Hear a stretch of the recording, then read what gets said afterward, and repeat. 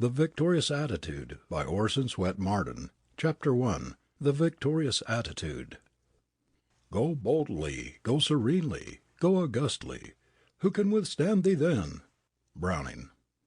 What a grasp the mind would have if we could always hold the victorious attitude toward everything! Sweeping past obstacles and reaching out into the energy of the universe, it would gather to itself material for building a life in its own image. To be a conqueror in appearance, in one's bearing, is the first step toward success. It inspires confidence in others as well as in oneself. Walk, talk, and act as though you were a somebody, and you are more likely to become such. Move about among your fellow men as though you believe you are a man of importance. Let victory speak from your face and express itself in your manner. Carry yourself like one who is conscious he has a splendid mission, a grand aim in life. Radiate a hopeful, expectant, cheerful atmosphere. In other words, be a good advertisement of the winner you are trying to be. Doubts, fears, despondency, lack of confidence will not only give you away in the estimation of others and brand you as a weakling, a probable failure, but they will react upon your mentality and destroy your self-confidence, your initiative, your efficiency. They are telltales proclaiming to every one you meet that you are losing out in the game of life. A triumphant expression inspires trust, makes a favorable impression. A despondent, discouraged impression creates distrust, makes an unfavorable impression. If you don't look cheerful and appear and act like a winner, nobody will want you. Every man will turn a deaf ear to your plea for work.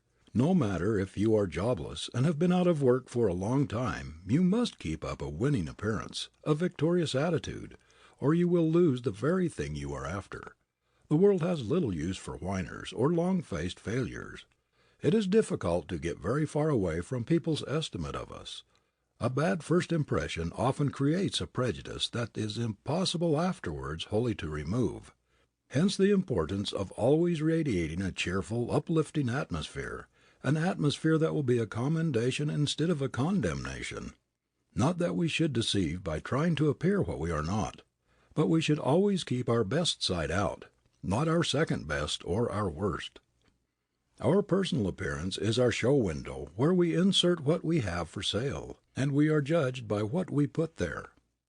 The victorious idea of life, not its failure side, its disappointed side, the triumph, not the thwarted ambition side, is the thing to keep ever uppermost in the mind, for it is this that will lead you to the light. You must give the impression that you are a success, or that you have qualities that will make you successful, that you are making good, or no recommendation or testimonial, however strong, will counteract the unfavorable impression you make. So much of our progress in life depends upon our reputation, upon making a favorable impression upon others, that it is of the utmost importance to cultivate mental forcefulness. It is the mind that colors the personality, gives it its tone and character. If we cultivate willpower, decision, positive instead of negative thinking, we cannot help making an impression of masterfulness, and everybody knows that this is the qualification that does things. It is masterfulness, force, that achieves results, and if we do not express it in our appearance, people will not have confidence in our achieving ability. They may think that we can sell goods behind a counter, work under orders, carry out some mechanical routine with faithfulness and precision, but they will not think we are fitted for leadership, that we can command resources to meet possible crises or big emergencies. Never say or do anything which will show the earmarks of a weakling, of a nobody, of a failure. Never permit yourself to assume a poverty-stricken attitude.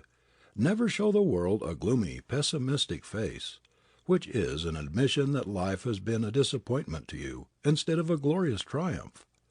Never admit by your speech, your appearance, your gait, your manner, that there is anything wrong with you. Hold up your head. Walk erect. Look everybody in the face. No matter how poor you may be, or how shabby your clothes, whether you are jobless, homeless, friendless even, show the world that you respect yourself, that you believe in yourself, and that no matter how hard the way, you are marching on to victory. Show by your expression that you can think and plan for yourself, that you have a forceful mentality. The victorious, triumph attitude will put you in command of resources which a timid, self-depreciating, failure attitude will drive from you. This was well illustrated by a visitor to the Athenaeum Library in Boston. Ignorant of the fact that members only were entitled to especial privileges, this visitor entered the place with a confident bearing, seated herself in a comfortable window seat, and spent a delightful morning reading and writing letters. In the evening she called on a friend, and in the course of conversation referred to her morning at the Athenaeum. "Why, I didn't know you were a member," exclaimed the friend. "A member? No," said the lady, "I am not a member. But what difference does that make?" The friend, who held an Athenaeum card of membership, smiled and replied, "Only this, that none but the members are supposed to enjoy the privileges of which you availed yourself this morning." Our manner and our appearance are determined by our mental outlook. If we see only failure ahead, we will act and look like failures. We have already failed. If we expect success, see it waiting for us a little bit up the road, we will act and look like successes. We have already succeeded. The failure attitude loses. The victorious attitude wins. Had the lady in Boston had any doubt to her right to enter the Athenaeum and freely use all its conveniences, her manner would have betrayed it. The library attendants would have noticed it at once, and have asked her to show her card of membership. But her assured air gave the impression that she was a member. Her victorious attitude dominated the situation, and put her in command of resources which otherwise she could not have controlled. The spirit in which you face your work, in which you grapple with the difficulty, the spirit in which you meet your problem, whether you approach it like a conqueror with courage, a vigorous resolution and firmness, or with timidity, doubt, fear, will determine whether your career will be one grand victory or a complete failure. It is a great thing so to carry yourself wherever you go that when people see you coming they will say to themselves, "Here comes a winner. Here comes a man who dominates everything he touches."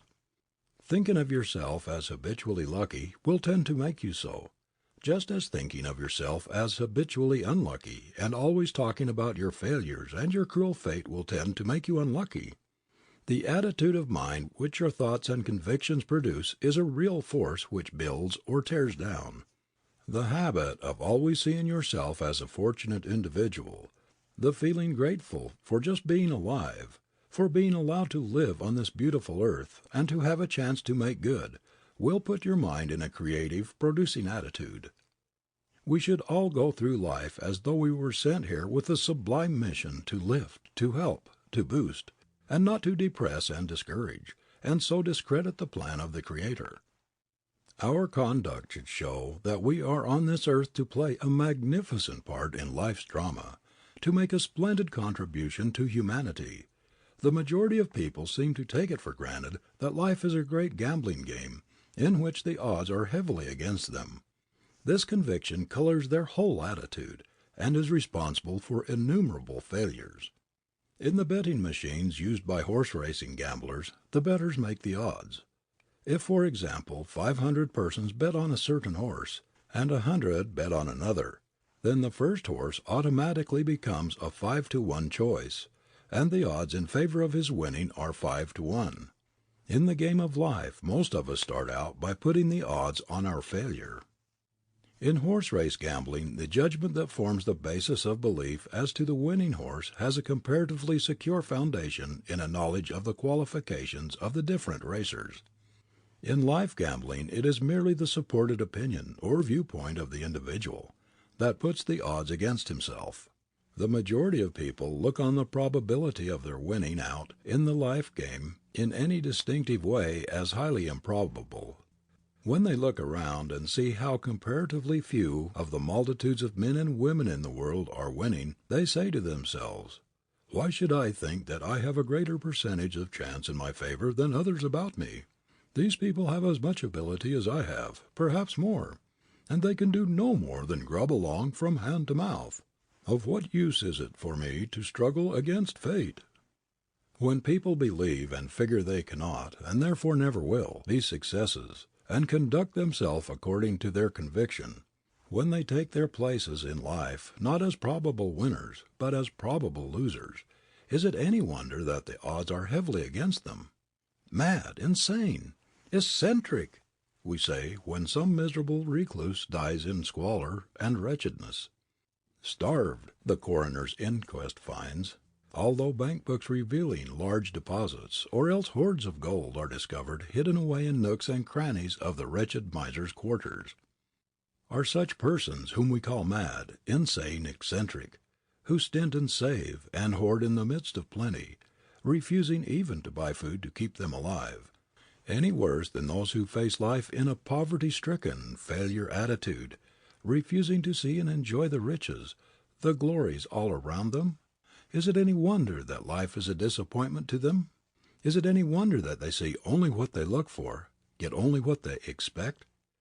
What would you think of an actor who was trying to play the part of a great hero, but who insisted on assuming the attitude of a coward, and thinking like one? Who wore the expression of a man who did not believe he could do the thing he had undertaken, who felt he was out of place, that he never was made to play the part he was attempting? Naturally, you would say the man never could succeed on the stage, and that if he ever hoped to win success, the first thing he should do would be to try to think himself the character, as well as to look the part he was trying to portray. That is just what the great actor does. He flings himself with all his might into the role he is playing. He sees himself as, and feels that he is actually, the character he is impersonating. He lives the part he is playing on the stage, whether it be that of a beggar or a hero. If he is playing the part of a hero, he acts like a hero, thinks and talks like a hero. His very manner radiates heroism. And vice versa, if the part he takes is that of a beggar, he dresses like one, thinks like one, bows, cringes, and whines like a beggar. Now, if you are trying to be successful, you must act like a successful person, carry yourself like one, talk, act, and think like a winner. You must radiate victory wherever you go. You must maintain your attitude by believing in the thing you are trying to do. If you persist in looking and acting like a failure, or a very mediocre or doubtless success, if you keep telling everybody how unlucky you are, and that you do not believe you will win out because success is only for a few, that the great majority of people must be hewers of wood and drawers of water, you will be about as much of a success as the actor who attempts to personate a certain type of character while looking, thinking, and acting exactly like its opposite. By a psychological law, we attract that which corresponds with our mental attitude, with our faith, our hopes, our expectations, or with our doubts and fears. If this were fully understood, and used as a working principle in life, we would have no poverty, no failures, no criminals, no down and outs. We would not see people everywhere with the expressions which indicate that there is very little enjoyment in living, that it is a serious question with them whether life is really worth while, whether it really pays to struggle on a miserable world where rewards are so few and uncertain, and pains and penalties so numerous and so certain.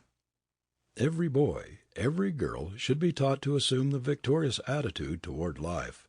All through a youth's education the idea should be drilled into him that he is intended to be a winner in life, that he is himself a prince, a god in the making.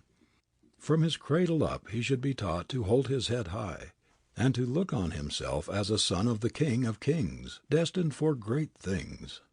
No child is properly reared and educated until he or she knows how to lead a victorious life. This is what true education means: victory over self, victory over conditions. It always pains me to hear a youth who ought to be full of hope and high promise express a doubt as to his future career. To hear him talk about his possible failure sounds like treason to his Creator. Why, youth itself is victory. Youth is a great prophecy, the forerunner of a superb fulfillment. A young man or a young woman talking about failure is like beauty talking about ugliness, like superb health dwelling upon weakness and disease, like perfection dwelling upon imperfection. Youth means victory, because everything in the life of the healthy boy or girl is looking upward. There is no downgrade in normal youth. It is its nature to climb, to look up. Its very atmosphere should breathe hope, superb promise of the future. If all children were reared with such a triumphant conception of life, with such an unshakable belief in their heritage from God, that nothing could discourage them, we would hear no talk of failure. We would soon sight the millennium. If they were made to understand that there is only one failure to be feared, failure to make good, the failure of character, the failure to keep growing, to ennoble and enrich one's life, this world would be a paradise. Just think what would happen if all the down and outs today, all of the people who look down upon themselves as failures or as dwarfs of what they ought to be, could only get this victorious, this triumphant idea of life. If they could only once glimpse their own possibilities and assume the triumphant attitude, they would never again be satisfied to grovel. If they once got a glimpse of their divinity, once saw themselves in the sublime robes of their power, they never again would be satisfied with the rags of their poverty. But instead of trying to improve their condition, to get away from their failure, poverty-stricken atmosphere, they cling more closely to it and sink deeper and deeper in the quagmire of their own making. Everywhere we find whining, miserable people grumbling at everything, complaining that life is not worth living, that the game is not worth the candle, that life is a cheat, a losing game. Life is not a losing game. It is always victorious when properly played. It is the players who are at fault. The great trouble with all failures is that they were not started right. It was not drilled into the very texture of their being in youth that what they would get out of life must be created mentally first, and that inside the man, inside the woman, is where the great creative process of life are carried on.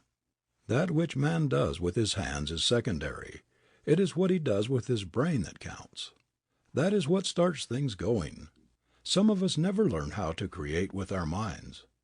We depend too much upon creating with our hands, or on other people to help us. We depend too much on the things outside of us when the mainspring of life, the power that moves the world of men and things, is inside of us. There are times when we cannot see the way ahead, when we seem to be completely enveloped in the fogs of discouragement, disappointment, and failure of our plans. But we can always do the thing that means salvation for us, that is persistently, determinedly, everlastingly to face towards our goal, whether we can see it or not. This is our only chance of overcoming our difficulties. If we turn about face, turn our back on our goal, we are headed toward disaster. No matter how many obstacles may block your path, or how dark the way, if you look up, think up, and struggle up, you can't help succeeding. Whatever you do for a living, whatever fortune or misfortune may come to you, hold the victorious attitude and push ahead. A captain might as well turn about his ship when he strikes a fog bank, because he cannot see the way ahead of him, and still expect to make his distant harbor, as for you to drop your victorious attitude and face the other way just because you have run into a fog bank of disappointment or failure. The only hope of the captain's reaching his destination is in being true to the compass that guides him in the fog and darkness as well as in the light. He may not see the way, but he can follow his compass. That we can also do by holding the victorious attitude towards life, the only attitude that can ensure safety and bring us into port. According to thy faith. Where there is faith, there is love. Where there is love, there is peace. Where there is peace, there is God. Where there is God, there is no need. There is a divine voice within us which only speaks when every other voice is hushed, only gives its message in the silence. "I shall study law," said an ambitious youngster, "and those who are already in the profession must take their chances." The divine self-confidence of youth, the unshaken faith that believes in all things possible, often makes cynics and world-weary people smile. Yet it is the grandest, most helpful attribute of man, the finest gift of the Creator to the race. If we could retain through life the faith of ambitious, self-confident, untried youth, its unquestioning belief in its ability to carve out its ideal in the actual, what wonders we should all accomplish! Such faith would enable us literally to remove mountains. All through the Scriptures faith is emphasized as a tremendous power. It was by faith that Moses led the children of Israel out of Egypt, through the waters of the Red Sea, and through the wilderness. It was by faith that Elijah, Isaiah, Daniel, and all of the great prophets performed their miracles. Faith was the great characteristic of Christ himself. The word was constantly on his lips. According to thy faith be it unto thee. He often referred to it as the measure of what we receive in life, also as the great healer, the great restorer. Whenever he healed, he laid the entire emphasis upon the faith of the healer and the one healed. Thy faith hath made thee whole. Believe only, and she shall be made whole. Thy faith hath saved thee. Or he reproved his disciples for the lack of faith which prevented them from healing, as when he addresses them, O faithless and perverse generation, how long shall I be with you and suffer you? Faith believes, doubt fears. Faith creates, doubt destroys. Faith opens the door to all things desirable in life, doubt closes them. Faith is an arouser, an awakener of our creative forces. It opens the door of ability and arouses creative energies. Faith is the link in the great within which connects man with his Maker. It is the divine messenger sent to guide men, blinded by doubt and sin. Our faith puts us in touch with the infinite power, opens the way to unbounded possibilities, limitless resources. No one can rise higher than his faith. No one can do a greater thing than he believes he can. The fact that a person believes implicitly that he can do what may seem impossible to others shows there is something within him that has gotten a glimpse of power sufficient to accomplish his purpose. Men who have achieved great things could not account for their faith. They could not tell why they had an unflinching belief that they could do what they undertook.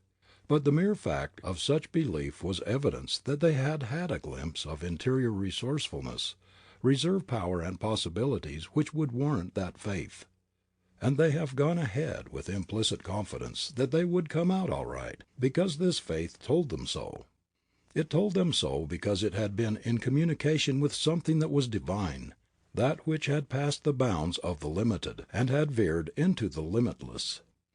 Men and women who have left their mark on the world have been implicit followers of their faith when they could see no light, but their unseen guide has led them through the wilderness of doubt and hardship into the promised land.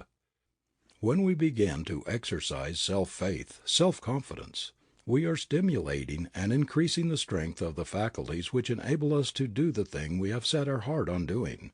Our faith causes us to concentrate on our object, and thus develop power to accomplish it. Faith tells us that we may proceed safely, even when our mental faculties see no light or encouragement ahead. It is a divine leader which never misdirects us. But we must always be sure that it is faith, and not merely egotism or selfish desire that is urging us. There is a great difference between the two, and no one who is true to himself can possibly be deceived. When we are doing right, when we are on the right track, our faith in the divine order of things never wavers. It sustains in situations which drive the self-centered egotist to despair. The man who does not see the designer behind the design everywhere, who does not see the mighty intelligence back of every created thing, cannot have that sublime faith which buoys up the great achievers and civilization builders. Our supreme aim should be to get the best from life, the best in the highest sense that life has to give, and this we cannot do without superb faith in the infinite. What we accomplish will be large or small, according to the measure of this faith.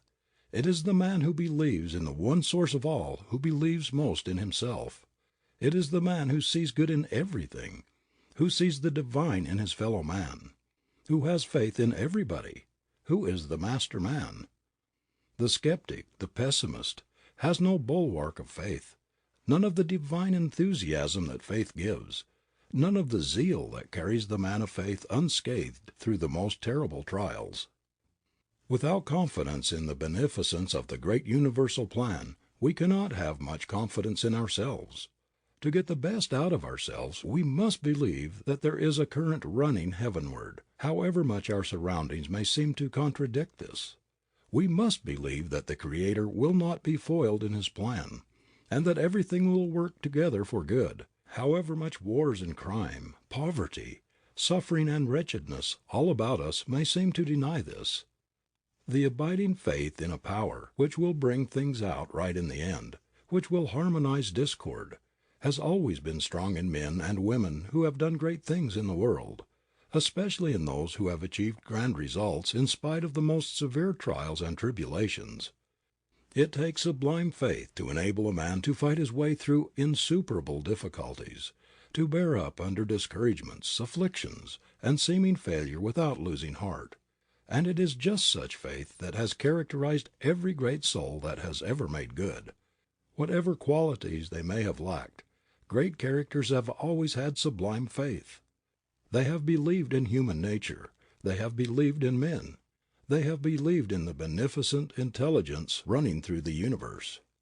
Some of the most important reforms in history have been brought about by very fragile, delicate men and women, not only without outside encouragement, but in the teeth of the most determined opposition. They have agitated and agitated, hoped and struggled until victory came. No one could even attempt the Herculean tasks they accomplished without that instinctive, abiding faith in a power superior to their own, a power which would work in harmony with honesty, with earnestness, with integrity of purpose, in a persistent struggle for the right, but which would never sanction wrong. Think of what the faith of St. Paul enabled him to do for the world. Think of what Christ's little band of chosen disciples succeeded in accomplishing in spite of the mind of the Roman Empire pitted against them. The power of the greatest benefactors of the race came largely from inspiration of faith in their mission, their belief that they were born to deliver a certain message to the world, that they were to make an important contribution to civilization. Think of what the faith of the inventor has done. It has kept him at his task, kept him nerved and encouraged in the face of starvation, kept him at his work when his family had gone back on him, when his neighbors had denounced him and called him insane. Think of what the faith of Columbus, of Luther, of the Wesleys, has accomplished for mankind. It has ever been men with indomitable faith that have moved the world. They have been the great pioneers of progress. An instinctive faith in the divine force which permeates the universe, which is friendly to the right and antagonistic to the wrong, has ever been the unseen helper that supported, encouraged, and stimulated men and women to accomplish the impossible, or that which to lower nature seems beyond human capacity. It is this which sustains brave souls in adversity and enables them to bear up, to believe and hope and struggle on when everything seems to go against them. It is the same principle which supported the martyr at the stake and enabled him to smile when the flames were licking the flesh from his bones. Faith has ever been the greatest power in civilization. It has built our railroads, has revealed the secrets of nature to science, has led the way to all our inventions and discoveries, and has brought success out of the most inhospitable conditions and iron environments. In fact, we owe everything that has been accomplished to faith, and yet when we come to its practical application in our everyday affairs, how few of us avail ourselves of this tremendous force. The vast majority are looking for some power outside to help, when we ourselves hold the key which has ever unlocked, and ever will unlock, all barred doors to aspiring souls. If people could only realize what a potent building, creative force faith is, and would exercise it in their daily lives, we should have very few paupers, very few failures, very few sickly, diseased, or criminal among us.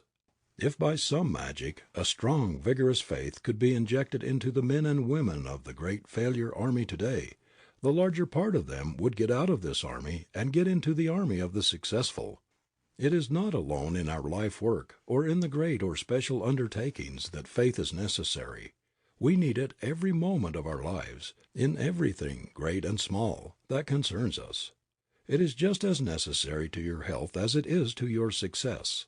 To build up the faith habit, faith in human nature, the habit of believing in yourself, in your ability, of believing that you are sane, sound, and level-headed, that you have good judgment and good horse sense, that you are victory organized, and that you are going to attain your ambition, is to blaze a path to success. A man begins to deteriorate, to go toward failure, not when he loses all of his material possessions, not when he fails in his undertakings, but when he loses faith in himself, in his ability to make his dreams come true. When we remember that self-faith characterizes successful people, and the lack of it the mediocres and the failures, one would think that everybody would cultivate this divine quality which by itself alone has done so much for the individual and for the world. The reason why faith works such marvels is that it is the leader of all the other mental faculties. They will not proceed until faith goes ahead.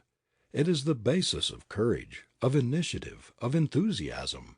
Much of Napoleon's power and early success came from his tremendous faith in his mission, the conviction that he was a man of destiny, that he was born under a lucky star, born to conquer.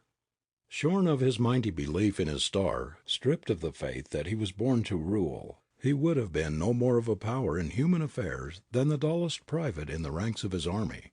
When warned by his generals not to expose himself to the enemy, he would reply that the bullet or the cannon had not been cast which could kill Napoleon. This invincible belief in his destiny added wonderfully to his natural powers. It was her conviction that she was chosen of God to free France from its enemies that made Joan of Arc, the simple, ignorant peasant girl of Domremy, the savior of her country.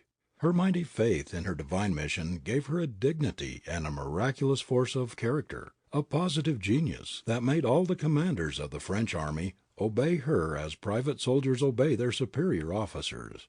Faith in herself and in her mission transformed the peasant maiden into the greatest military leader of her time. There is no doubt that every human being comes to this earth with a mission. We are not accidental puppets thrown off to be buffeted by luck or chance or cruel fate. We are a part of the great universal plan. We were made to fit into this plan, to play a definite part in it. We come here with a message for humanity which no one else but ourselves can deliver, and faith in our mission, the belief that we are important factors in the great creative plan, that we are, in fact, co-creators with God, will add wonderfully to the dignity and effectiveness of our lives, will enable us to perform the impossible. If every child were brought up in the firm belief that he was made for health, happiness, and success, if it were impressed on him that he should never entertain a doubt of his power to attain them, as a man he would be infinitely stronger in his powers of self-assertion and in his self-confidence. And these qualities strengthen the ability, unify the faculties, clarify the vision, and make the attainment of what the heart yearns for 100% more probable than if he had not been thus reared. A child's faith is instinctive, and if not tampered with, destroyed by wrong training, would continue through life. We see this sort of instinctive faith illustrated by the lower animals. Take the birds or the domestic hen, for example. See how patiently she sits on the eggs week after week until the chickens are hatched. She cannot see the chickens when she begins to sit, but her belief that they will come if she does her part induces her to give up her liberty for weeks, and to go sometimes for days without food, that she may keep the eggs at the right temperature in order to produce the chickens. The trouble with most of us is that we do not have sufficient faith in the creative power of the vigorous determination to do a thing, in the persistent endeavor backed by self, faith to accomplish what we desire. We give up too easily under discouragement. We haven't sufficient stamina and grit to push on under disheartening conditions. We want to see clear through from the beginning to the end of whatever we undertake. We refuse to have faith. Yet much of the time throughout life we may have to work without any goal in sight, or at least without any clear light to see it. But if the mental attitude is right, we know that somehow we shall attain our heart's desire. We have been merely shown a program which we are capable of carrying out, a table of contents of our capabilities, the signs of the corresponding realities, for faith is not due to an idle dream, an elusive picture of the imagination. We have not been mocked by ideals and aspirations, soul yearnings and heart longings for the things which have no possible realities. Faith is not a cheat. There is ability to match the faith. There is something about devotion to one's inward vision, The intense desire and concentrated effort to fulfill what we believe to be our mission here, that has a solidifying influence upon the character, gives poise and peace of mind, and also helps us to realize our vision. The probabilities are that the iceberg which sent the Titanic, with 1,600 souls, to the bottom of the ocean, did not even feel a tremor at the shock. More than 7/8 of its huge bulk was below the water, deep down in the eternal calm of the sea, beyond the reach of storm or tempest. Like the giant iceberg, faith reaches down into the serene within us, into the eternal calm of the soul. It is not disturbed by the surface commotions. A life poised in faith rides steadily, triumphantly, through the tempests and the hurricanes of existence. You will constantly be confronted with things which tend to destroy faith in God and faith in yourself. There are many times in life when about all we can do is to hold on to the hand of the Divine Guide until we have run through the storm zone. We have to learn to turn away from the heartbreaks of life and to face toward the light. We have to disregard the criticisms and discouragements of others, as well as the assaults of fear and doubt, and press on to our goal.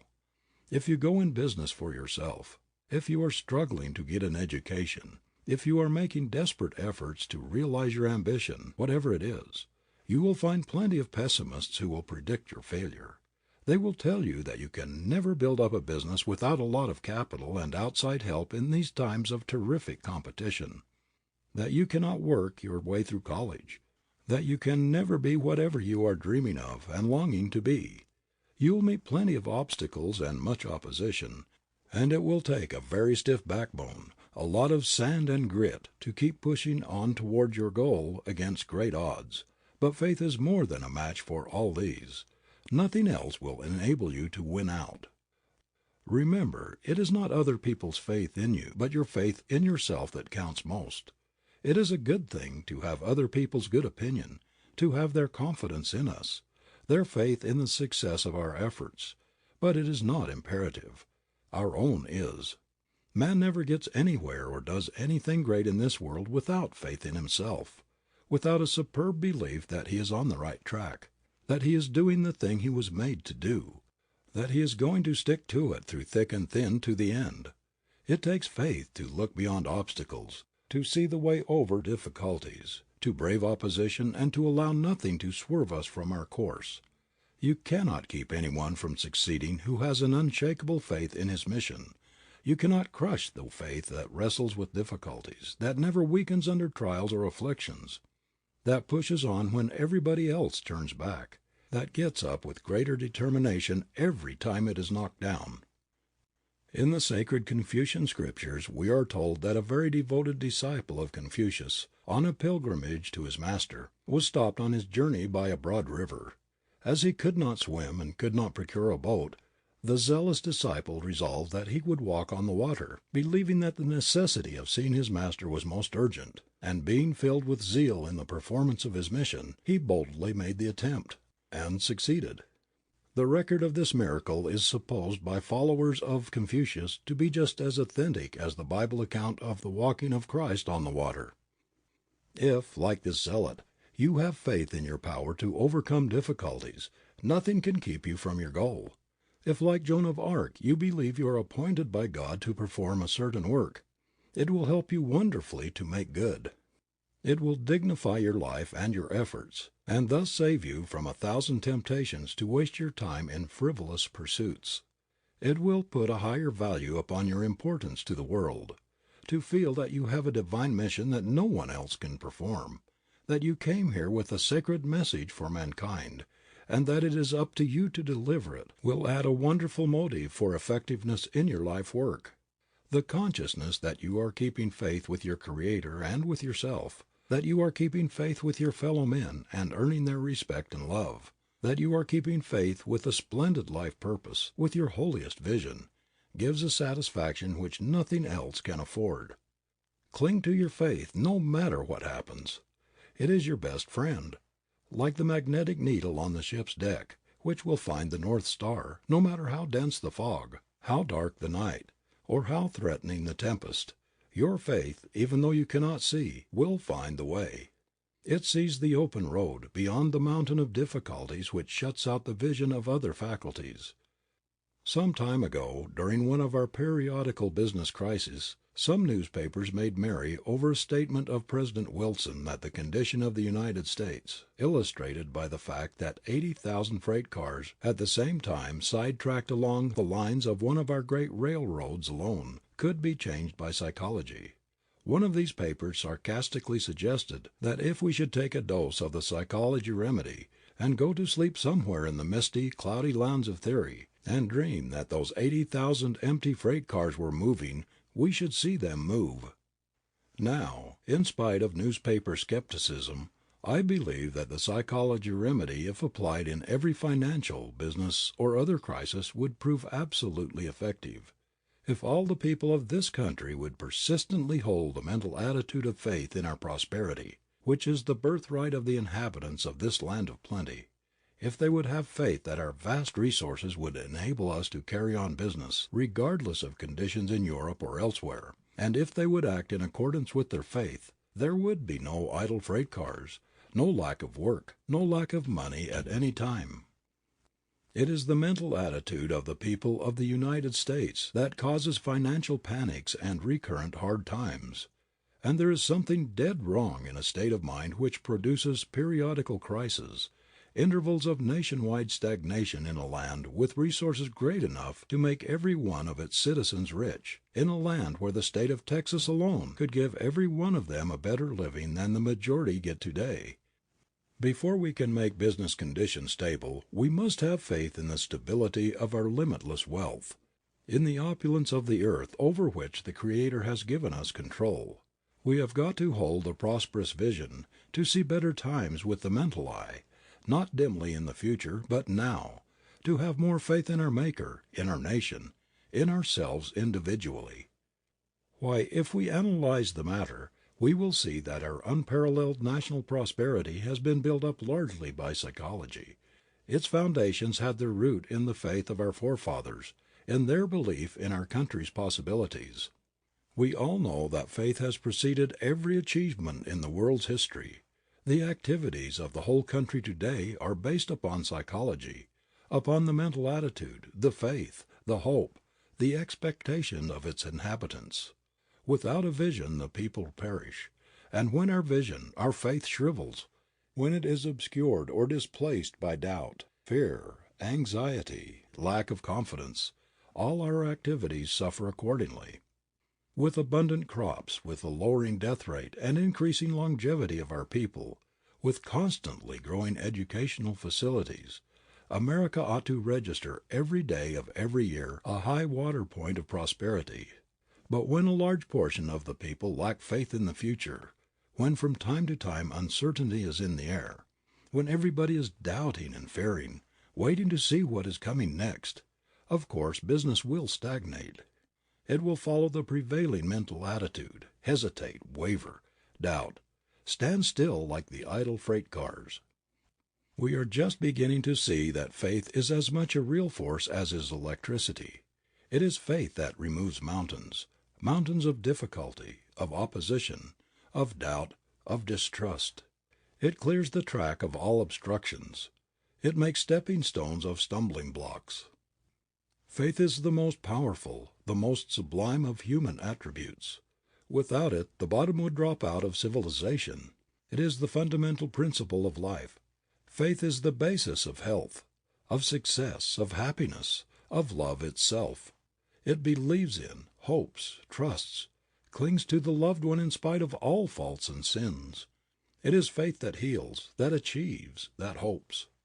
The very feeling of harmony between ourselves and our God, that which gives assurance, a sense of protection and of safety which nothing else can give, is born of our faith in Him, in whom we live more and move and have our being. We must realize and appreciate more and more our divinity, the fact that we are made in the image of our Creator, and that we must partake consciously of His qualities. Then we will have more faith in our powers. When we are conscious of having qualities like His, we can rise above apparent limitations, above hereditary weakness. It is all preeminently a question of holding the right thought, the thought that builds, the thought that creates, that produces, the thought that we have within us unlimited possibilities which can be realized. A sublime self-faith is absolutely indispensable to all great achievement. Let no one shake your faith in yourself. This is what brings you into closest connection with God. It is your mainstay. There is no magic like faith. It elevates, refines, and multiplies the power of every other faculty. Whether we are starting out in life, or going downhill on the other side, facing the transition we call death, faith is our bracer, the trusty leader that will never fail to guide us to the home of our heart's desire. If you are filled with a great faith, you will not fear, though you walk through the valley of the shadow. Though the way may be dark, faith will lead you into the light. The power that has sustained you every moment of your existence, and without which you could not exist a fraction of a second, will certainly not leave you in your greatest need. If you bade your child jump into your arms, he would not hesitate, even though it was so dark that he could not see you. He would jump because of his faith in you. He would know that he would be perfectly safe in doing whatever you told him. Why should we fear to jump into the arms of the Infinite when we come to death's door, which is the only entrance to another life? Why should we fear to cross the valley that leads to the new life when we know that our great Father Mother God is on the other side waiting with outstretched arms to receive us? I will not doubt, well anchored in the faith. Like some staunch ship, my soul braves every gale, so strong its courage that it will not fail to breast the mighty unknown sea of death.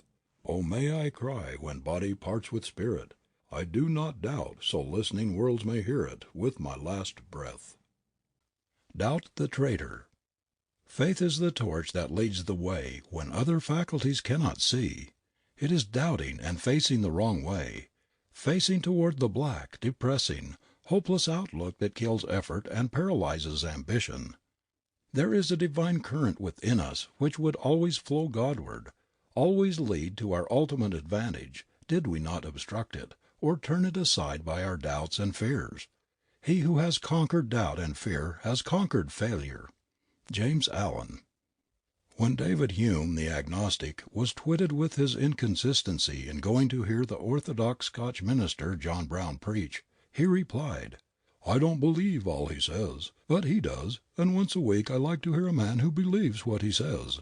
If you utter a lie with the conviction that you are speaking the truth, people will believe what you say. Whereas if you proclaim a truth in a weak, hesitating voice, in a doubting manner, no one will believe you.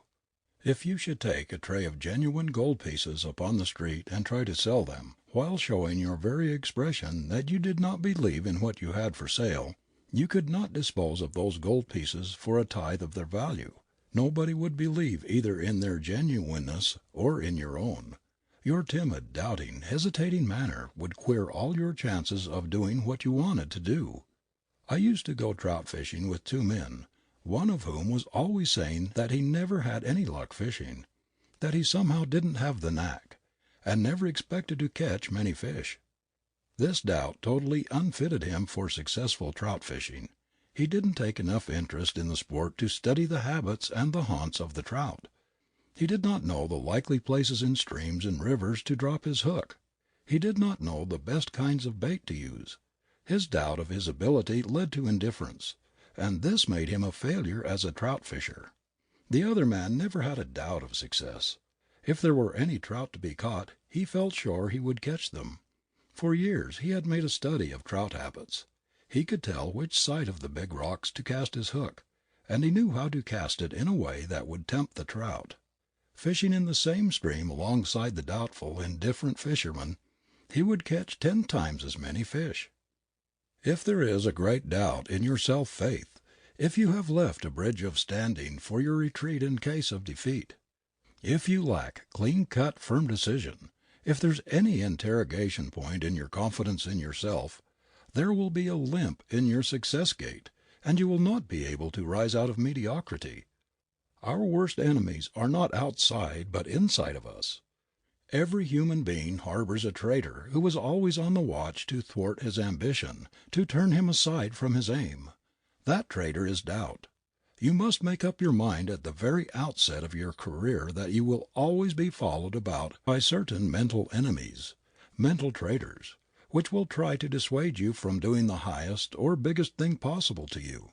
Doubt is one of the most insistent of these, and will dog your steps to your grave.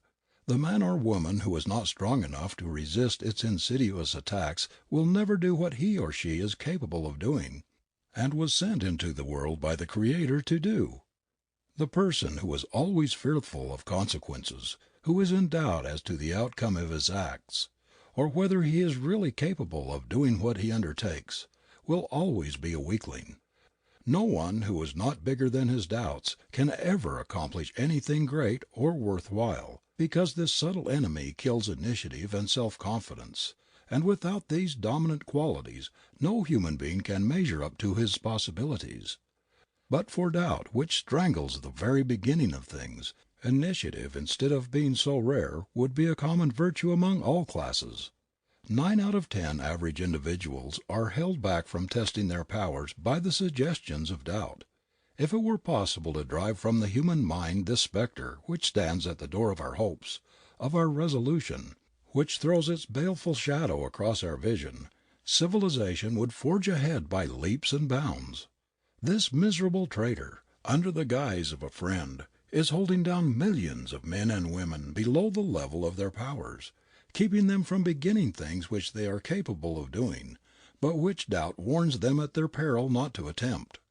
Doubt is responsible for more suicides, more misery, more bankrupt lives, more failures, than any other one thing. It makes more people afraid to start out on a course they know they ought to pursue than any other thing. Standing right at the gateway of our choice, at the parting of the ways, when we have fully resolved to take the path that is best for us, a hard and forbidding one compared with the easy way along the line of least resistance, doubt calls a halt.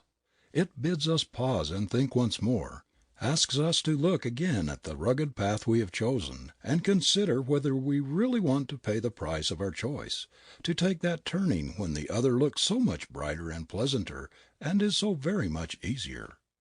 This is the point of cleavage which marks the beginning of failure for the timid soul who is not bigger than his doubt. The suggestions pushed into his mind by his enemy make him hesitate. He is moved to stop, look, and listen. He begins to reconsider, to look again at the obstacles ahead, and the longer he looks the bigger they grow.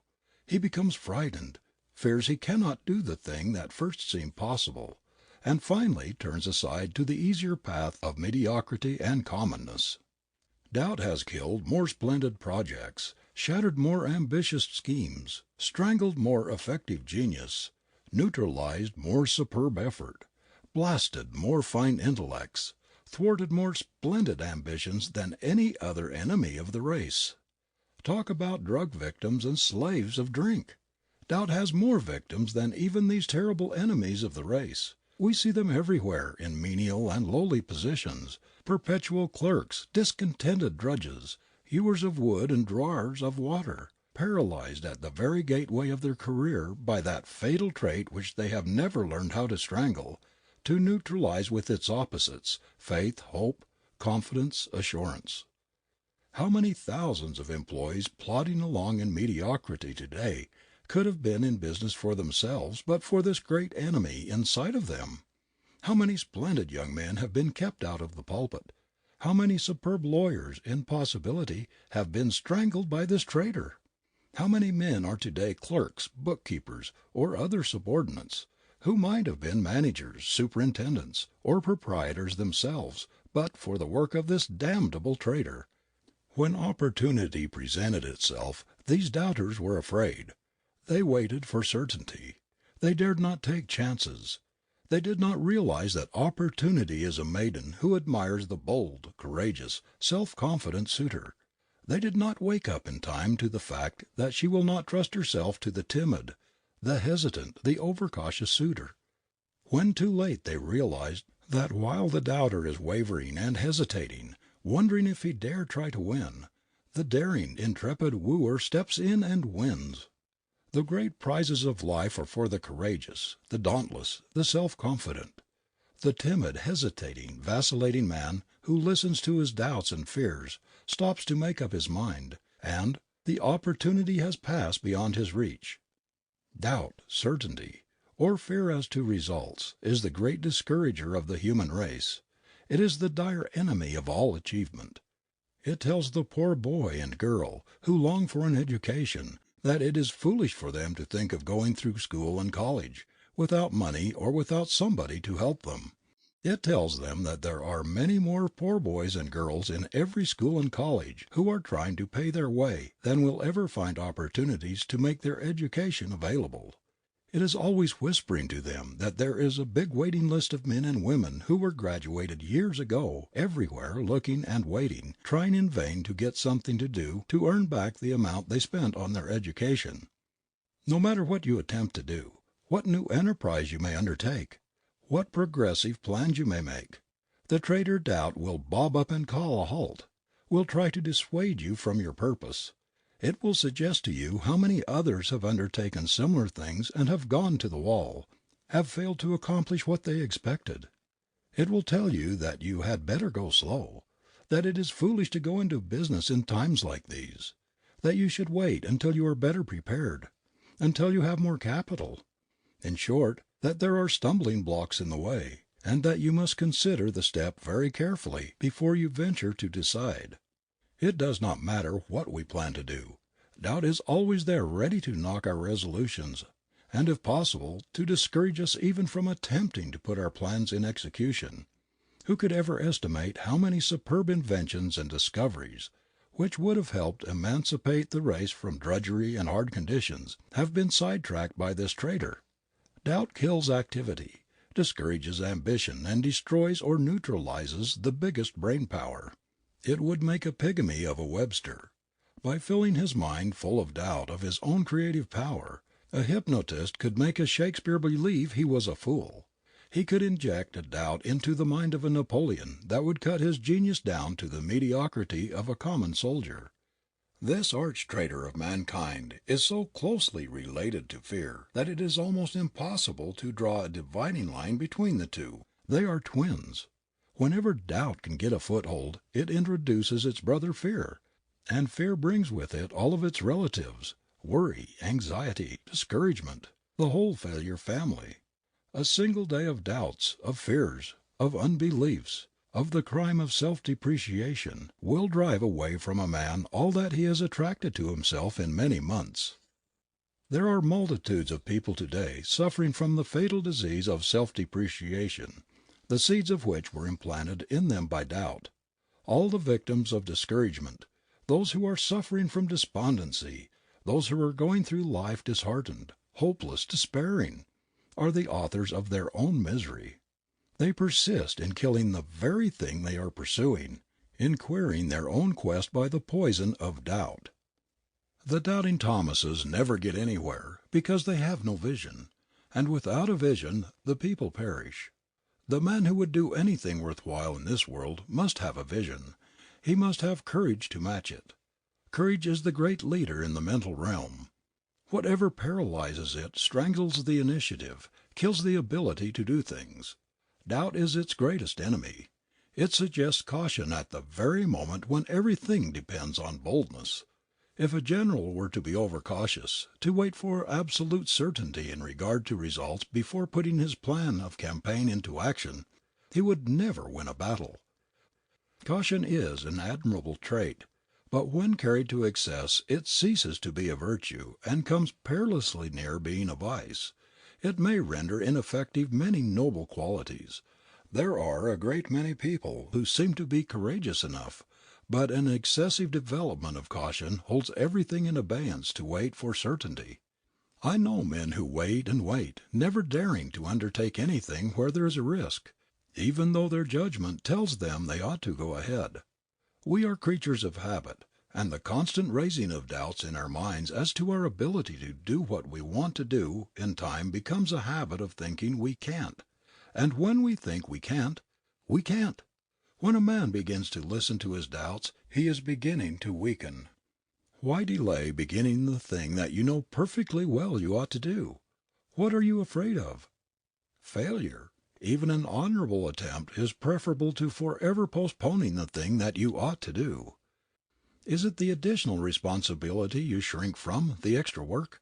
Do you have a horror of possible failure? Do you shrink from the possible humiliation of losing out in your venture? What is it that enlarges your doubt and holds you back? Some handicap, some invisible thread? Are you carrying a great excess of baggage, clinging to unnecessary things which handicap you? I have heard of a sailor who lost his life in that way. He was one of the crew of a ship that was carrying a large quantity of gold nuggets to a distant port. The ship ran upon a rock, and when all hope of saving her or her precious cargo was gone, the captain ordered everybody to leave the sinking ship. The last boat was ready to push off, but this sailor refused to get into it until he had loaded himself with gold nuggets. He said he had been a poor man all his life, and now he was going to be rich at last.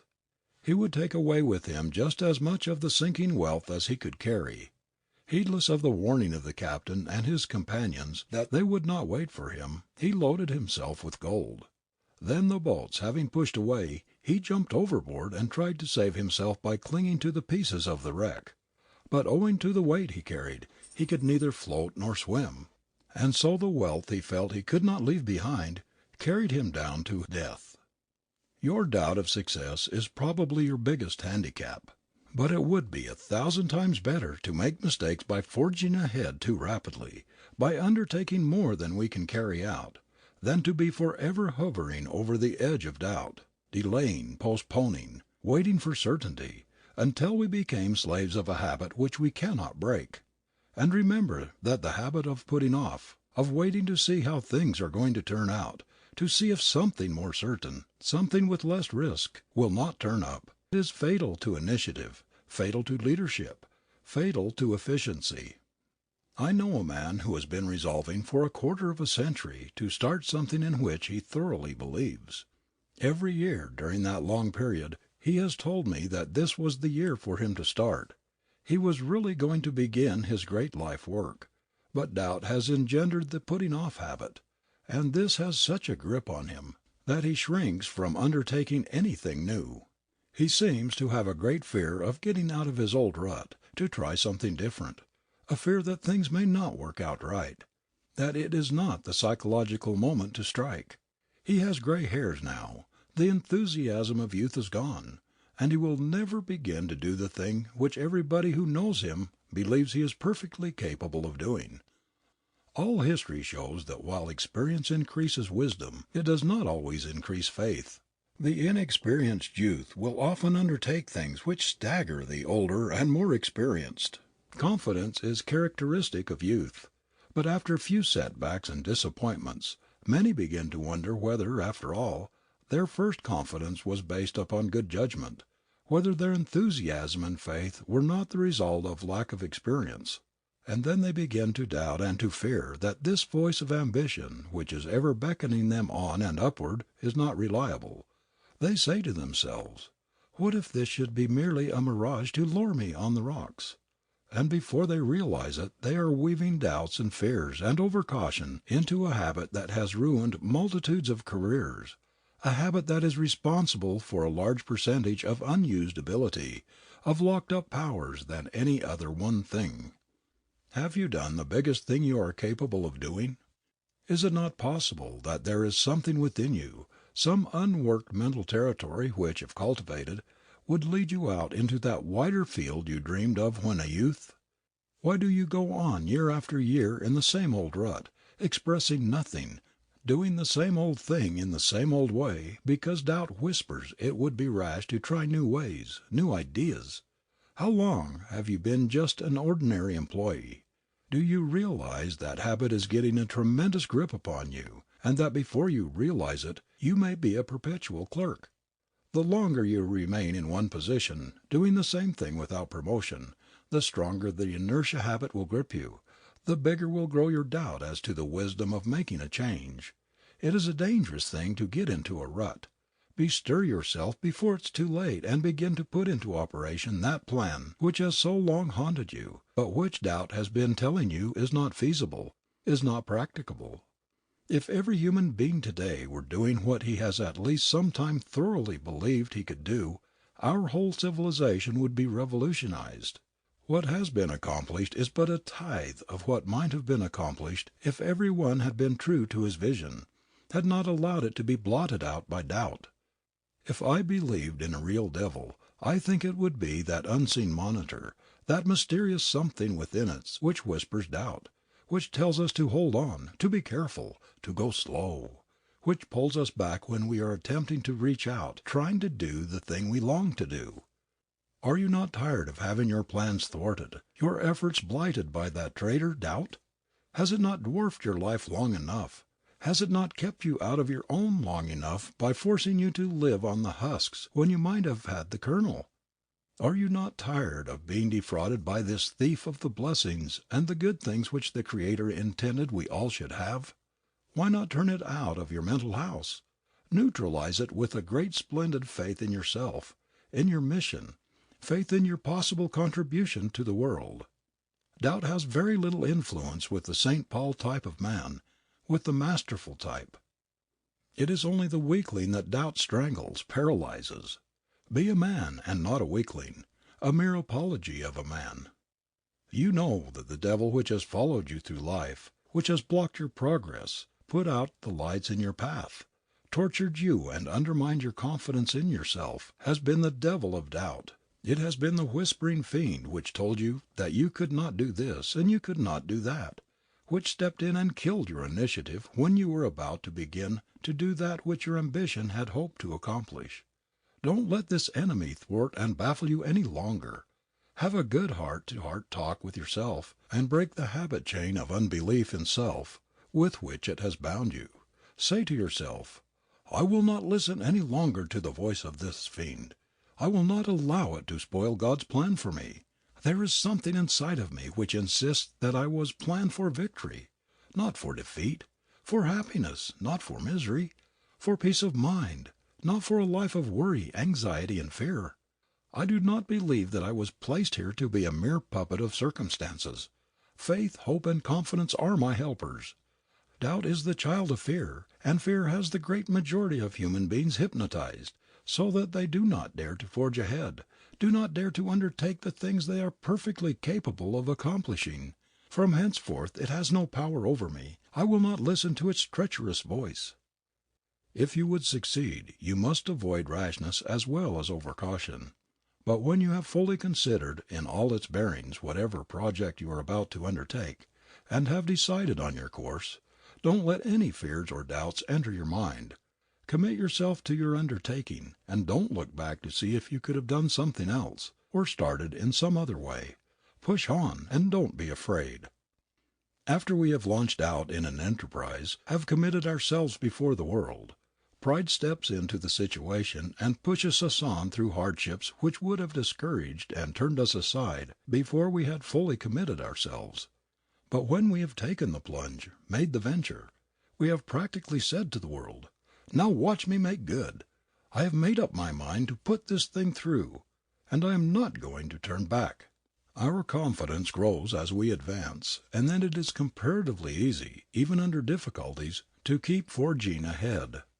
Every child, every youth should be taught the danger of this fatal human enemy, doubt.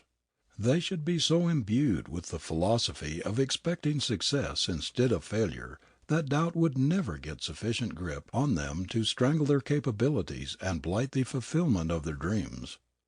If every child were reared with the conviction that he was born for happiness, that it was intended he should realize his vision, his mind would be turned towards the light. His whole mentality would be so firmly set toward success and happiness that doubt could not get a hold of him. As it is, the lives of multitudes of people are constantly filled with doubts and fears and uncertainty in regard to the future. Young impressionable minds are often stamped with the failure suggestion before they are out of their teens. Most of us are born with the doubt germ implanted in our brain. There are hundreds of thousands of people in this country today who have splendid ambitions, who have made resolutions to carry out those ambitions, but who are cowering victims of doubt, which keeps them from making a start. They are just waiting. They are unable to make a beginning while this monster stands at the door of their resolution. They are afraid to burn their bridges behind them, to commit themselves to their purpose. At the very outset of your career make up your mind that you are going to be a conqueror in life, that you are going to be the king of your mental realm, and not a slave to any treacherous enemy, that you will choose the wisest course, no matter how forbidding or formidable the difficulties in the way, that you will take the turning which points toward the goal of your ambition, no matter who or what may bar your onward path. Don't let doubt balk your efforts. Don't let it paralyze your beginning and make you a pygmy, so that you will not half try to make good when you have a willing giant in you. Confidence, self-assurance, self-faith, these are the great friends which will kill the traitor doubt. Making dreams come true. Every great soul of man has had its vision and pondered it until the passion to make the dream come true has dominated his life. You will be what you will to be. Let failure find its false content in that poor world environment, but spirit scorns it and is free. The human will, that force unseen, the offspring of a deathless soul, can hew a way to any goal, though walls of granite intervene. Washington, in a letter written when he was but 12 years old, said, "I shall marry a beautiful woman. I shall be one of the wealthiest men in the land. I shall lead the army of my colony. I shall rule the nation which I helped to create." General Grant, in his memoirs, says that as a boy at West Point he saw General Scott seated on his horse, reviewing the cadets, and something within him said, "Ulysses, some day you will ride in his place and be general of the army." Everyone knows how those boyish visions were realized by the mature men.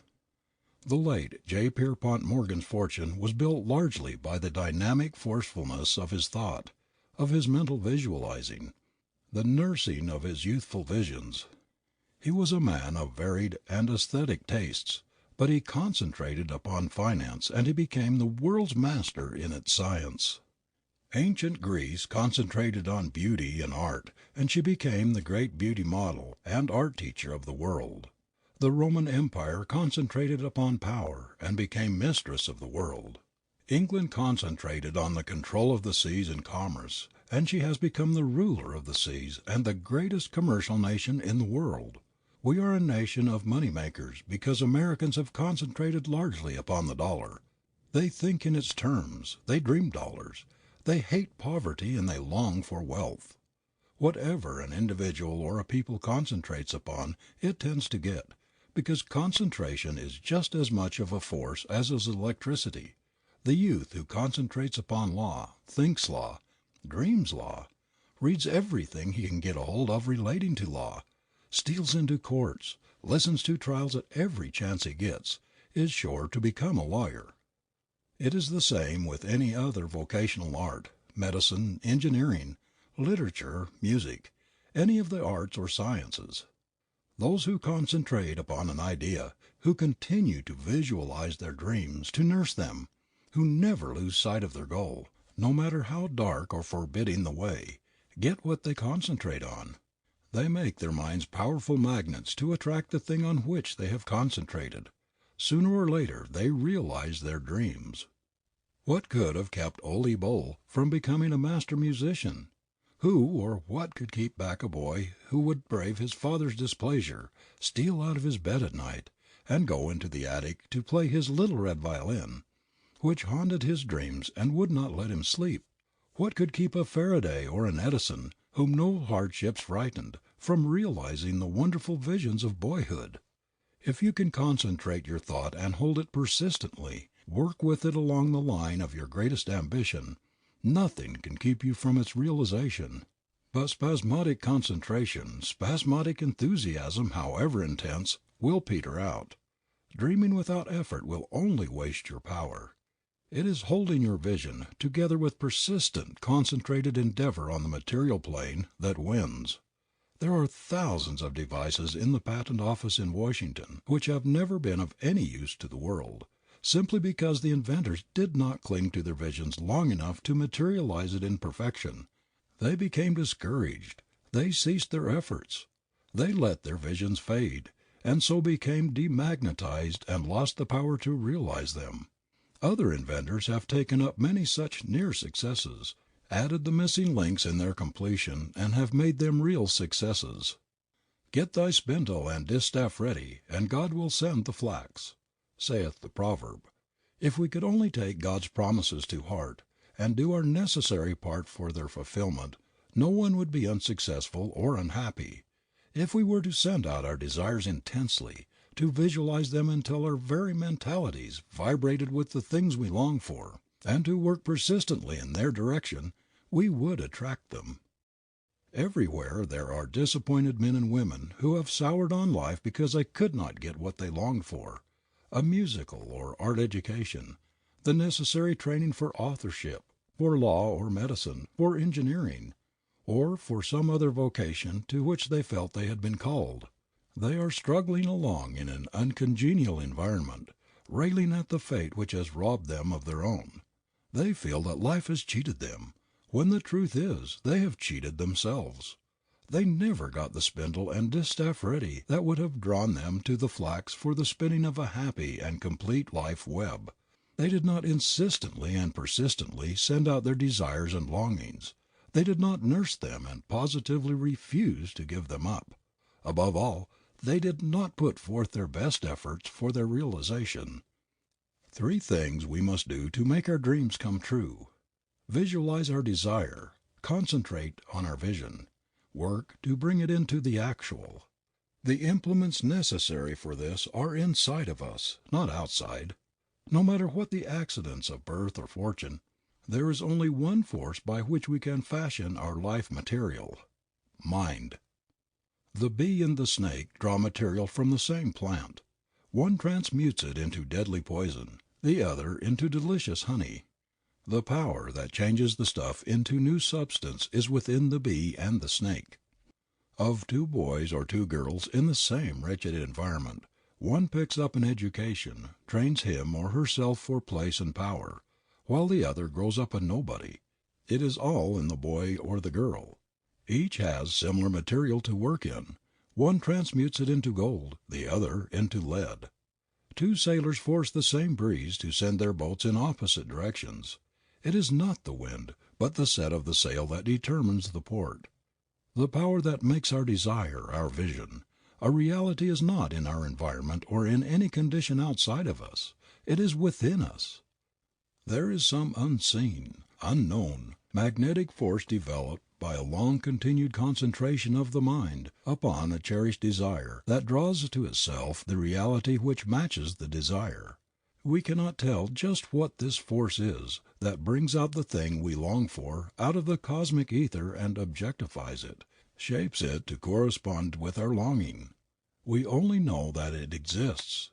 The cosmic ether everywhere surrounding us is full of undreamed potencies, and the strong, concentrated mind reaches out into this ether, this sea of intelligence, attracts to its own, and objectifies the desire. All human achievements have been pulled out of the unseen by the brain, through the mind reaching out and fashioning the wealth of material at its disposal into the shapes which matched the wishes, the desires of the achievers. All of the great discoveries, great inventions, great deeds that have lifted man up from his animal existence have been wrought out of the actual by the perpetual thinking of and visualizing these things by their authors. These grand characters clung to their vision, nursed it until they became mighty magnets that attracted out of the universal intelligence the realization of their dreams. Most revolutionary inventions have evolved from a flash of thought. The sewing machine, for example, started with a simple idea, which the inventor held persistently in his mind until through his efforts the idea materialized into the concrete reality. Elias Howe used to watch his wife making garments, sewing far into the night, and it set him to thinking, questioning whether such drudgery was really necessary. As he watched her busy needle fly back and forth, he began to wonder if this same work, which it took his wife so long to do, could not be done with less labor and in half the time by some sort of mechanical contrivance. He kept nursing his idea, thinking what a splendid thing it would be if some one could relieve millions of women from this toil. which frequently had to be done at night after a day of hard work. He began to experiment with crude devices, clinging to his vision through poverty and denunciation of friends, who thought the man must be crazy to spend his time on such a fool idea. But at last his vision materialized into a marvelous reality, a perfected machine which has emancipated the women of the world from infinite drudgery.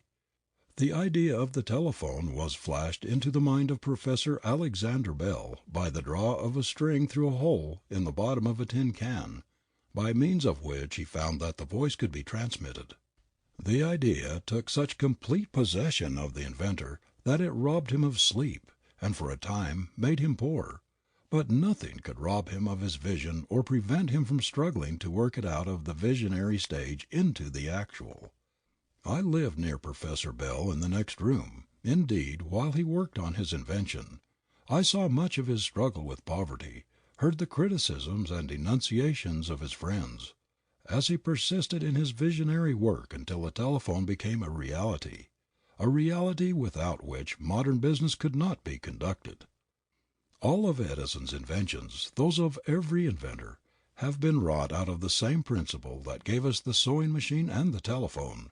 They all started in simple ideas, in dream visions which were nursed and worked into actualities. According to Darwin, the desire to ascend into the heavens preceded the appearance and development of the eagle's wings. It is said our different organs and functions have been developed from a sense of need of them, just as the wings of the eagle developed from a desire to fly. The brain cells grow in response to desire. Where there is no desire there is no growth. The brain develops most in the direction of the leading ambition, where the mental activities are most pronounced. The desire for a musical career, for instance, develops the musical brain cells.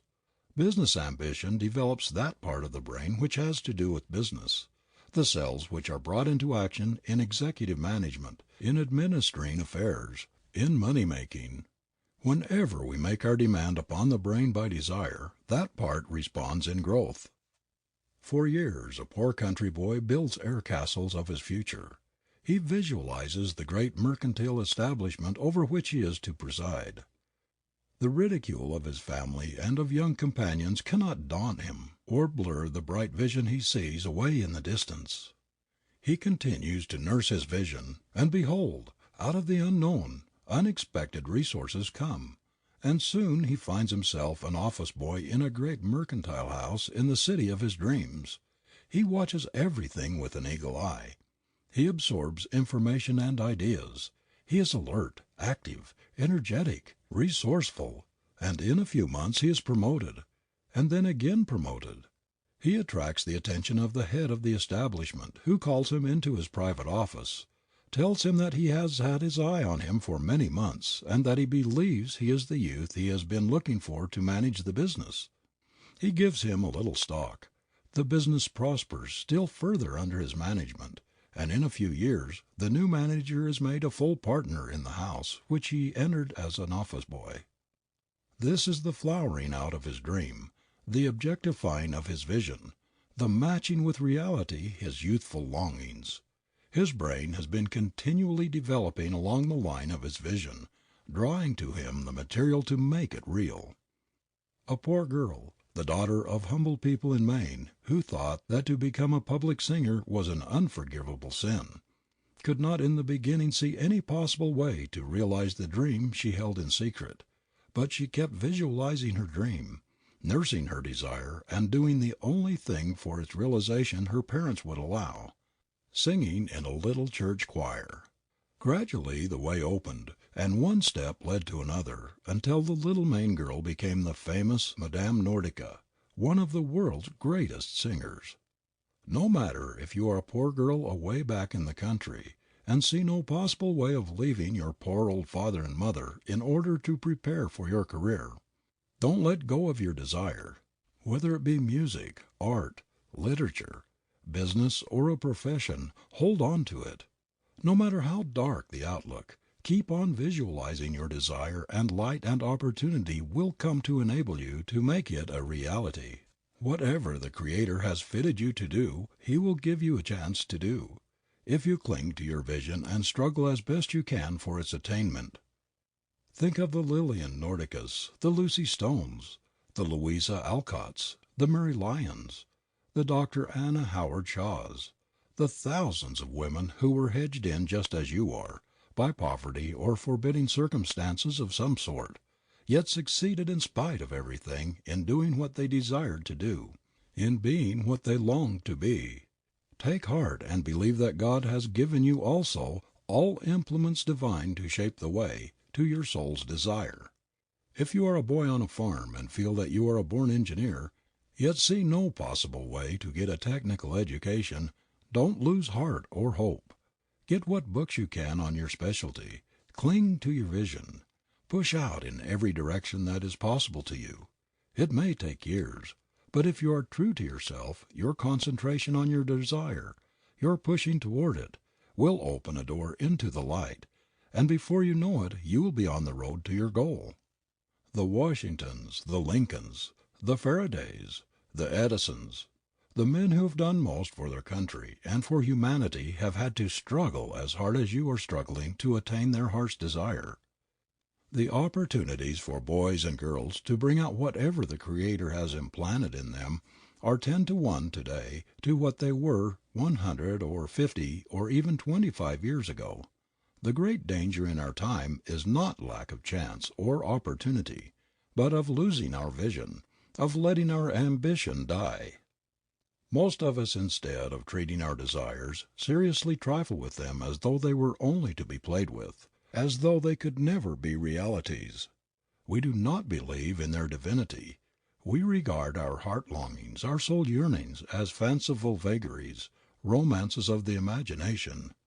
Yet we know that every invention, every discovery or achievement that has blessed the world began in a desire, in a longing to produce or to do a certain thing, and that persistent longing was accompanied by a struggle to make the mental picture a reality. It is difficult for us to grasp the fact that ambition, accompanied by effort, is actually a creative power which tends to realize itself. Our minds are like that of the doubting disciple who would not believe that his Lord had risen until he had actually thrust his finger into the side which had been pierced by a cruel spear. Only the things that we see seem real to us, when, as a matter of fact, the most real things in the world are the unseen. We never doubt the existence of the force that brings the bud out of the seed, the foliage and the flower out of the bud, the fruits, the vegetables from the flower. It is invisible. We cannot sense it, but we know that it is mightier than anything we see.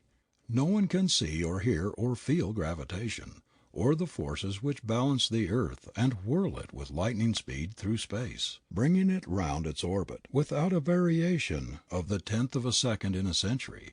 Yet who can doubt their reality? Does anyone question the mighty power of electricity because it cannot be seen or heard or smelled? The potency of our desires, of our soul longings, when backed by the effort to make them realities, is just as real as is that of any of the unseen forces in nature's great laboratory. The great cosmic ether is packed with invisible potentialities. Whatever comes out of it to you comes in response to your call. Everything you have accomplished in life has been a result of a psychic law which, consciously or unconsciously, you have obeyed. Do not make the mistake of thinking that the way will not be open because you cannot now see any possible means of achieving that for which you long. The very intensity of your longing for a certain career, to do a certain thing, is the best evidence that you have the ability to match it, and that this ability was given you for a purpose, even to play a divine, a magnificent part in the great universal plan. The longing is merely the forerunner of achievement. It is the seed that will germinate if nurtured by effort. If, however, you stop at sowing the seed, you will get just about as much harvest as a farmer would get if he should sow his seeds without preparing the soil, without fertilizing or cultivating it, or keeping down the weeds. It is the blending of the practical with the ideal that brings the harvest from the seed thought. You must keep on struggling toward your ideal, no matter how black and forbidding the way ahead of you. Just imagine you are carrying a lantern which will advance with you, and give you light enough for the next step.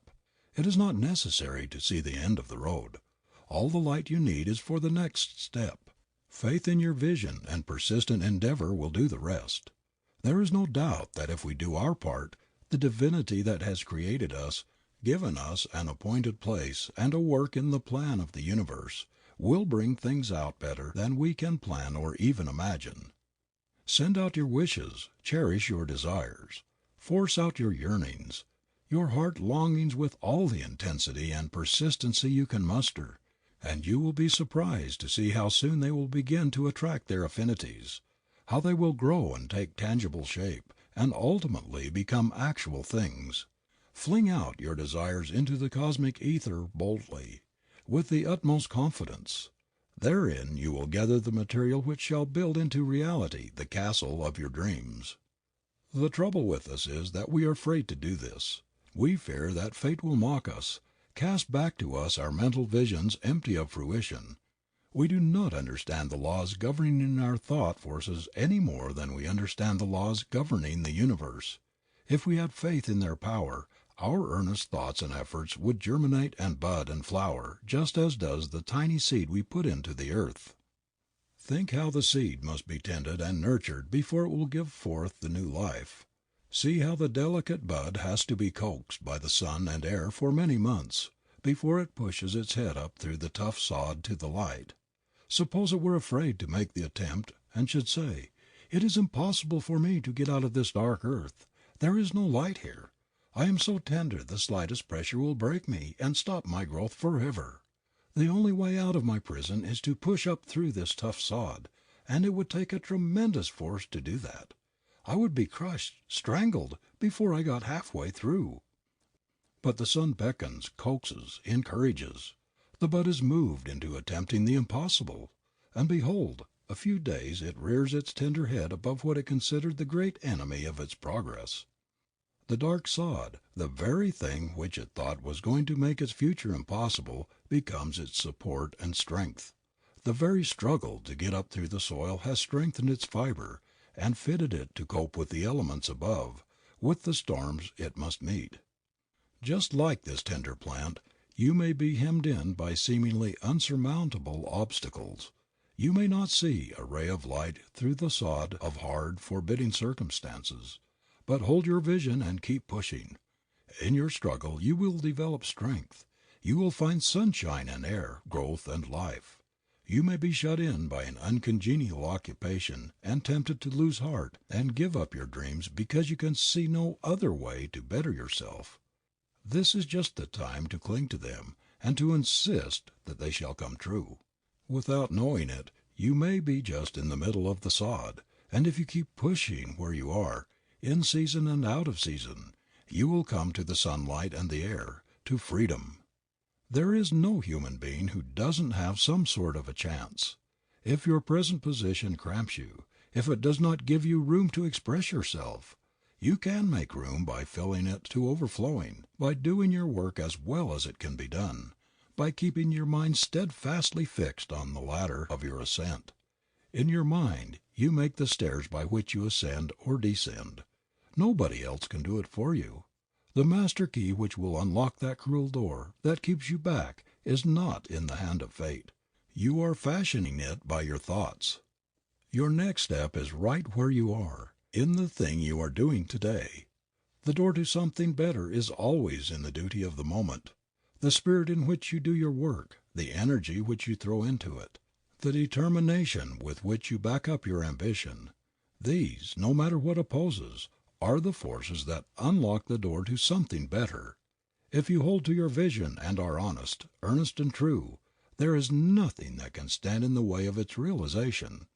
I have never known a person who was dead in earnest in his efforts to gain his heart's desire who has not finally reached his goal. No great, insistent, persistent, honest longing backed by downright hard, conscientious work ever comes back empty-handed. Desire is at the bottom of every achievement. We are the product of our desires. What we long for, strive for, the vision we nurse, is our great life shaper, our character molder. Very few can realize the close coordination which exists between their visions, their mind pictures, and the actual accomplishments of their career. If I were asked to name the principal cause of the majority of failures in life, I should say it was the failure to understand this, to grasp the relation of thought to accomplishment. The gradual fading out of one's dreams, the losing of one's vision may be traced to this cause. When we first start out in life we are enthusiasts. Our vision is bright and alluring, and we feel confident we are going to win out, that we shall do something distinctive, something individual, unusual. But after setbacks and failures we lose heart, and faith in our vision dies. Then we gradually awaken to the fact that our ambition is beginning to deteriorate. It is not quite as sharply defined as formerly. Our ideals are a trifle dimmed, our longings a trifle less insistent. We try to find reasons and excuses for our lagging efforts and waning enthusiasm. We think it may be due to overwork, because we are tired and need a rest, or because our health is not quite up to standard, and that by and by our former intense desire to realize our dreams will return. But the whole process is so insidious that before we realize it our fires, for lack of fuel, are quite burned out. Our grip on our vision was not strong enough. We did not half understand its mighty power, when firmly and persistently kept in mind, to help us to our goal. What we get out of life depends very largely on fidelity to our visions. If we believe in them we will not let them die for lack of nursing. If we really have ability to match them, and are not self-deceived by egotism, petty vanity and conceit, no misfortunes, no failure of plans, no discouragements, no obstacles, nothing in the world can separate us from them. We will cling to them to our dying day. The man who believes in his life vision, who is not a mere egotist or idle dreamer, who sees in his desire a prophecy of something which he is perfectly able to make come true, he is the man who has ever made the world move. He flings his life into his effort to match his vision with its reality. The world stands aside for such a one, for one who believes in his vision, who consecrates himself without reserve to its fulfillment. People know there is something back of the dreamer who has such faith in his life dream that he will sacrifice everything to make it come true. How much of a grip has your vision on you? Does it clutch you with a force that nothing but death can relax? Or does it hold you so lightly that you are easily separated from it, discouraged from trying to make it real? Constant discouragements are a great temptation to abandon one's life's dreams, to drop one's standards. One's vision is apt to become blurred in passing through great crises, in periods of general depression, in times of financial stress. But this is really the test of a strong character, that he does not allow obstacles to divert him from his one aim. The man who is made of the stuff that wins hangs on to his vision, even to the point of starvation, for he knows that there is only one way of bringing it down to earth, and that is by clinging to it through storm and stress, in spite of every obstacle and discouragement. Never mind what discouragements, misfortunes, or failures come to you. Let nobody, no combination of unfortunate circumstances, destroy your faith in your dream of what you believe you are made to do. Never mind how the actual facts seem to contradict the results you are after. No matter who may oppose you or how many others may abuse and condemn you, cling to your vision, because it is sacred. It is the God urge in you. You have no right to allow it to fade or to become dim. Your final success will be measured by your ability to cling to your vision through discouragement. It will depend largely upon your stick-to-itiveness, your bulldog tenacity.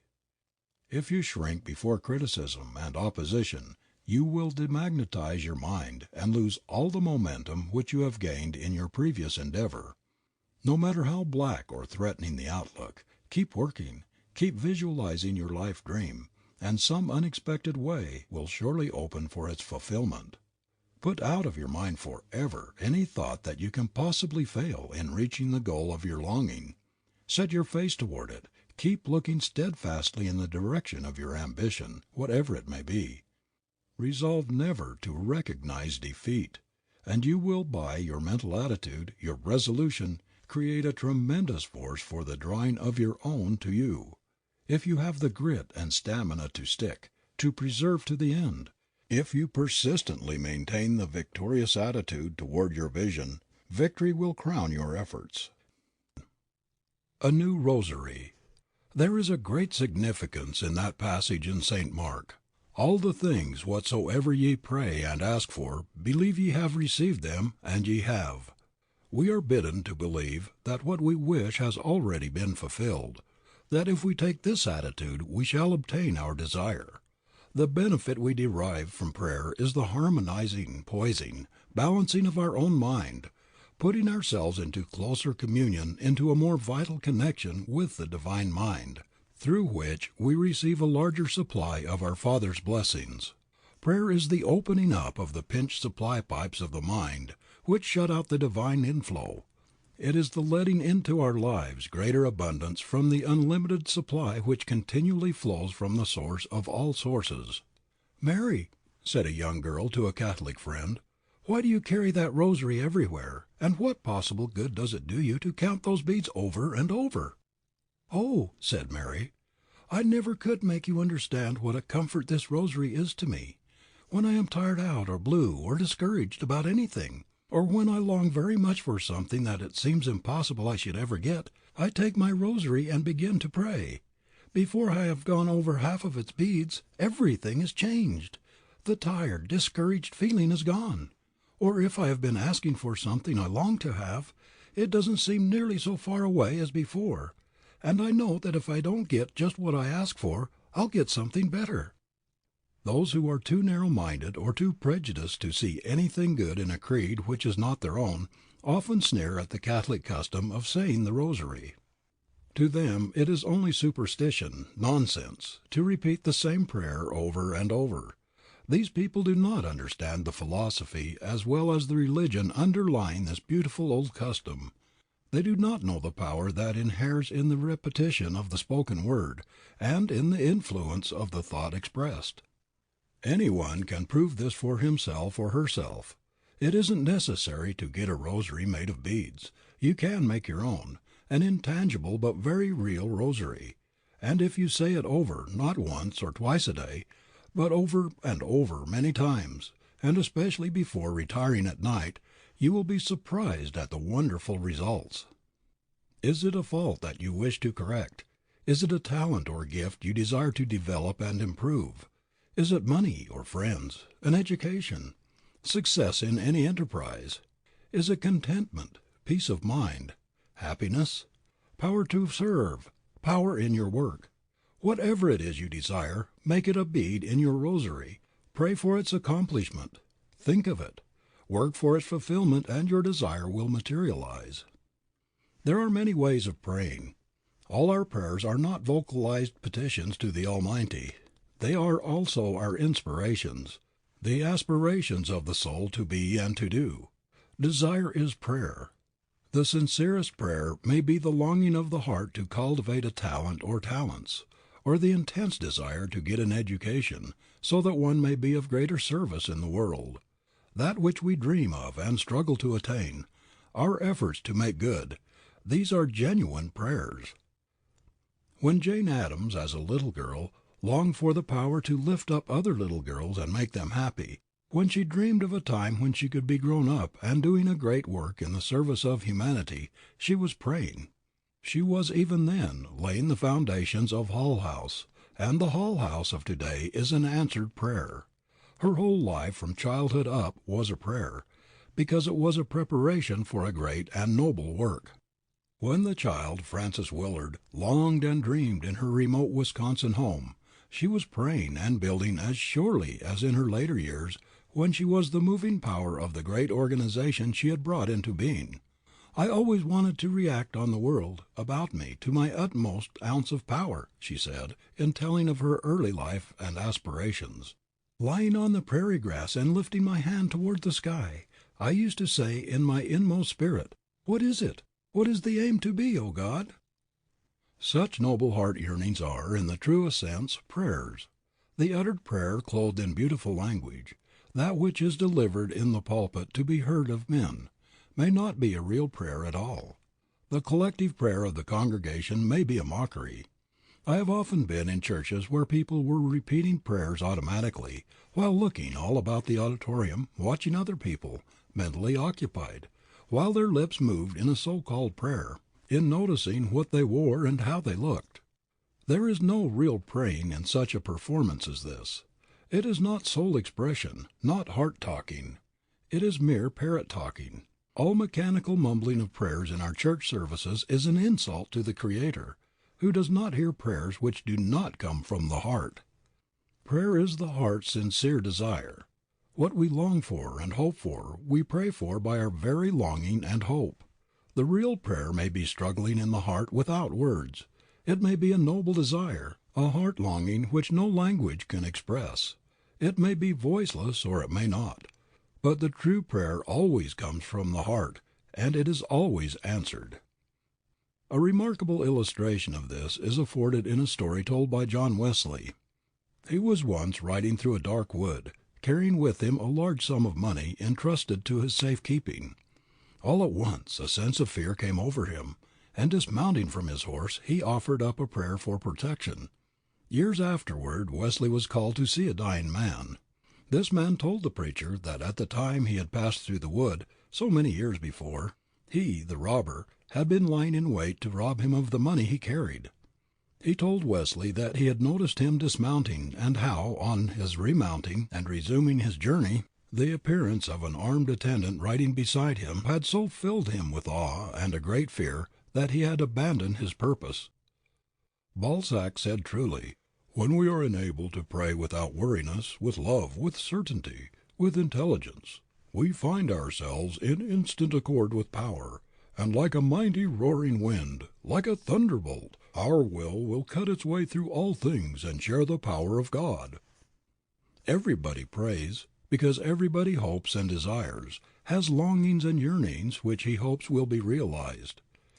In a sense the atheist, the agnostic, the unbeliever, although they may not know it, pray just as much as do believers, for every longing of the heart, every noble aspiration, is a prayer.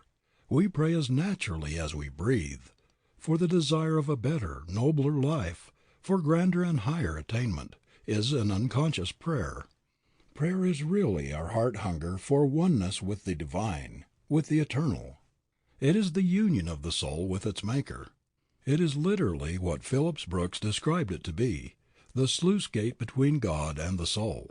Many people mistake the very nature of prayer, and complain that it is of no use to pray, because their prayers are never answered. The reason is clear, and is admirably expressed in Irving Bachelor's pithy verses on faith. "Now, don't expect too much of God, it wouldn't be quite fair. If for anything ye wanted you could only swap a prayer, I'd pray for yours, and you for mine, and Deacon Henry Hosper, he wouldn't have a thing to do but lay abed and prosper. If all things come so easy, Bill, they'd have but little worth, and someone with a gift of prayer 'ud maybe own the earth. 'Tis the toil you give to get a thing, the sweat and blood and care, that makes the kind of argument that ought to back your prayer. If your prayers come back to you unanswered, it is because they are not backed by the conditions on which the answer to prayer depends, faith and work. You don't get the thing you pray for either because you don't really believe you will get it, or you don't back your prayer with the necessary effort, or because you fail in both requisites. To pray for a thing and not work for it, not strive and do our level best to obtain it, is a mockery. To ask God to give us that which we long for, but are too lazy to help get ourselves, is begging. In answer to our prayers and longings and efforts, we get that which we call out of the universal supply, which is everywhere. Every day some prayer is made visible. Something is wrought out of the invisible, manifested in the actual by those two mighty instruments, prayer and work. But if you think your stumbling block will be removed, or your desire realized without raising a finger to help yourself, you may pray until doomsday without ever getting an answer. Prayer without faith is of no avail, and faith without work is a barren virtue.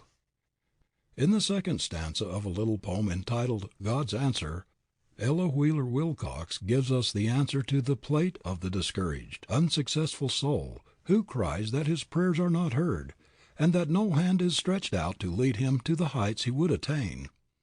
Then answered God, "Three things I give to thee, clear brain, brave will, and strength of mind and heart, all implements divine to shape the way. Why shift the burden of the toil on me? Till to the utmost he has done his part, with all his might let no man dare to pray." The answers to your prayers is right inside of yourself.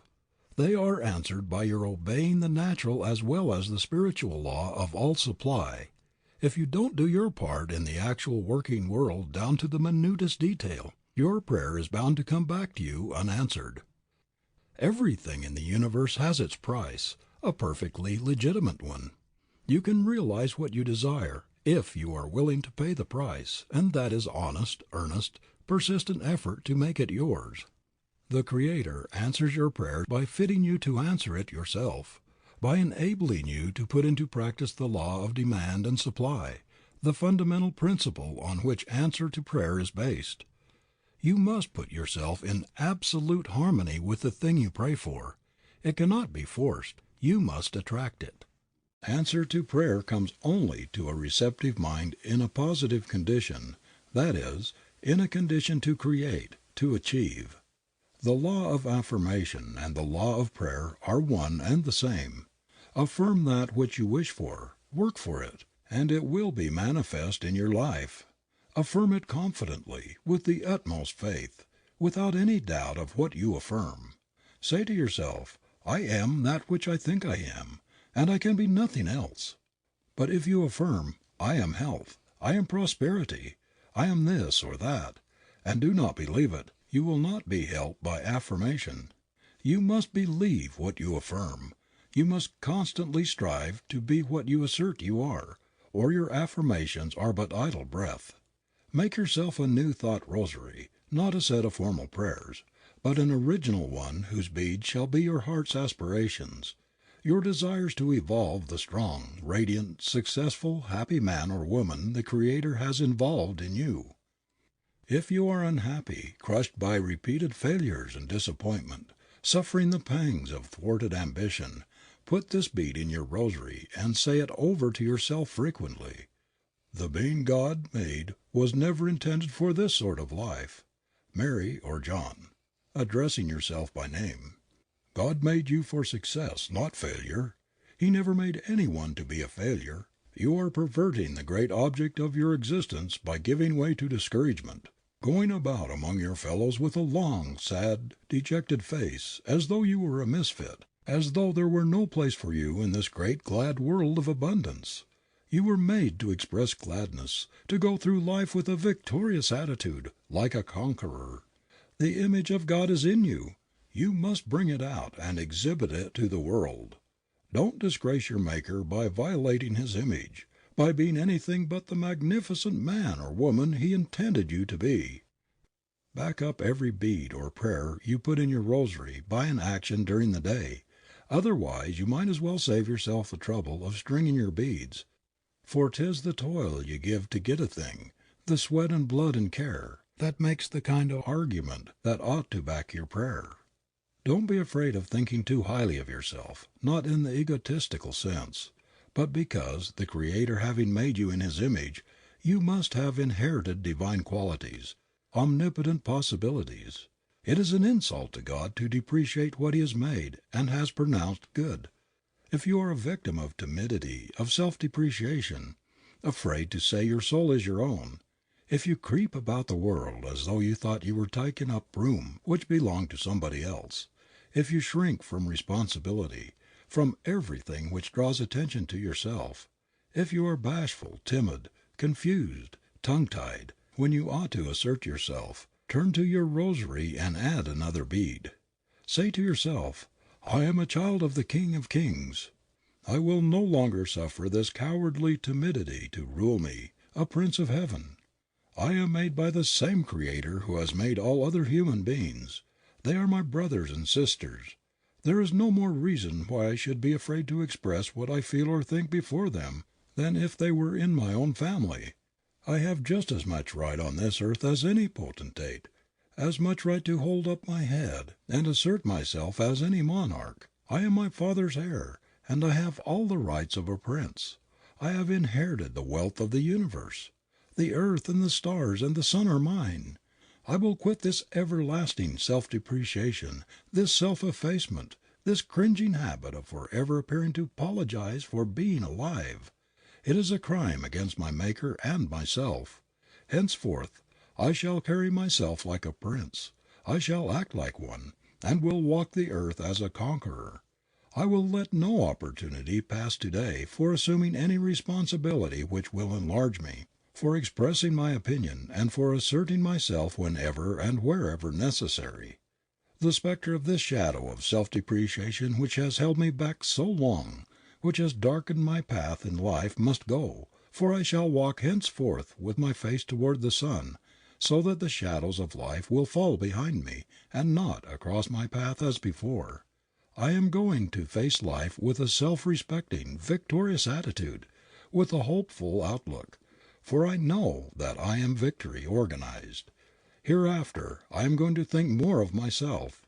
I am not going to put myself on the bargain counter any longer, by going around as though I had a skim milk opinion of myself.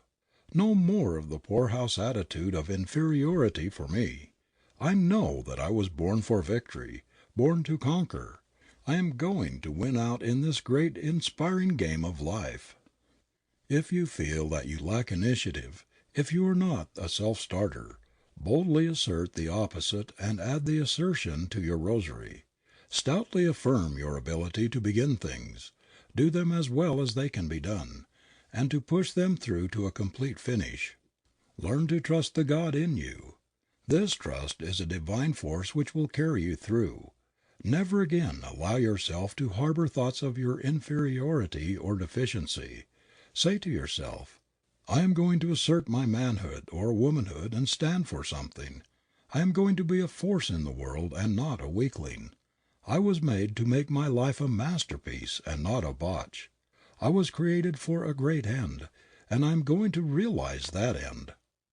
There are forces inside of me which, if aroused and put into action, would revolutionize my life, and I am going to get control of them, to use them. I am going to find myself and use 100% instead of a miserable little fraction of my ability. If you are obsessed with the idea that you are not as bright, that you have not as much ability as most other people, if you have been called dull, dense, stupid by your parents and teachers, until you have lost confidence in yourself, if you have been dwarfed by the suggestion of inferiority, either through what others have said to you or the thought you have held of yourself, you must change all of this. You must assert your ability and hold tenaciously the ideal of the able, efficient man or woman you long to be, and that it is in you to become. You must not only affirm your power to be that which you wish, but you must replace the picture of your inferiority with the ideal of wholeness, of completeness, of the man or woman the Creator intended you to be. Cling to this ideal of yourself, assert your superiority, and you will soon drive out the dwarfed, inferior, defective image which others or your own false thoughts have established in your subconscious.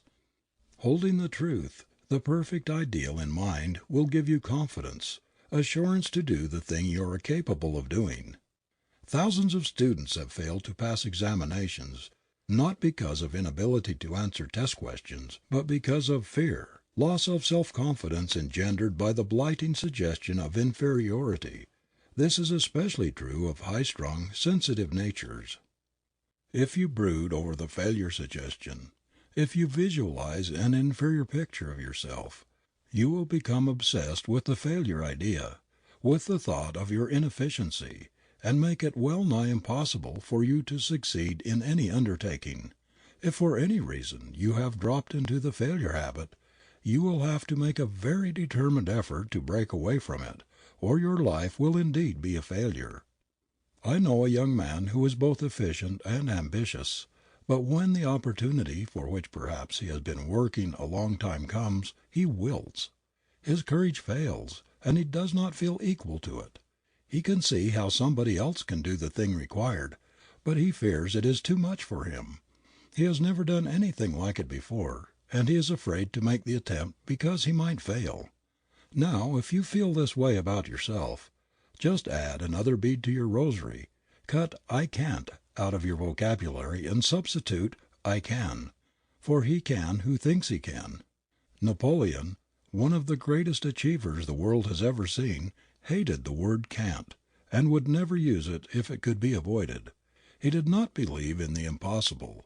When he was praised for his daring and genius in crossing the Alps in the dead of winter, he said, "I deserve no credit except for refusing to believe those who said it could not be done." Did you ever think that every time you say "I can't," you weaken your confidence in yourself and your power to do things? Did you ever know a person who has a great many "I can'ts" and excuses in his vocabulary to accomplish very much?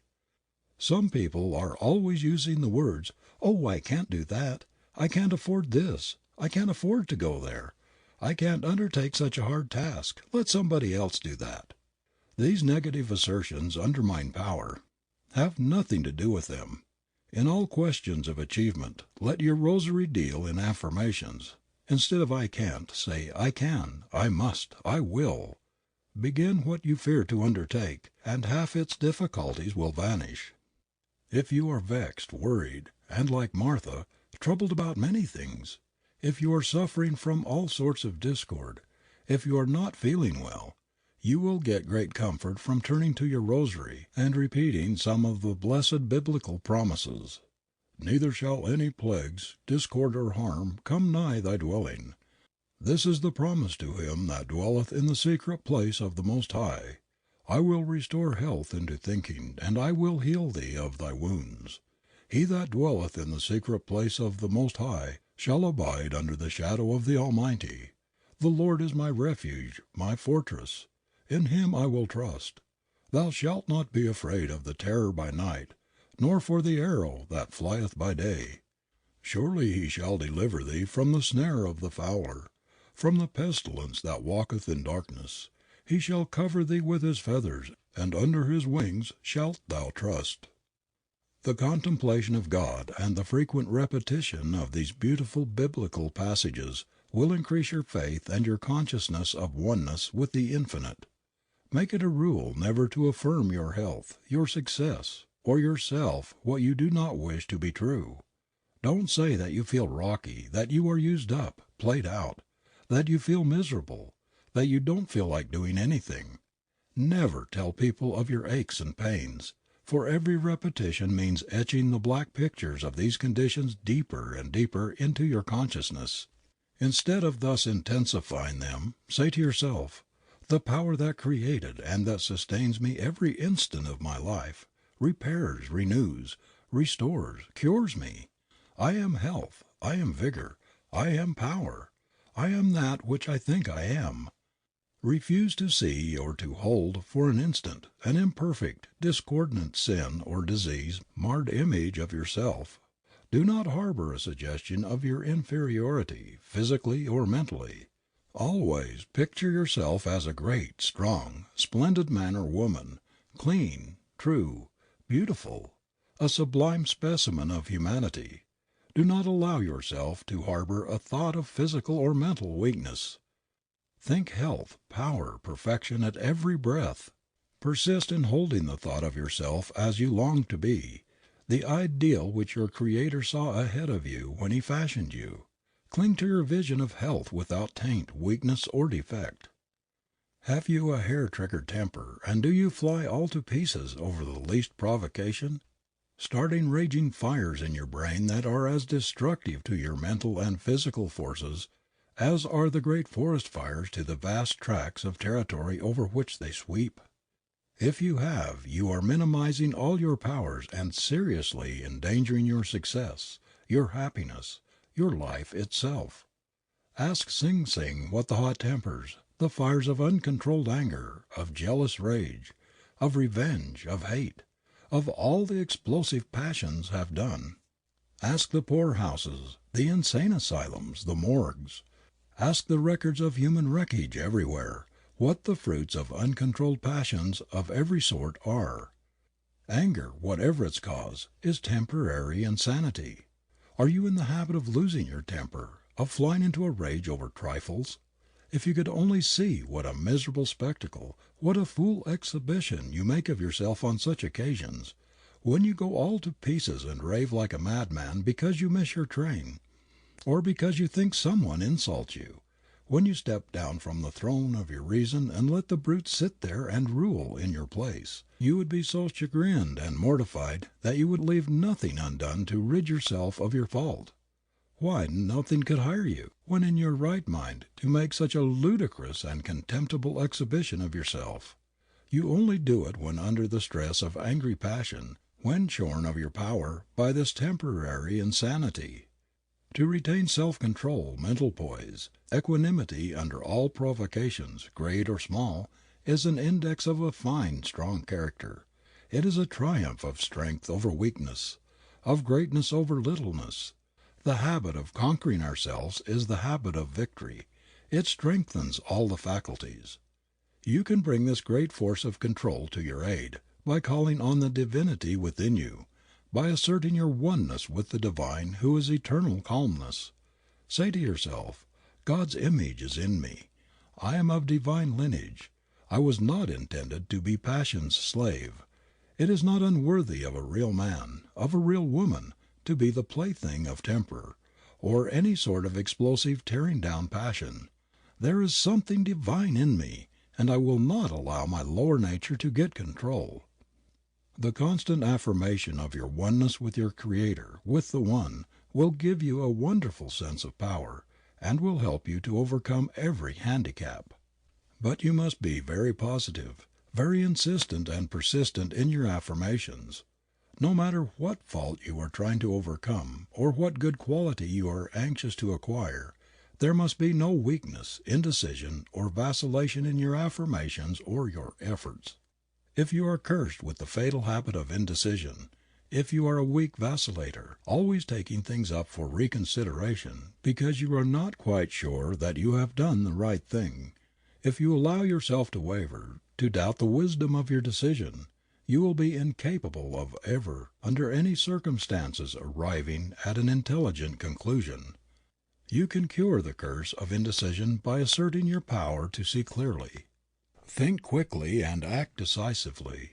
If you are in doubt as to what career to choose, if you hesitate in regard to what course you should take in any difficulty, which of 2 or 3 paths you should follow, whatever your problem may be, ask for light and the divine power within will come to your aid and guide you aright.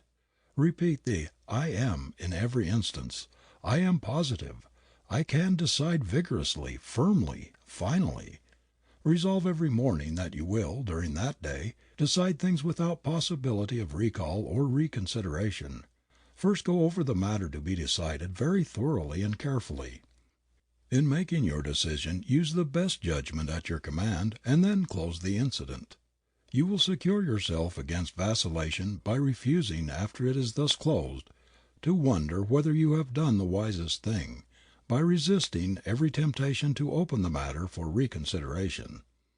If you feel that you are a coward somewhere in your nature, you can strengthen this deficient faculty wonderfully by holding the courageous ideal, by thinking and reading about heroic people and things, holding the thought of fearlessness, that you are God's child, that you are not afraid of anything on the earth. Study the stories of heroic lives. Think, act, live the heroic thought. Say, I am a son of God, and I was never made to cower, to slink, to be afraid. Fear is not an attribute of divinity. I am brave, courageous. I am a conqueror. If you are suffering with poverty disease, if your whole life has been stunted by poverty, saturated with poverty-stricken thoughts and convictions, if you have been heading towards the poverty goal, just turn about face, and put the law of abundance into operation. Face towards prosperity and success instead of poverty and failure. All the good things you need are yours by inheritance. Claim them, expect them, work for them and pray for them, and you will realize them in your life. Make this last stanza of Ella Wheeler Wilcox's splendid little poem, Assertion, a new bead on your rosary. Repeat it frequently and work cheerfully, confidently, courageously toward its fulfillment. I am success, though hungry, cold, ill-clad. I wander for a while, I smile and say, it is but for a time, I shall be glad. Tomorrow, for good fortune comes my way. God is my Father, He has wealth untold.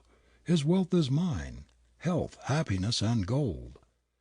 If you have made fatal mistakes for which you have been ostracized from society, if you are morbidly worrying over some unfortunate experience, thus making it bigger, blacker, and more hideous, just thrust it out of your mind, bury it, forget it, say to it, you have no power over me. I will not allow you to destroy my peace and thwart my career. You are not the truth of my being. The reality of me is divine, and you cannot touch that. I can and I will rise above all my troubles, make good all my mistakes and errors. From now on I will work with the God within me. I will not be overcome. I will overcome. If you are the slave of a demon habit which has blasted your hopes, blighted your happiness, thwarted your ambition, cast its black shadow across your whole life, say to yourself, I will break away from this vile habit. I will be free and not a slave. If it is impurity, say, I was not made to be dominated by such a monstrous vice. God's image in me was not intended to wallow in this filth. I have suffered long enough from this damnable habit, which is undermining my health, killing my chances of success in life, and lowering me below the level of the beast. I am a child of the Infinite, sent here to make a worthy contribution to humanity, to make good. I am going to make good. I am going to free myself from this base habit and recover my self-respect, my manhood, at any cost. I am going to be a man, not a thing, a son of God, not of the devil. Continually flood your mind with purity thoughts and affirmations which will neutralize your sensual desires. Repeat again and again your determination not to allow your life to be spoiled by unrestrained passion. Make such an emphatic and vigorous call upon your better self. Make the demand so appealing that your higher nature will be aroused and will dominate your acts. Say, the Creator has bidden me to look up, not down. He made me climb, not to descend and wallow in the mire of animalism. If it is drink, opium, excessive smoking, or any other vicious habit that is robbing you of manhood and holding you back in life, string this bead on your rosary. I was not made to be dominated by you, a mere weed, an extract of grain, a habit which I forged. I am done with you once and forever. The appetite for you is destroyed.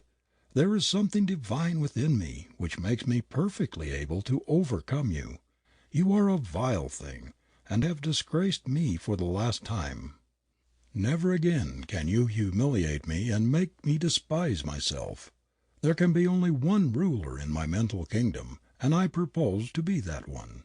I don't propose to allow you whiskey, cigarette, opium, or other drug or devil to ruin my life, to force me to carry in my face the signs of my defeat, the scarlet letter of my degradation, my failure. You have humiliated, insulted me, tyrannized over me long enough, making me confess that I hadn't enough strength of mind to stand up against a single vicious, degrading habit. Now I defy you. Your power over me is at an end. The spell is broken. Hereafter I am going to walk the earth as a conqueror, a victor, not as a slave. I am going to front the world with my head up and face forward. God and one make a majority. I am in the majority now. There is no inferiority or depravity about the man God made. No matter how low you may have fallen, the God image in you never can be smirched or depraved. It is as perfect in the worst criminal in the penitentiary as it is in the greatest saint. There is something in every human being that is incontaminable, something which is never sick, never diseased, and which never sins. This is the God in us. And herein lies the hope of the most brutal human being on the earth. There is something in him that is divine, sinless, immortal, the God in him which when called will instantly rush to his aid. If you feel that you have wandered very far from your God, that you have gotten out of the current which runs heavenward, just repeat to yourself such things as this: "Nearer, my God, to Thee, nearer to Thee." This will help you to put up your trolley pole, to make your connection with the divine wire which carries omnipotent power. The sense of separateness will disappear, and the load under which you have staggered before will grow light, will be lifted from you. The secret of all health, prosperity, happiness, power, love, of victorious living, is a consciousness of union, of oneness with the Divine. This is the secret of all human blessedness. When you are in this Godward current you are near to God. You cannot fear, for you can know that no harm can come to Infinite Power. The closer we are to Divinity, the greater our strength and efficiency. What makes us weak and inefficient is that we have shut off this power by our wrong thinking, vicious living. Your life will take on a new meaning, a diviner dignity, when you consciously realize your at one-ment with the great creative, sustaining principle of the universe. Nothing will be of more help to you in achieving this great result than the constant daily use of your New Thought Rosary. It will help you to put further and further away the things that make you weak, that make you think you are a mere puppet, at the mercy of a cruel fate, which tosses you about in the world regardless of your own birthright, desires, and volition. You can make each bead prayer an affirmation, to lead you closer and closer to the source of all things.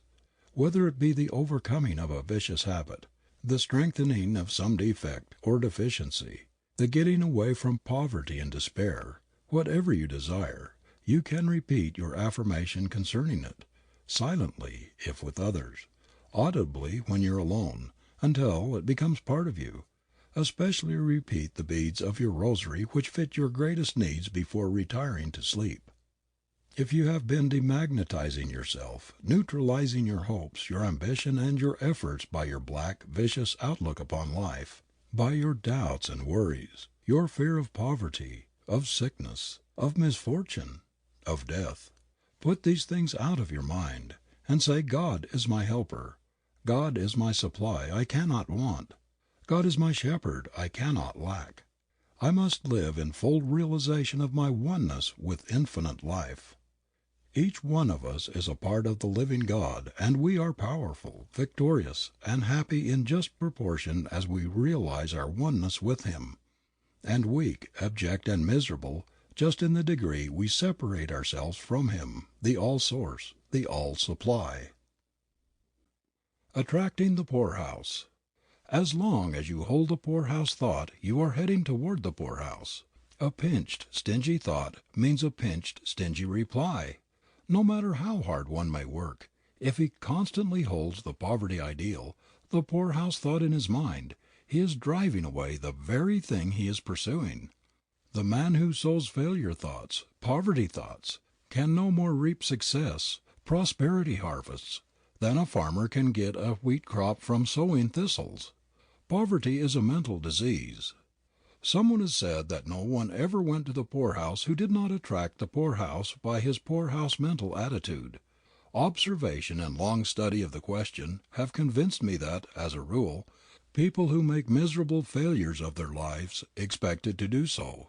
They had such a horror of the poorhouse, they lived in such terror of coming to want, that they shut off the very source of their supply. They had so warped their minds that they could see nothing but poverty ahead. They wasted the precious energy which might have been utilized in happiness and prosperity building, in expecting, dreading, and preparing for the dire things that might come upon them, and, according to the law, they got what they dreaded and feared. Thinking war, talking war, anticipating it, getting ready for it. In other words, preparedness for war. The perpetual war suggestion was largely responsible for the outbreak of the greatest war in history. If all the nations involved had talked peace, thought peace, expected it, prepared for it, there would have been peace, not war.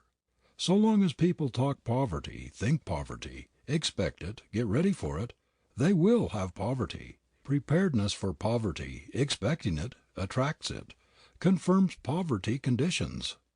We are constantly drawing to ourselves that which we expect. If you are sending out a perpetual poverty thought current, a doubt current, a discouragement current, no matter how hard you may be working in the opposite direction, you will never get away from the current you set in motion. The sort of thought current you generate will flow back to you. Everywhere we see people trying hard to get on, struggling early and late to better their condition, and yet never expecting or even hoping to be prosperous. They do not believe they are going to get what they are working for, and they do not. A typical example of those who keep themselves in the poverty current is a woman I know who is constantly affirming her inability to better her condition. She answers her better off friends who tell her that she ought to have this and that by saying, "Oh, it is all very well for you rich folks to talk this way, but these things are not for me. We have always been poor, and I suppose we always shall be. We can only have the bare necessities of life, and are fortunate if we get these. Of course, I might indulge in a little treat for myself and the children now and then, but that would be extravagant, and I must save for a rainy day."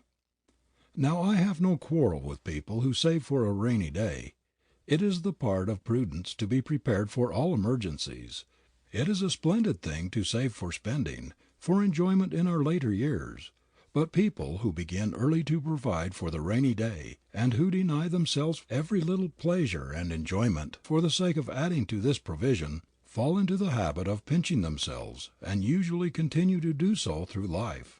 This woman limits her supply by her conviction that every cent she can spare must go to the rainy day fund, because she is always going to be poor. She assures herself and others that she is never going to have the things she would like to have, because of her poverty, and so she starves the lives of herself and her boy and girl in anticipation of a day of possible want. She is a type of a multitude of men and women who settle down to their poverty, become half reconciled to its limitations, and do not make a strenuous effort to get away from it. That is, they never dream of exercising their creative positive thought, but continue to live and to realize in their conditions the negative, destructive poverty thought. These are the people who are always saying they cannot afford things. They cannot afford to send the boy or girl to school or college this year. They cannot afford the necessary clothes or the needed vacation because of the rainy day, which, like a spectre, rises at every feast, on every occasion when they try to get some enjoyment or satisfaction out of the present. They are always postponing things until next year, but this next year never comes, and the children never go to the academy or college, and they themselves never take the needed vacation, the travel in one's own country or the long-promised trip abroad. They keep forever postponing the enjoyment of the good things of life until they can afford it, and that time never comes for people of this apprehensive habit of mind, because they always want to lay up a little more for the future. I know a number of people well along in years who are still pinching themselves not only on the comforts but even on the necessities of life in anticipation of the possible rainy day, for which they are always planning. They make life one long continuous rainy day, and little realize that they often tend to create the need for which they are perpetually saving. We sometimes read in newspapers striking illustrations of the results of this starved, rainy day habit of mind. A New York daily recently reported a typical instance, that of an aged woman who had died alone in the slums of the metropolis. She had been dead several days when her body was found, and so wretched were her surroundings, it was first supposed that she was penniless. On investigation, however, it was found that the woman had in ready cash and in bank deposits almost $10,000. Pauperized by her diseased mind, this wretched creature, like so many other poverty-stricken souls, died of starvation in the midst of plenty. Her mind was so obsessed with the poverty thought that she even denied herself the necessities of life. For years she had shut herself away from the great stream of life flowing all around her, so that she might hoard and hoard and hoard. She would allow no one to enter her rooms, and died alone and uncared for, leaving behind her the money which would have made her comfortable, happy, useful, and would have prolonged her life. She was as truly a victim of the poverty disease as though she didn't have a cent. The children of Israel, while passing through the wilderness, were constantly reflecting the poverty thought. Can God furnish us a table in the wilderness? Of course not. It is not reasonable. We shall starve if we do not get back to Egypt. But for the faith of their great leader Moses in the power that led them, they would have gone back to Egypt, back to the slavery and poverty from which they had fled. Even after the manna had been given them fresh every day for a long time, they did not believe the supply would continue. They were still skeptical and tried to store enough manna for a rainy day. But it would not keep, and they were forced to trust a new supply every day. But where is our supply coming from? How are we going to pay the rent, the mortgage off the home, the farm? Where is the money coming from? What will happen to us if we cannot get it? Where are the children's clothes coming from? How are we going to get the necessaries of life? Where is our supply coming from? Why can't I get a job that will enable us to really live? These are the questions multitudes of people all over the world are asking themselves. They express the acuteness of the suffering from the poverty disease, so apparent in every civilized country. Nothing else gives human beings so much anxiety. Nothing else is such a perpetual irritant as this fear of what is coming in the future, this dread of poverty, of not being able to provide for the necessities and the comforts of those dear to us. The fear of not being able to maintain ourselves and rear our children in comfort and respectability. It demagnetizes us, drives away the things we want and draws to us those we dread. Job said, "The thing I greatly feared has come upon me. That which I was afraid has come to me." People who have an abnormal fear of poverty attract the very condition they dread and are trying to get away from, because the mind relates with whatever it dwells on. Our doubts and hatreds and fears, the things we relate with, we attract. Whatever you allow your mind to dwell on, you are unconsciously creating. If you think continually of misfortunes, of poverty, if you fear you are going to fail in your work, that you may come to want, if you are always thinking about the possibility of your business declining, if you fear that you are losing your grip on your trade or profession, you are aggravating your trouble and making it worse and worse. There are multitudes of people who never expect even to be comfortable, to say nothing of having luxuries. They expect poverty, hard times, and do not understand that this very expectancy increases their magnetic power to attract what they do not want. Not long ago a young man who was greatly depressed because he could not get on in the world asked me what I thought the trouble was. He said he had always worked hard, but did not seem to make any headway. About all he could do was to earn a bare living. Everything appeared to go against him. Fate, he complained, seemed determined to keep him down, no matter how hard he might struggle against it, and he was doomed to be poor, to be a nobody. He believed that hard luck, poverty, and failure were family traits, for his father and grandfather, he said, were hard workers too, but they could never get on, never get away from poverty, and he didn't expect he ever would either. Another, an older man, who sought my advice in a similar difficulty, lamented the fearful inequality of human conditions, and rallied against his luck and the injustice of fate. "I work early and late, Sundays and holidays," he said, "and I haven't taken a vacation for years. I have been struggling and striving and pushing to make my way in the world since I was a boy, and here I am, past 50, and never succeeded in anything yet. Now there is something wrong somewhere in society when such persistence and such constant efforts do not enable one to get anywhere or to rise to any position worth while." I asked him about his early training and education. He acknowledged that he had not made much of a preparation for his life's work, because, he said, his father also had been a tremendous worker. He had always tried hard to better his condition, but like himself had never succeeded, and so he had come to the conclusion that success was not in the family, and that it was no use to spend years in preparing for a career, for there was no chance that very much would come to him anyway. These two types of people are constantly heading toward poverty and failure in their minds, and then complaining when they have got what they invited. By the law of mental attraction they could not get anything but poverty and failure. Each had desired success and prosperity, but had always expected the opposite. He had slaved and toiled in an aimless sort of way, belittling himself and his talents, with the inner belief that it was all he was good for anyway, and that if success by any chance ever came his way, it would be a stroke of luck, and not because it was his due by inherent right.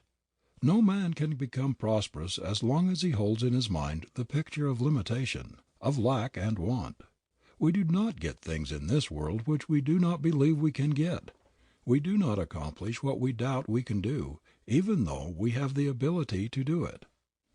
I knew a boy in college who always felt certain he was going to fail in his examinations, and he did fail invariably. Yet it was due more to his fear, his terror, of failure than to lack of ability or preparation in his studies. He had formed a habit of expecting failure, of predicting misfortunes, of looking and preparing for them, and so far as I know they have followed him through life.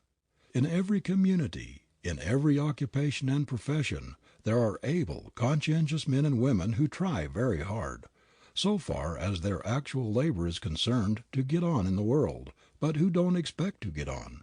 It is pitiful to see them toiling day after day, but always facing in the wrong direction. They are working for success in their vocations, working for a competence for themselves and their families, but all the time expecting failure, anticipating poverty, living in an atmosphere of mental penury. There is no law of philosophy by which you can possibly produce just the opposite of what you are holding in your mind, what you are concentrating on. If you are thinking down, if you are afraid, or worried, if you have fears and doubts, if you keep visualizing, thinking, talking hard times, panics and financial crisis, your business will shrink and shrivel accordingly. If on the other hand you have confidence, expectation of better things, if you are convinced that conditions are going to improve, you set in motion a thought current that will back your efforts with an irresistible force. But a thought current saturated with the fear of failure, with doubts and discouragement, will neutralize your most strenuous efforts. Instead of starting on their active careers with the victorious attitude, with the idea that their careers are to be a triumphal march, many, if not the majority of youths, begin with the impression that they are not victory organized. This is because they have lived in a failure atmosphere and have absorbed the poverty idea. They have been reared with the fear of failure in their minds, a dread of poverty, a terror of coming to want. Write it in your heart that a beneficent Creator, who planned a universe full of good things for our use and enjoyment, never meant that we should starve or be miserable. If we are unsuccessful, unhappy, it is because of our attitude toward God and life. Most of us assume the position of beggars instead of that of children of an all-powerful Father, and we remain beggars to the end. One of the worst things about being very poor is the danger of becoming reconciled to penury, expecting it, holding the conviction that we shall always be poor, that there is no help for it. The habit of thinking we must remain poor because we are so is a paralyzing habit. Whatever we have accustomed ourselves to for any length of time tends to become a fixed mode of life. Multitudes of people have become so accustomed to their poverty environment, so used to taking it for granted that they are going to remain poor, that they do not take the necessary steps to get away from poverty, and they do not even know that the first step must be a mental one. Instead of this, they are all the time affirming their poverty, getting more and more deeply embedded in the poverty condition by their poverty thoughts and convictions. In the early years, multitudes of children are saturated with the poverty suggestion. They breathe a poverty atmosphere. They hear poverty talk perpetually. They acquire a poverty vocabulary. Their fathers and mothers are always talking poverty, bemoaning their hard conditions, complaining that they were born poor and must die poor. Children reared in such a mental environment get a sort of poverty habit from which it is very difficult to get away. The facing toward poverty and despair, heading toward hopelessness and failure, is the worst thing about poverty. The fixity of their conviction that they cannot get away from poverty, their resignation to it, their firm belief that they can never rise into prosperity, these are the most distressing things about the very poor.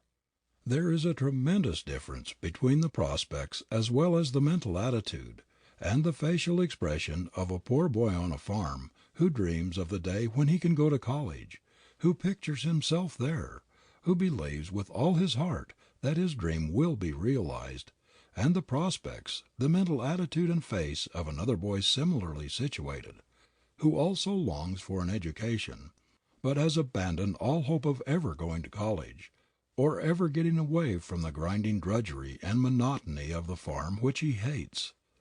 We must change our thought before we can change our conditions. The thought always leads in any achievement. It would be as impossible for the great mass of poor people to improve their position materially while holding their present mental attitude, the present belief that they are always going to be poor, and that they never can do what others have done to get out of their rut, as it would be for the boy who longs to go to college, but who has made up his mind that it is impossible to get a higher education. While they think that all others are lucky and they are unlucky, while they continue talking about their hard fate and thinking that the rich are getting all the good things of the world and that they are getting only the dregs and never will get anything else, why, of course, they will never get anything else. Most poor people have about the same attitude toward poverty that those who are constantly ailing have toward health. Habitual invalids never expect to be really well. They are always anticipating the development of some disease, looking for the symptoms, imagining that they are going to have this or that physical disability or disease. The way to have health is to think it, to expect it, to visualize it, to realize that health is a positive, everlasting fact, and disease only negation, the absence of health, which is brought about largely by a wrong mental attitude, by self-thought poisoning, by disobeying the laws of health. If we are going to be well, we must think vigorous, robust, cheerful, health thoughts, and we must observe the laws of health. We shall have the same degree of health that we give to our mental health model. It is our visualizing of health that brings the expected condition. It is the same with poverty. Not long ago a man told me that he would be perfectly satisfied if he could be assured that he would never have to go to the poorhouse, that he would have enough to provide the bare necessities for his little family. He said he never expected to have anything better. He was satisfied that it was not intended for him to have any luxuries. He had always been a poor man, and he always expected to be poor. Now this is just the thing that kept this man poor, for he was a hard worker. He always expected to be poor. He did not expect anything better. He merely worked for the bare necessities of life and did not expect anything else. And of course he only just managed to squeeze along, making but a bare subsistence. This attitude of the poor toward poverty tends to increase it, to aggravate their disease. So long as one holds the poverty thought, he is making himself a poverty magnet, and continually drawing to himself unfortunate conditions. We have a good illustration of this, a real object lesson, in the gray-haired men everywhere seeking a job. I have watched these desperate men on their rounds looking for work. They are poverty-stricken in appearance. Their expression is one of utter hopelessness. They look like men who are going downhill, men who have reached the period of diminishing returns, and they feel exactly as they look. Their appearance is the reflex of their thought. Their dress, their manner, their gait, the look in their eyes, everything about them corresponds to their mental attitude, and all point downgrade. If these men would only brace up, look up, dress up, before they seek a job, there would be some hope for them. If they can't get better clothes, they can brush the old ones, blacken their shoes, have a bath and shave, and above all a mental clean-up, and their chances will be 10 to 1 compared with what they were before their physical and mental clean-up. A man has got to radiate confidence in himself, the expectation of success, before he can get a job. He has got to show that he has reserve power, that there is a lot of good blood in him, working material, success possibilities, or nobody will want him. The man who goes to an employer in a discouraged attitude and begs for work on the ground that he needs it very much, who whines and complains how hard it is for anyone who shows the signs of age to get a job, is not going to get one. If you are in the clutches of a poverty so dire that it robs you even of the desire to get away from it, you are cursed with self-thought poisoning. This is what mars and embitters so many lives, drives away happiness, health, and prosperity.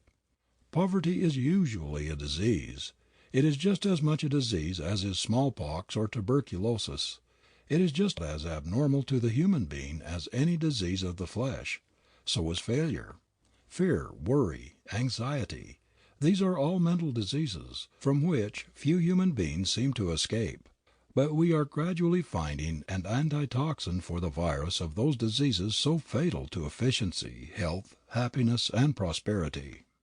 The Bible tells us the destruction of the poor is their poverty.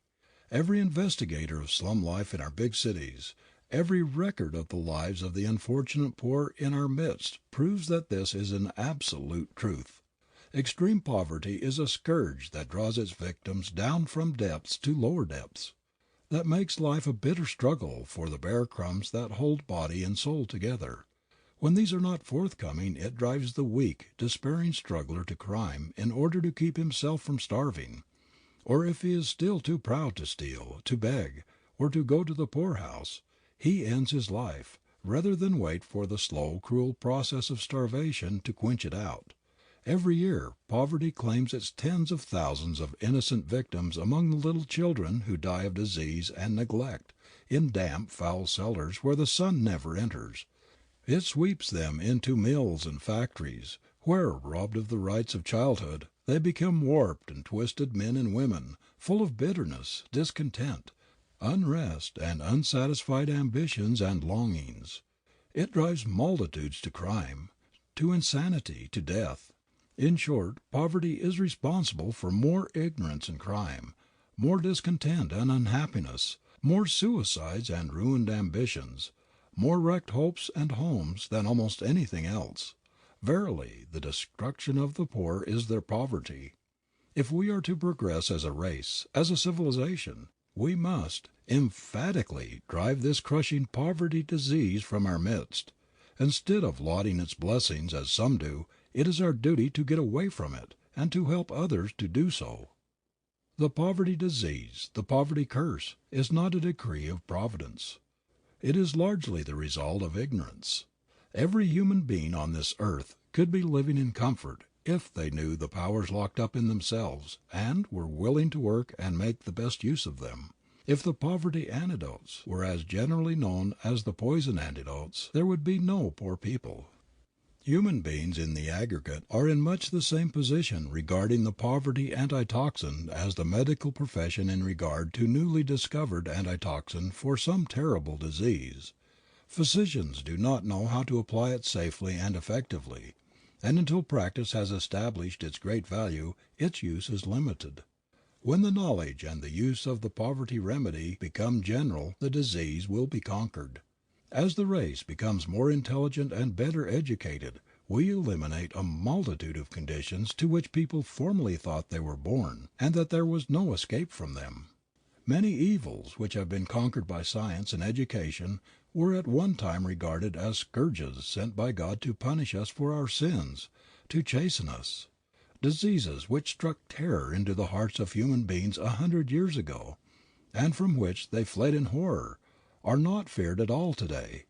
Intelligence and science have mastered the great plagues which in the Middle and Dark Ages carried off their terrified victims by the million.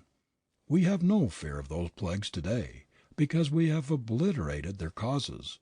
We know now that the prevention of those frightful epidemics is merely a matter of sanitation, scientific hygiene, intelligent, healthful living. We know that they were scourges forged by ignorance and not judgments of God. Is it not reasonable to believe that having conquered so many of the enemies of the race by intelligent thought and scientific methods, we can conquer them all by similar means? Poverty is a plague, a mental disease, which can be conquered by intelligent scientific methods. We know its causes and we can remove them. They are largely mental. It is not necessary to call in a physician to treat the poverty disease. The sufferer can be his own physician. He can heal himself. If you are afflicted with the disease and want to know how to get rid of it, read the next chapter. Making yourself a prosperity magnet. Though culture is the most important business of life, the habit of claiming as our own, as a vivid, present reality that which we desire with all our heart, is a magnetic power which attracts the things we long for. The more persistently we hold the prosperity thought, the more we strengthen and intensify it, the more we increase its power to attract prosperity. Thinking abundance, visualizing prosperity, will open up the mind, and set the thought currents toward increasing supply. We are so made that about all we get in life is the reflex of what first flows out from us. Whatever thought you send out will draw to you in the material world a corresponding reality. Every human being is a magnet, the attractive power of which may be developed in any desired direction. Each one can so direct this power that he can draw to himself whatever he wills. Before your life can be really effective, you must make yourself a magnet for the things that will make it so. You must learn how to attract, how to draw to yourself all that will help you to succeed in your work, that will enable you to attain your ambitions. If poverty is holding you down, you can conquer it by making yourself a prosperity magnet. We are living in the midst of a stream of inexhaustible supply. It is one's own fault if he does not take from this stream whatever he needs. What we get in life we get by the law of attraction. Like attracts like. Whatever you may have managed to get together in this world you have attracted by your mentality. You may say that you have earned these things, that you have bought them with your salary, the fruit of your endeavor. True, but your thought preceded your endeavor. Your mental plan went before your achievement. The mere changing of your mental attitude will very soon begin to change conditions. Your decision to face toward prosperity hereafter, to cultivate it, to make yourself a prosperity magnet, will tend to draw to you the things that will satisfy your ambition. The text, "He that hath a bountiful eye shall be blessed," is the expression of a fundamental truth. The pictures you make in your mind's eye, the thoughts you harbor are day by day building your outward conditions. They are the real forces working ceaselessly in the unseen, and the more you think and visualize favorable conditions, the more you increase your power to realize them. You make yourself a magnet for the thing you desire. This is a psychological law. If you want to become a prosperity magnet, you must not only think prosperity, but you must also turn your back resolutely on poverty. Begin today. Don't wait for tomorrow or next day. If you don't look prosperous, assume a prosperous appearance. Dress as far as possible like a prosperous man or woman. Walk like one. Act like one. Think in terms of prosperity. A mental healer could not cure a cancer by holding in his mind a picture of the hideous disease, with all its horrible appearances and symptoms. He must eliminate all this from his mind. He must see his patient whole, healthy, clean, just as God intended him to be, free from all disease. He must picture to himself the ideal man and declare his divinity. The same thing is true in curing yourself of poverty. You cannot do this as long as you hold poverty-stricken conditions in your mind. If you want to be prosperous, you must hold the prosperous thought, the prosperous picture in your mind. You must refuse to see or recognize poverty. You must not acknowledge it in your manner. You must erase all marks of it, not only from your mental attitude, but as far as possible from your appearance. If you are not able to wear fine clothes at first, or to live in a fine house, you can radiate the hope and expectancy of the glorious inheritance which is your birthright, and everything about you will reflect this light. Prosperity begins in the mind. You must lay its foundations in your thoughts. Surround yourself with a prosperity atmosphere. In other words, you will build into your environment, into your life, whatever dwells in your mind. We hear of some people that they are always lucky. Everything seems to come their way. Things come their way because there are invisible thought forces radiating from their minds toward the goal they have set for themselves. Things fall in line and come our way just in proportion to the force and velocity of the thought forces we project. Thinking better things might be called the first aid to the poor. To picture yourself as prosperous, living in a comfortable home, wearing good clothes, surrounded with the refinements of life, in a position to do your best work and the service of mankind, this is to put yourself into the current that runs successward. It is a strange thing that most of us believe the Creator will help us in everything but our financial troubles. We seem to think that it is in some way almost sacrilegious to call upon Him for money to meet our needs. We may ask for comfort, for solace in our afflictions, for the assuaging of our griefs and the healing of our diseases.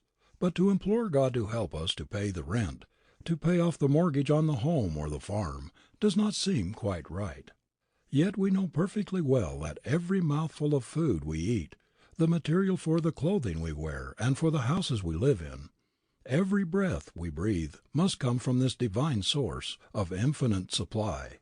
If the sun were to be blotted out, or to cease to send its magic rays to the earth, in a few days there would not be a single living thing on the globe. Not a human being, not an animal could exist without it. Not a tree, not a plant, not a flower, no fruits, no vegetables, no grass, nothing green. No vegetable life would be possible. Without the sun's energizing power all life would cease on this planet. It would be as cold, barren, and lifeless as on the moon. The Creator is the builder and provider of the universe. Everything we have comes from Him, and without the supply which flows from His abundance we could not live a single instant. And why should we not look to this great source for our money supply? The truth is, we were all intended to live the life abundant. The Creator never meant His children to grovel in poverty, to spend their lives in drudgery and uncertainty. They have a right to their inheritance of all that is good and beautiful, all that is needful for their welfare. We were not intended to live in the pinched, starved, stunted lives of paupers. It is our own fault if we do. The door to opulence is open to every human being born into this world, and no one but himself can close that door. No human being can shut out the lowliest child that is born from his divine inheritance. The only real poverty is in the mind, and no one can control one's mind but himself. Never for a moment harbor the thought that anything can come to you but prosperity, for this is your birthright, and because it is, you should demand it. Instead of admitting poverty, say to yourself, I am in the midst of abundance. I lack nothing that I need because my Father is the infinite source. Turn your back on poverty. Make up your mind that you will never again have anything to do with it, that you will not encourage it by dwelling on and visualizing poverty suggestions. Face toward prosperity. Think of and plan for prosperous conditions. Struggle toward prosperity with all your might and you will draw it to you. Suppose you are poor and live in a humble home. Just have a talk with your wife and children, and make up your minds that you will all focus on your objective, improved conditions, that you will face the other way, toward prosperity instead of poverty. Say to yourself, it is a shame for God's children to exhibit such a pauperized appearance. It is a reflection on my Father, Mother, God, to go about among my fellows looking as though everything had gone wrong with me, as though I were disappointed with life. This is ungrateful. I can at least show gratitude for health, for the privilege of living in God's pure air and sunlight, by holding up my head and walking erectly, joyously, as His child should. I am really insulting the Creator, to whom I pray, by reflecting such despair and degrading poverty in my mental attitude, thus erasing the divine image from my face. No matter how little I have, I can at least appear respectable. I can show that I respect myself by doing away as far as possible with the depressing appearance and influence of poverty. Tidy up your home and make it as neat and cheerful as possible. Do the same with your dress and general appearance. Keep yourself better groomed. Look up, brace up, brush up, struggle up. Surround yourself with an atmosphere of hopefulness and show everybody by the new light in your eyes, the light of hope and expectancy of better things, that there is a change in you. Your neighbors will notice. They will see a change in your home, in your wife, in your children. The change in the mental attitude of yourself and family through facing toward the light instead of darkness, toward hope instead of despair, will make a tremendous change in your whole outlook on life. In this way you are making yourself a prosperity magnet. You are radiating thought waves of hope, of ambition, of determination. Your new mental attitude is expressed in an erect, manly carriage, in squared, thrown back shoulders, in a neat, clean appearance, even though the clothing may be old and threadbare, in a winning, forceful, magnetic countenance. You are thus establishing the conditions of success. The positive prosperity thought flows out like wireless current and connects itself with similar thought currents. Hold the prosperity conviction. Work steadily toward your object. See opportunity and success in your vista. Determine to be somebody. Hold firmly to the resolve, and your mentality will direct the invisible magnet of your personality to lift you higher and higher, to attract toward you others who will help you in the direction in which you are moving. If you want a better position, more salary, more money to pay off debts, or to get what you need, whatever it may be, cling with all the power of your mind to the thing you are trying to get, and never for a moment doubt you will get it. You do not inherit poverty, squalor. Lack and want have nothing whatever to do with God's children. Your inheritance is divine, grand, sublime. Poverty is a mental disease, and you carry the antidote to its poison in your mind. You owe it to the One who has given you life, health, who has given you brains to make something of yourself, to improve your situation. As long as you keep yourself saturated with the poverty conviction, you cannot rise out of poverty. You must think yourself out of it.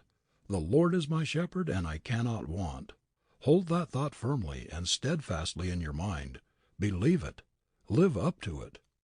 Abundance will never flow through pinched, doubting poverty thoughts, any more than clear crystal water can flow freely through foul, greased, clogged pipes.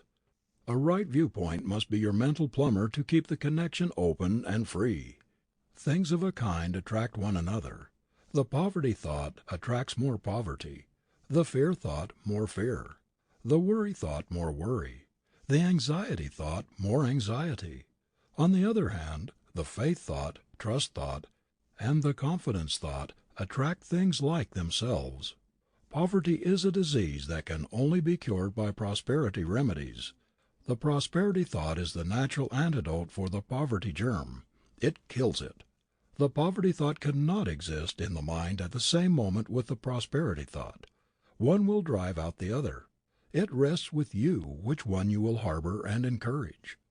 Cling to the consciousness of your oneness with the all-supply. Keep the supply pipes between you and the infinite source of all good always open. Don't pinch them.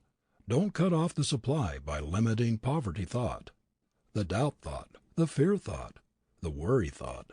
Keep your supply pipes open by great faith in your Father, Mother, God, who is more solicitous for your welfare than any human parent could be.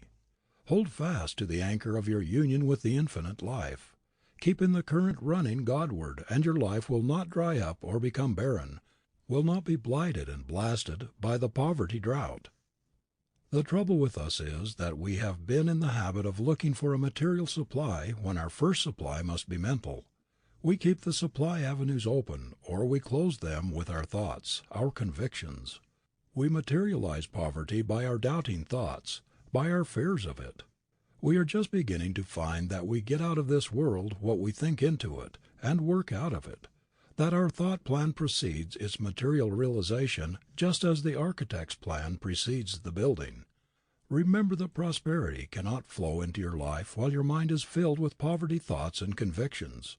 We go in the direction of our thought and our convictions. By no law can you expect to get that which you do not believe you will get. Prosperity cannot come to you if you are all the time driving it away from you by your poverty thought.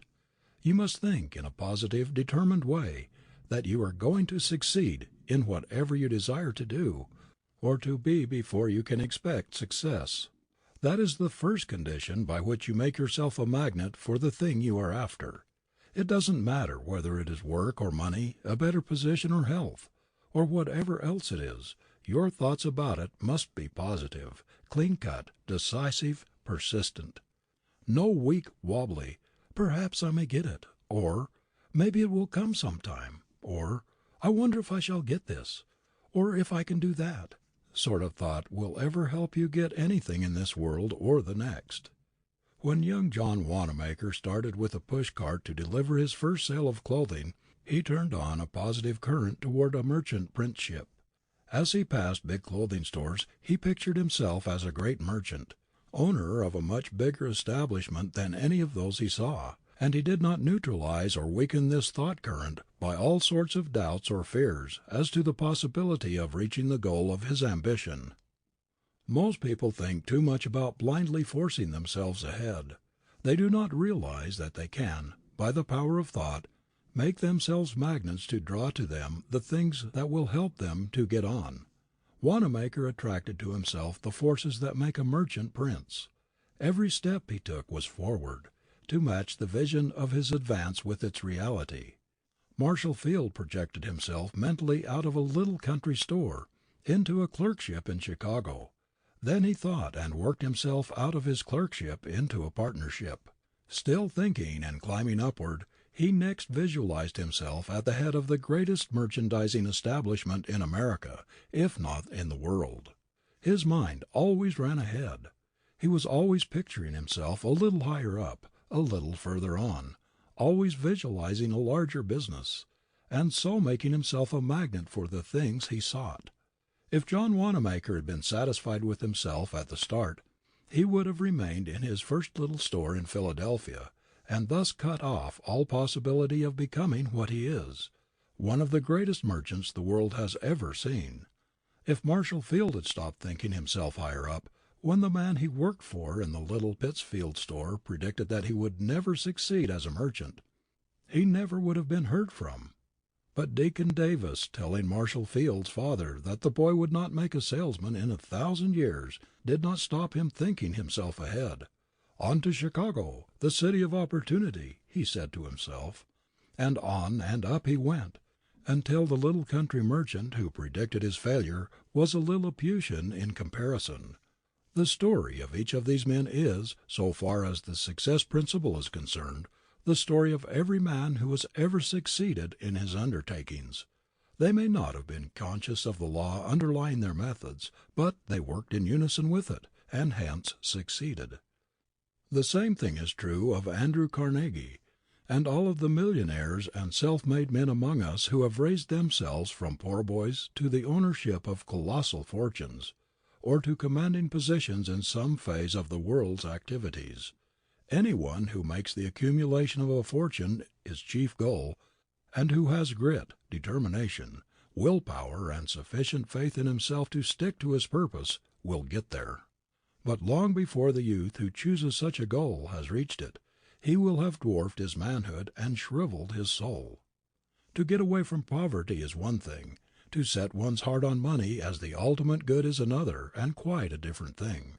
There is a whole world of difference between so saturating one's mind with the thought of money and its acquisition that there is no room for any other aspiration, and the constant dwelling on the black and hopeless poverty thought, the incessant picturing yourself as a pauper until you are so convinced of poverty's hold on you that you destroy the very ability which should help you get away from it. People who are down and out financially are down and out mentally. They are suffering from a mental disease of discouragement and loss of hope. There ought to be institutions conducted by government experts for the treatment of these poverty sufferers, for they are just as much in need of it as are the inmates of our hospitals. They need advice from mental experts. They have lost their way on the life path, and need to be shown the way back.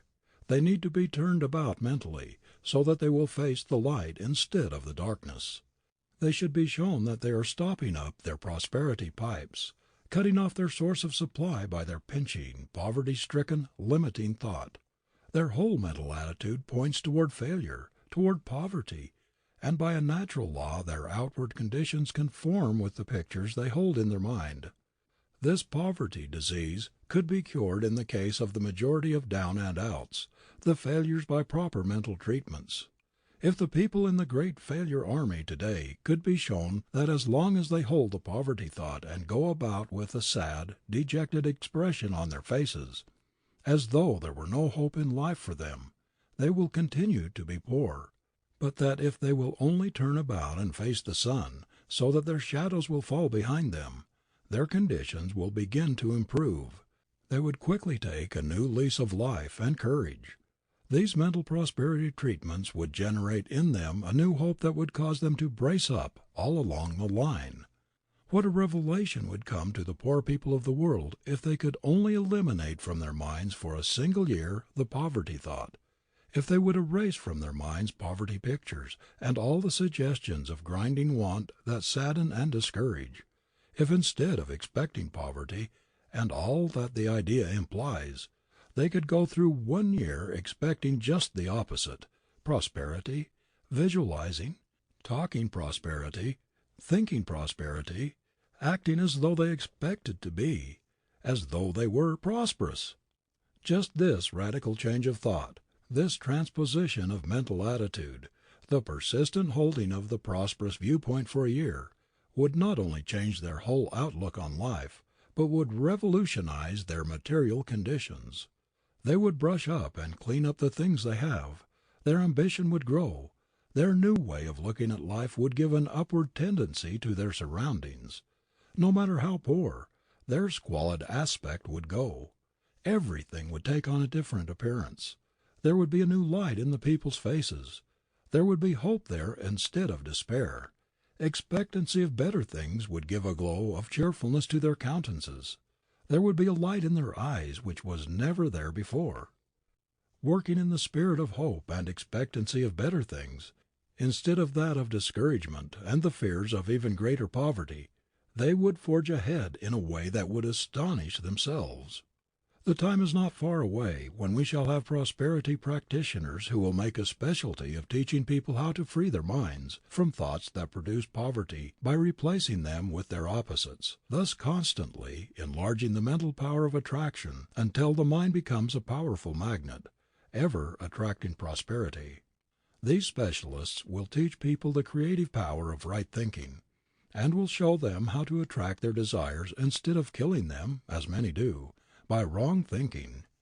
Clergymen of the future will do much toward eliminating poverty from among their people by instructing them to turn their backs on it and to face toward prosperity.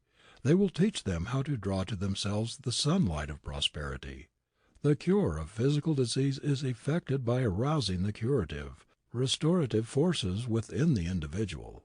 These are brought into operation largely through faith in the physician, in the remedy, in the healer.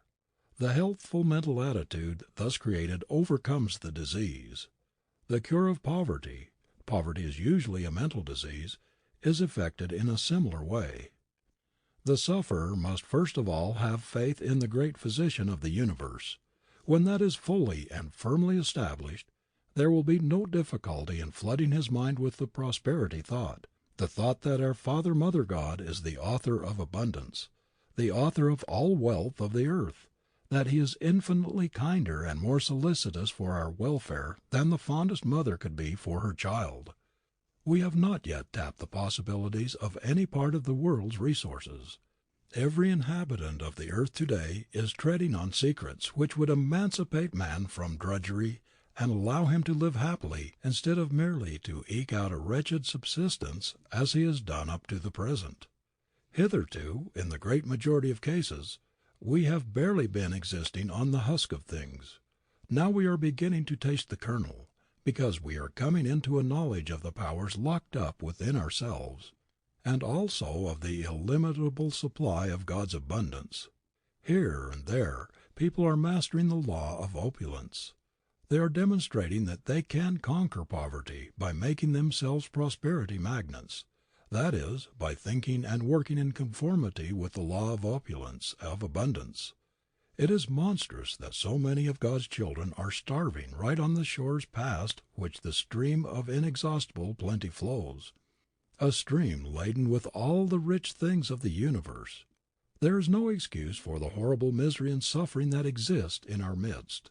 There is no reason why the children of the King of Kings should be harassed and tortured, driven into premature graves by poverty, for the Creator has produced enough to make every one of His children rich, to give them an abundance of all they need. There is no necessity for those who have inherited all the good things of earth to remain poor. The very structure of the human machine indicates that it was intended for the best, that it was planned for comforts, for luxuries, and not for poverty-stricken conditions. If we could only realize the far-reaching influence of always expecting the best to come to us, always expecting opulence, success, we would never allow ourselves to be dominated by the black pictures of poverty and failure.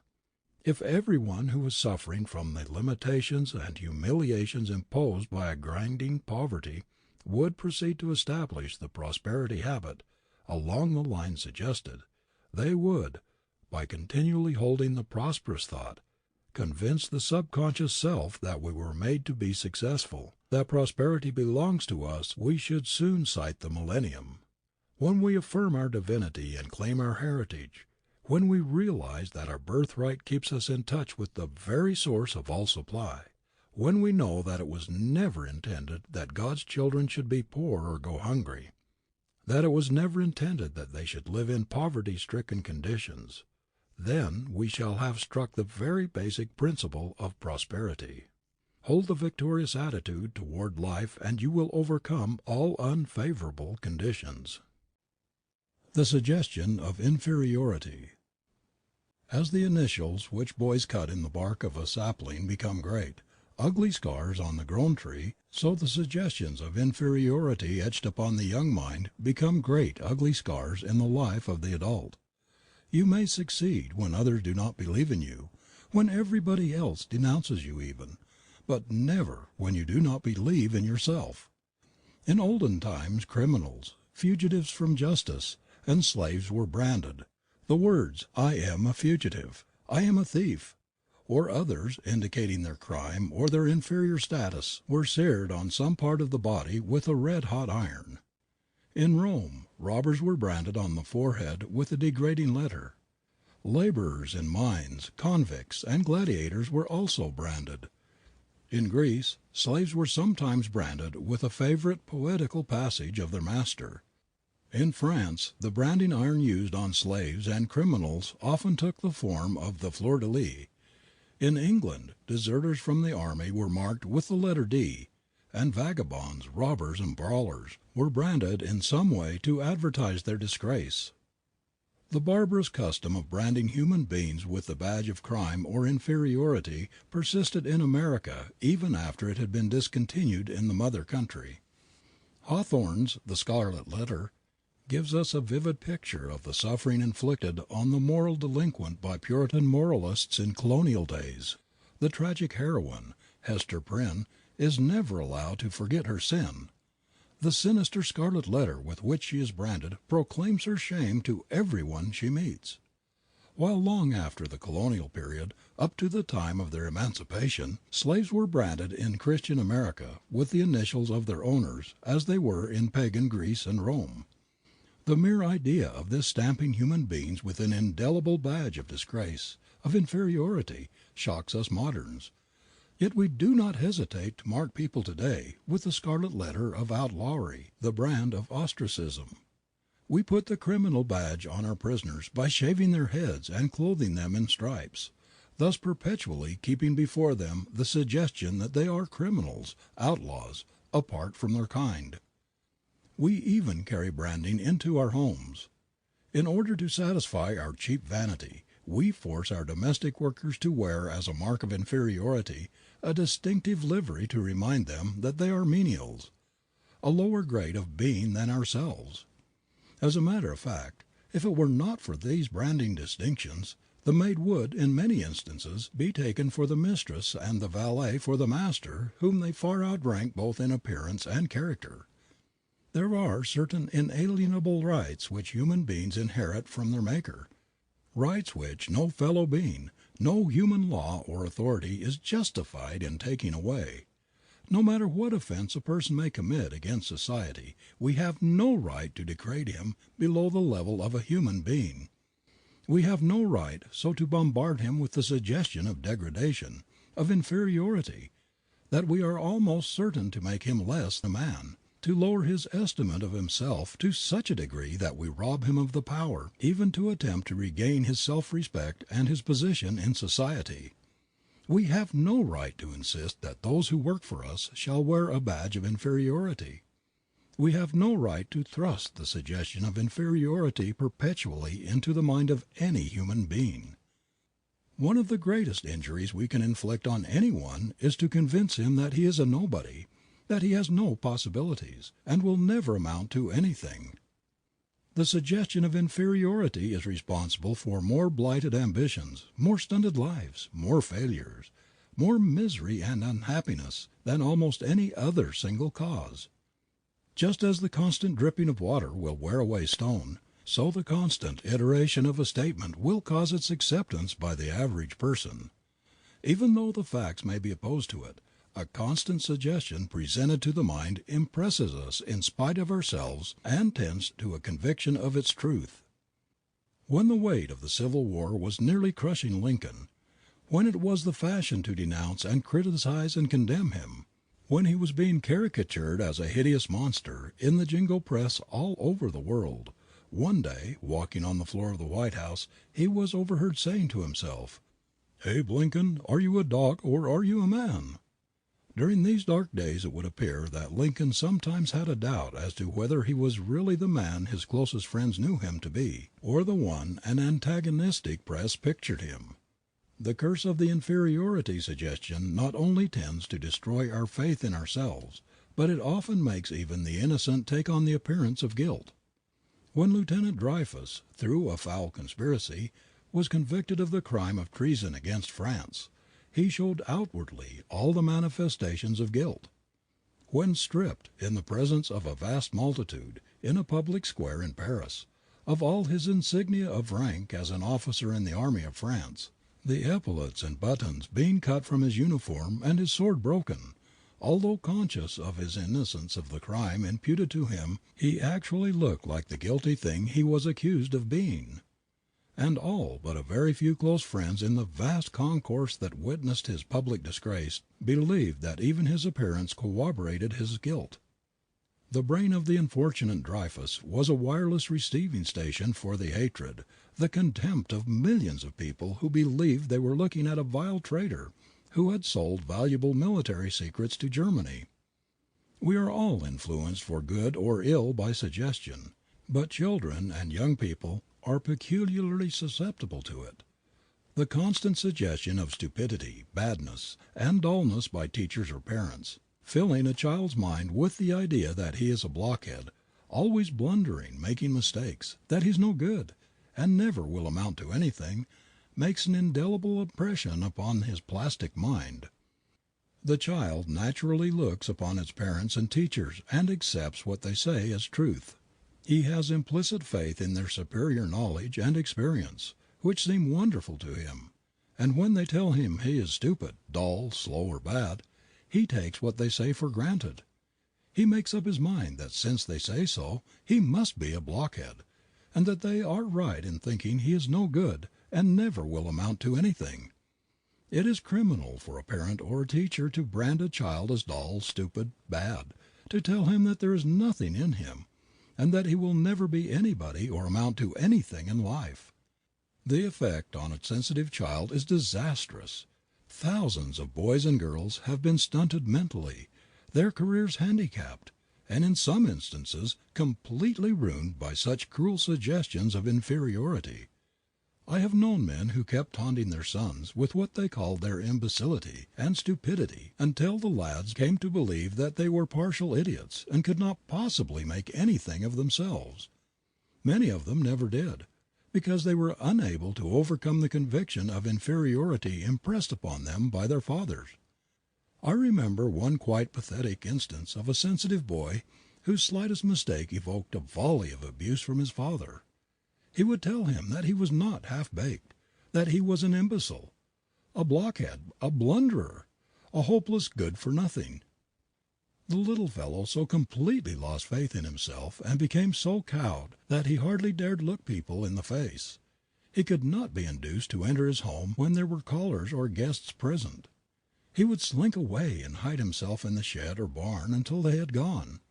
In fact, he became so morbid that he shrank from association even with other boys and the neighbors whom he had known from babyhood. The boy really had a fine mind, and when the death of his father threw him on his own resources, he managed, by sheer will force and dogged persistence, to succeed in making an honorable place in life. But he has never been able to get away from the early conviction of his inferiority, of his lack of ability compared with others around him. All his later life has been handicapped by those pernicious suggestions. Whenever he is asked to assume any responsibility, to take a place on a committee or a board, to speak in public or make himself prominent in any way, these boyhood mental pictures of his good-for-nothingness rise before him like terrifying ghosts and seriously cripple or paralyze his efforts. He has always felt that there is some grave defect in his nature, and that, try as he may, he cannot entirely overcome his handicap. This crippling, cramping, defective image of himself impressed on this man in childhood and youth has robbed him of much of the best in life, of all the joy and exhilaration that come from spontaneity, from the free, unshackled expression of oneself, of all one's faculties. Children are affected by praise or blame just as animals are. It is easy to kill the spirit of a dog by abuse and ill treatment, so that in a short time he will slink about with his tail between his legs, look guilty and self-depreciatory. In short, he will take on all the appearance of a whipped cur. Thoroughbred horse trainers say that after a horse has been beaten or abused a few times, he loses confidence in himself. His spirit is broken, and when he sees the other horses getting neck and neck with him, or perhaps gaining on him a little, he is likely to give up the race. The destruction of self-confidence has caused many a youth with the talent qualities of a thoroughbred to fail in life's great race. There are thousands and thousands of boys who do not develop quickly.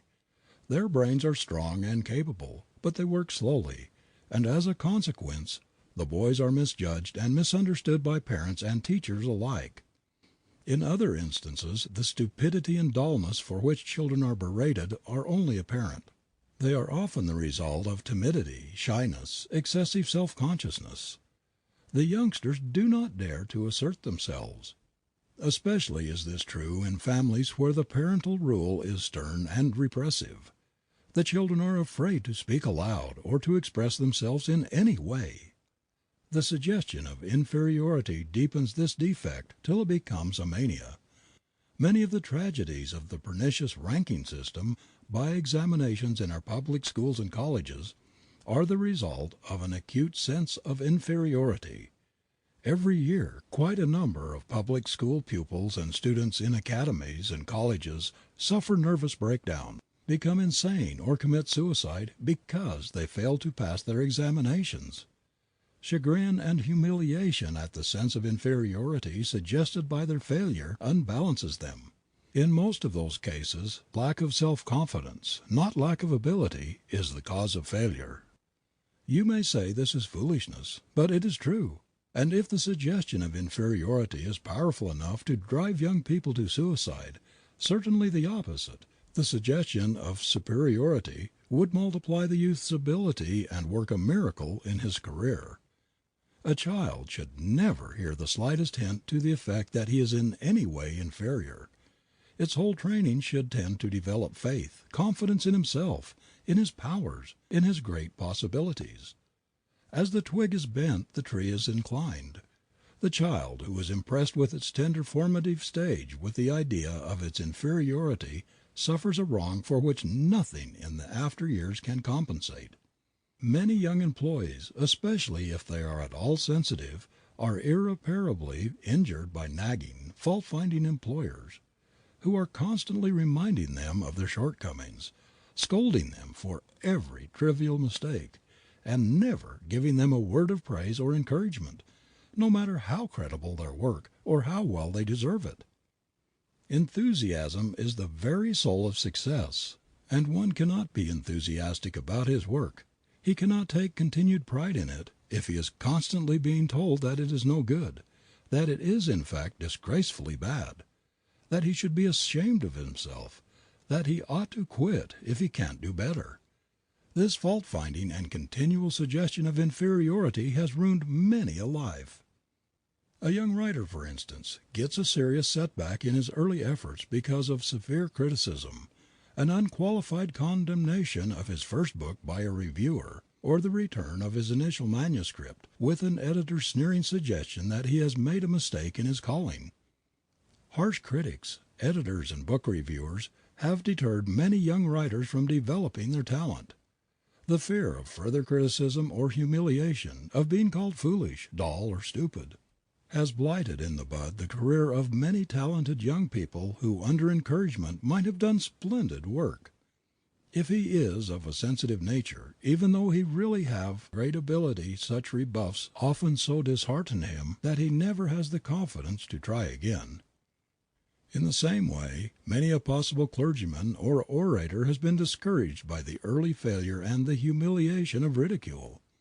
In other words, unless a youth is made of very strong material, and has a lot of pluck and indomitable grit, the suggestion of inferiority, perpetual nagging and discouragement may seriously mar his career.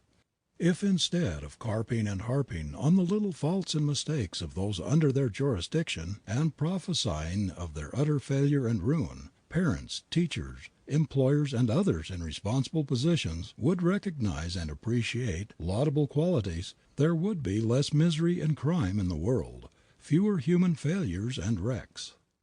The perpetual suggestion of inferiority holds more people back from doing what they are capable of than almost anything else.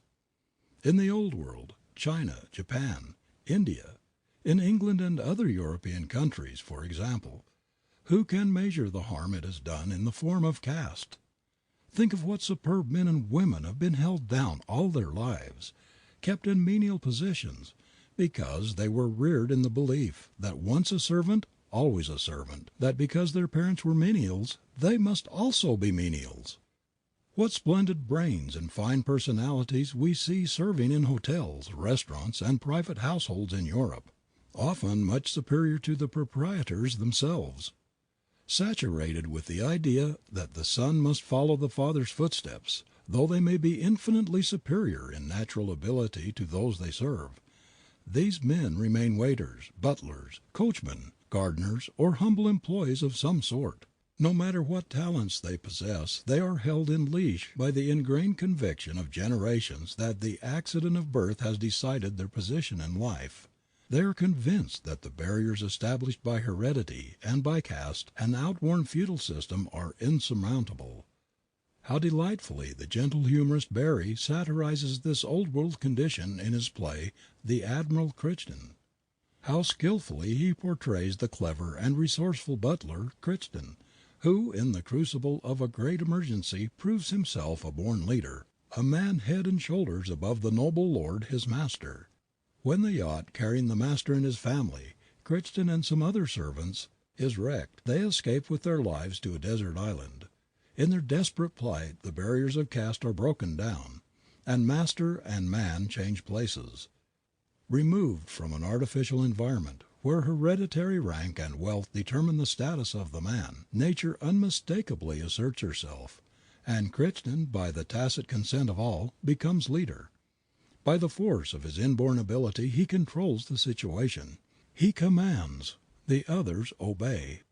Yet when they are rescued by a passing ship and brought back to England, old conditions at once resume their sway. Crichton, without a murmur or thought of change, falls back to his former menial position, and all goes on as before. While we Americans laugh at or severely criticize and denounce the snobbishness of class distinctions in other countries, we are guilty of similar snobbishness, especially in regard to one section of our fellow Americans, the Negro race. No matter how highly educated, how able, how refined or charming a man or a woman, if he or she has but a drop of Negro blood, we brand him or her with the stigma of race inferiority. I always feel sympathy for the colored people, especially for the better educated and more refined men and women of this class who must suffer keenly from the discrimination against their race. They see white people avoiding them everywhere, refusing to sit down beside them in public places, in churches, on trains and cars, everywhere they can possibly avoid it.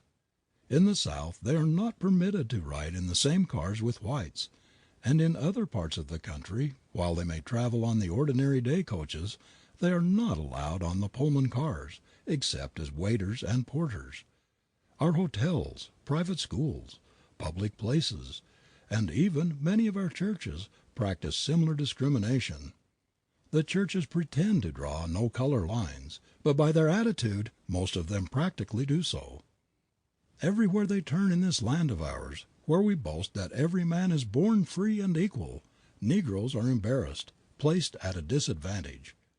In all sorts of ways white people are constantly humiliating them, reminding them that they belong to an inferior race, and that they take their places according to the valuation of those born to more favorable condition. This constant suggestion of inferiority has done much to keep the colored race back, because it has added tremendously to their sense of real or fancied inferiority, and has been a discouragement to their efforts to make themselves the equals of those who look down upon them. We cannot help being influenced by other people's opinion of us. It makes us, according to its nature, think more or less of ourselves, of our ability. We are similarly affected by our environment. We unconsciously take on the superiority or inferiority of our surroundings. Employees who work in cheap, shoddy stores or factories soon become tagged all over with the marks of inferiority, the cheap John methods employed in the establishments in which they work and spend their days. If the employees in a store like Tiffany's or Altman's, for example, were to be mixed up with those of some of the cheap, shoddy New York stores, it would not take much discernment to pick out the worker in the superior environment from the one in the inferior. To spend one's best years selling cheap, shoddy merchandise will inevitably leave its mark on those who do so. Even though we may struggle against it, we are unconsciously dyed by the quality of our occupation, the character of the concerns for which we work. In making your life choice, avoid as you would poison shoddy, fakey concerns which have no standing in their community. Keep away from occupations that have a demoralizing tendency. Every suggestion of inferiority is contagious and helps to swerve the life from its possibilities. Every influence in our environment is a suggestion which becomes part of us. If we live with people who lack ambition, who are slovenly, slipshod, or with people of loose morals, of low-flying ideals, we tend to reflect their qualities.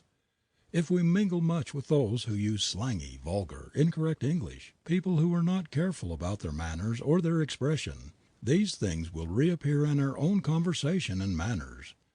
If we read inferior books or associate with perpetual failures, with people who botch their work and botch their lives, our own standards will suffer from the contagion. It does not matter whether inferiority relates to manner, to work, to conversation, to companions, to thought habits, wherever it occurs. Its tendency is to pull down all standards and to cut down the average of achievement. We are all living sensitive plates on which the example, the thoughts and suggestions of others, our own thoughts and habits, our associations and surroundings indelibly etch themselves. I wish I could burn into the consciousness of every person who wants to make a success of life that he cannot do so while he associates himself with inferiority and harbors a low estimate of himself. Get away from both. Have nothing to do with them. If you are a victim of the inferiority suggestion, deny the suggestion. Drive it from your mind as the greatest enemy of your welfare. You can only do what you think you can. If you hold in mind a cheap, discreditable picture of yourself, if you doubt your efficiency, you are shackled. You are not free to express yourself. You erect a barrier between yourself and the power that achieves. The mere mental acknowledgement or feeling that you are weak, inefficient, is contagious. It is sensed by other people, and their thought is added to yours in undermining your self-confidence, which is the bulwark of achievement. No matter what others say or think of you, always hold in mind the lofty ideal of yourself, a picture of your own efficiency. Never allow yourself to doubt your ability to do what you undertake. You cannot be inferior, because you are made in God's image. You can, if you will, take a masterpiece of your life, because it is part of His plan that you should. Have you tried love's way? Love, like the sun, never sees the dark side of anything. You can purchase a man's labor. You've got to cultivate his goodwill. Sweeter than the perfume of roses is the possession of a kind, charitable, unselfish nature, a ready disposition to do for others any good in one's power. A New York man who saw a little girl carrying a crippled boy across the street offered to assist her, telling her that the boy was too heavy for her to carry. "Oh, no," said the child quickly. "He's not heavy. He's my brother." Oh, marvelous power of love that lightens all heavy burdens and smooths all rough roads. What would become of humanity were it not for love, which sweetens the hardest labor and makes self-sacrifice a joy? It is the greatest force in the universe. Without its transforming power we should still be primitive barbarians. In spite of the loud cries of pessimists and skeptics to the contrary, its light is still leading men upward, although the dream of the world's peacemakers has come to naught, and Europe is plunged in a merciless war. Yet there are multitudes of signs of the reign of love. Its merciful healing power is at work even on the cruel battlefield. We see it animating the great army of Red Cross surgeons and nurses, who, regardless of creed or country, racial or social differences, are treating all the wounded soldiers as brothers, binding up their wounds and nursing them back to health and life. Love is healing the hurts made by hate and discord.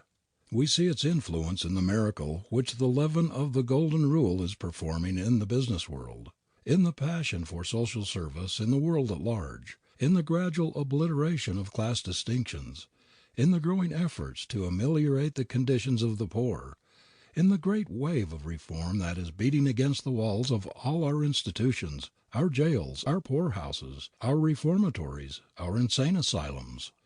The abuses with which these places were filled are gradually being cleared up by love. In many of our prisons the kindly brotherhood system of treatment has been inaugurated and is really helping to reform criminals, whereas the old system of penology broke their spirit or made them more hardened in crime. It rarely, if ever, reformed. Love's way must in time banish altogether the old cruel prison methods, and ultimately the criminal himself. When the world is run by love, by the Golden Rule plan, crime will die a natural death. Everyone who slips from the right path, no matter what he has done, should be given another chance, a fresh opportunity to make good, to rebuild his character. One who has sinned against society should not be expelled from the sympathies, the goodwill and the kindness of his fellow men. Criminals should be treated as unfortunate brothers and sisters who have stumbled and lost their way on the life path. Love is the only medium that will help them to rise, to get back into the current that runs Godward. People who understand them, who see a God in the ruins that evil influences have made, would make good men and women out of the great majority of our prisoners. Many of these poor wretches never had an opportunity. They never felt the magic touch of love, never knew the influence of a good home, of honest, loving parents. Most of them did not have a right start in life. They were handicapped at birth by ignorance, by disease, by vicious parentage. They never had a fair chance. Love's way would give them one. Shutting them into cramped, miserable, sunless cells, with none of the controls or conveniences of life, where none of the humanities reach them, meting them out treatment we would not dream of inflicting on our domestic animals, is like trying to put out fire with kerosene oil. Such treatment makes them worse, arouses their basest passions of revenge, bitterness, and hatred, fills them with the determination to "get even" with society. Society is beginning to wake up to the futility of such brutal methods. It is beginning to apply love's way to its criminal classes, to all classes. Our free hospitals, our homes for the aged and poor, our public asylums, are all, like our prisons, working up toward the light. The fallen, the sick, the poor, the old, the maimed, and the bruised and suffering, everywhere are receiving more consideration, more humane treatment, more kindness. And we are finding that greater trust in them, greater sympathy and greater interest in our unfortunate brothers and sisters are working a marvelous change in human conditions. In other words, in spite of many seeming contradictions, many glaring evils in our midst, many setbacks and discouragements, the Spirit of the Christ of the Golden Rule is acting like a healing heaven and performing miracles in the great human mass. Love is the great mind opener, the great heart opener and life enricher, the great developer. It is what holds society together, and if children were trained to love humanity, to love all countries and their inhabitants as they are taught to love their own country and countrymen, there would be no wars. War proceeds largely from what is called patriotism, and patriotism in its narrower sense, which seeks only its own good, its own aggrandizement at the expense of other countries and peoples, has ever been the curse of the race. When our love is big enough to say, "The world is my country," wars will cease. A few days ago I was attracted by an advertisement in a morning paper which said, "When every other physician has given you up, when you have failed to find relief from all other sources, then come to me. You are the sort of person I cure." The advertiser may have been a quack, but the advertisement would make its appeal, perhaps to the desperate, the discouraged, who had been given up as incurable by the regular profession, and it set me to thinking, "Why this," I said to myself, "is the language of divine love's advertisement. Come unto me all ye that labor and are heavy laden, and I will give you rest." When you have failed to find comfort, satisfaction, or joy in anything else, when your friends have deserted you, when your business is ruined, when you have made fatal mistakes and society has closed its doors on you, when everybody else rejects and denounces you, when everything else has failed, then come to me and you shall find peace and rest. Love is the sovereign remedy. It is the last resort of those driven to desperation, when nothing else is left, when life is full of bitterness and anguish. The thief, the murderer, the failure, the outcast turns to love and finds a refuge, for love never faileth. Love is to every human being what mother love is to the erring child. No son or daughter has ever fallen so low as to get beyond a mother's love. When society has turned its back on the outcast, when the prison door closes behind him, when companions have fled, when sympathy and mercy have departed, when the world has forgotten, the mother remembers and loves her child.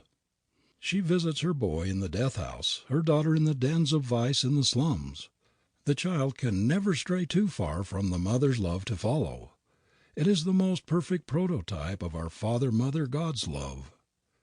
The Vedanta scriptures, which are thousands of years older than the Old Testament of our Bible, commanded us to love our neighbors as ourselves because we are all neighbors, because of the oneness of all life, because the same Spirit is in all human beings.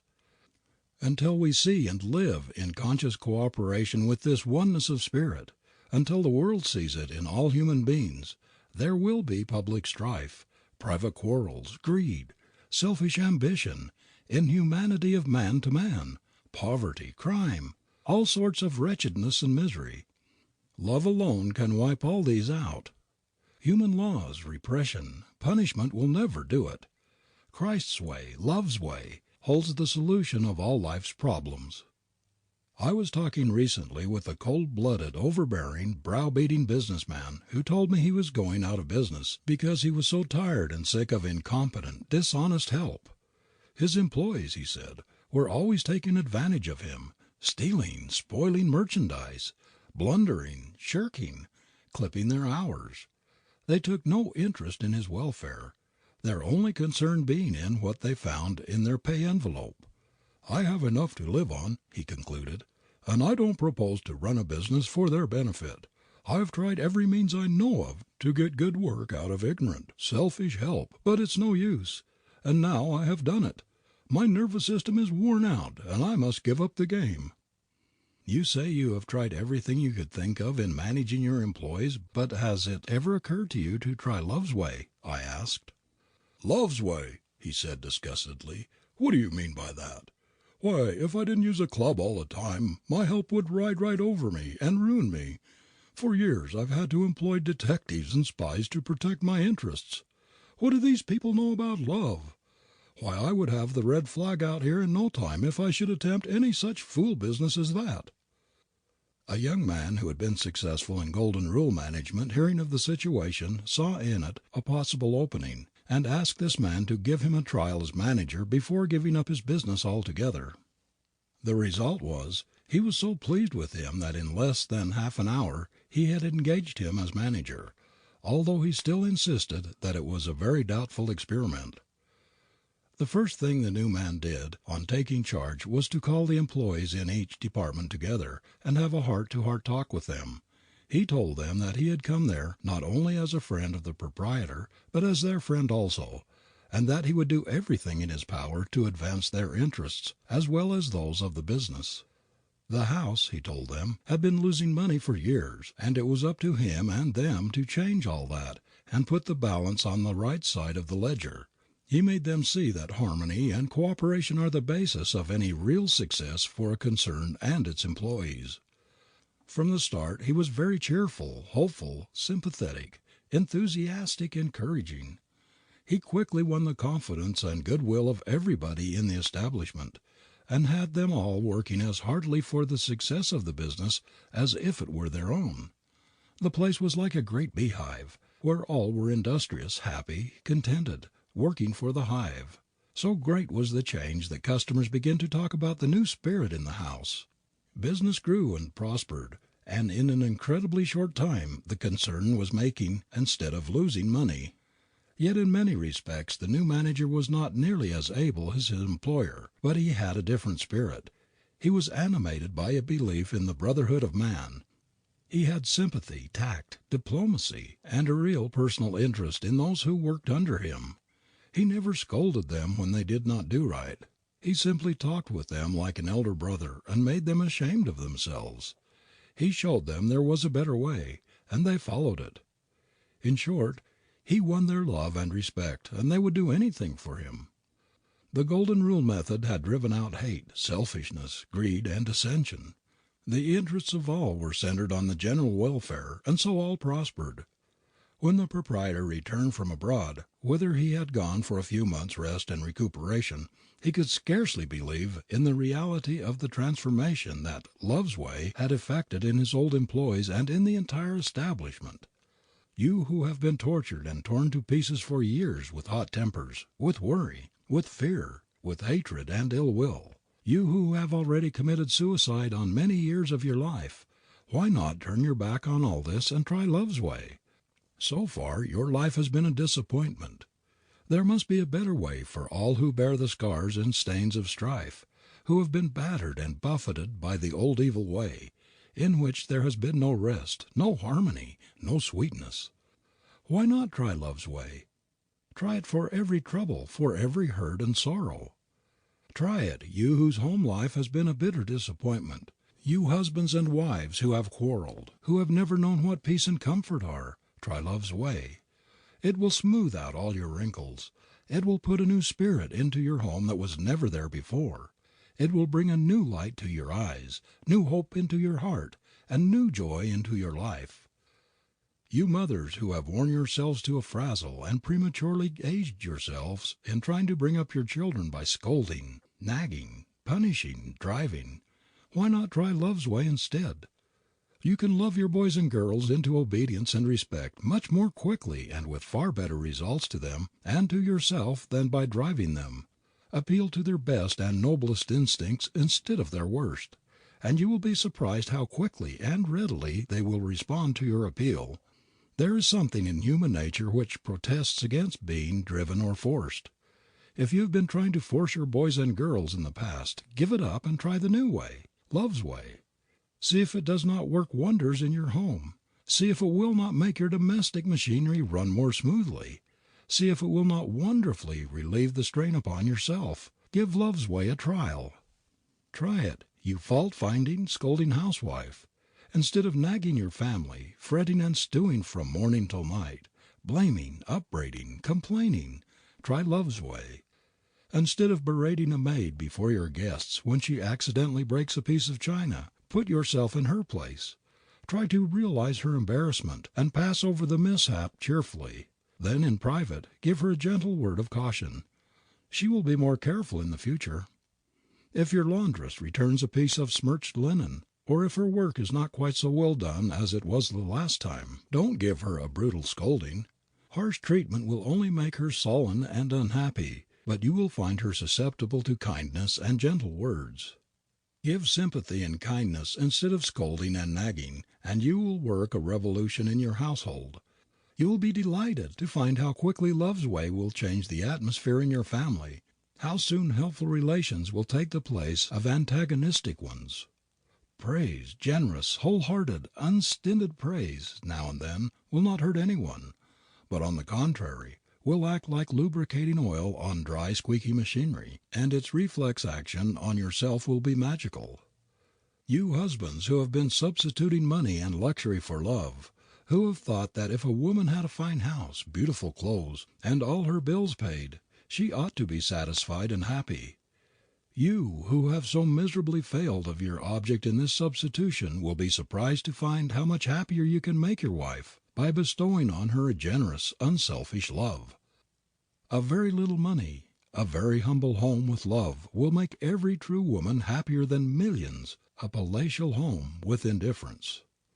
Try love's way, you men who have been lording it over your families, bullying and browbeating your wives and children, using slave-driving methods in your home. You know that this brutal old way has not brought you happiness or satisfaction. You have always been disappointed with it. Then why not try the new philosophy? Try love's way. This is the great cure-all. It is the Christ remedy which is leavening the world. Try it, you who are worn out with the discord and the hagglings, the trials and tribulations you encounter every day in your business. You men and women who have never been able to get good help, who are driven to desperation with the wicked breakage and wastage of your employees. You who have been through purgatory in your struggle with dishonesty and inefficiency, whose faces are furrowed with cruel wrinkles and prematurely aged in trying to fight evil with evil, try love's way. It will create a new spirit in your store, your factory, your office. Whatever your business, whatever your trials and difficulties, love will ease the jolts of life and smooth your way miraculously. Try love's way, all of you who have hitherto lived in purgatory because you did not know this better way. You have tried the getting square policy, the hatred and grudge method. You have tried the revenge way, the jealousy way.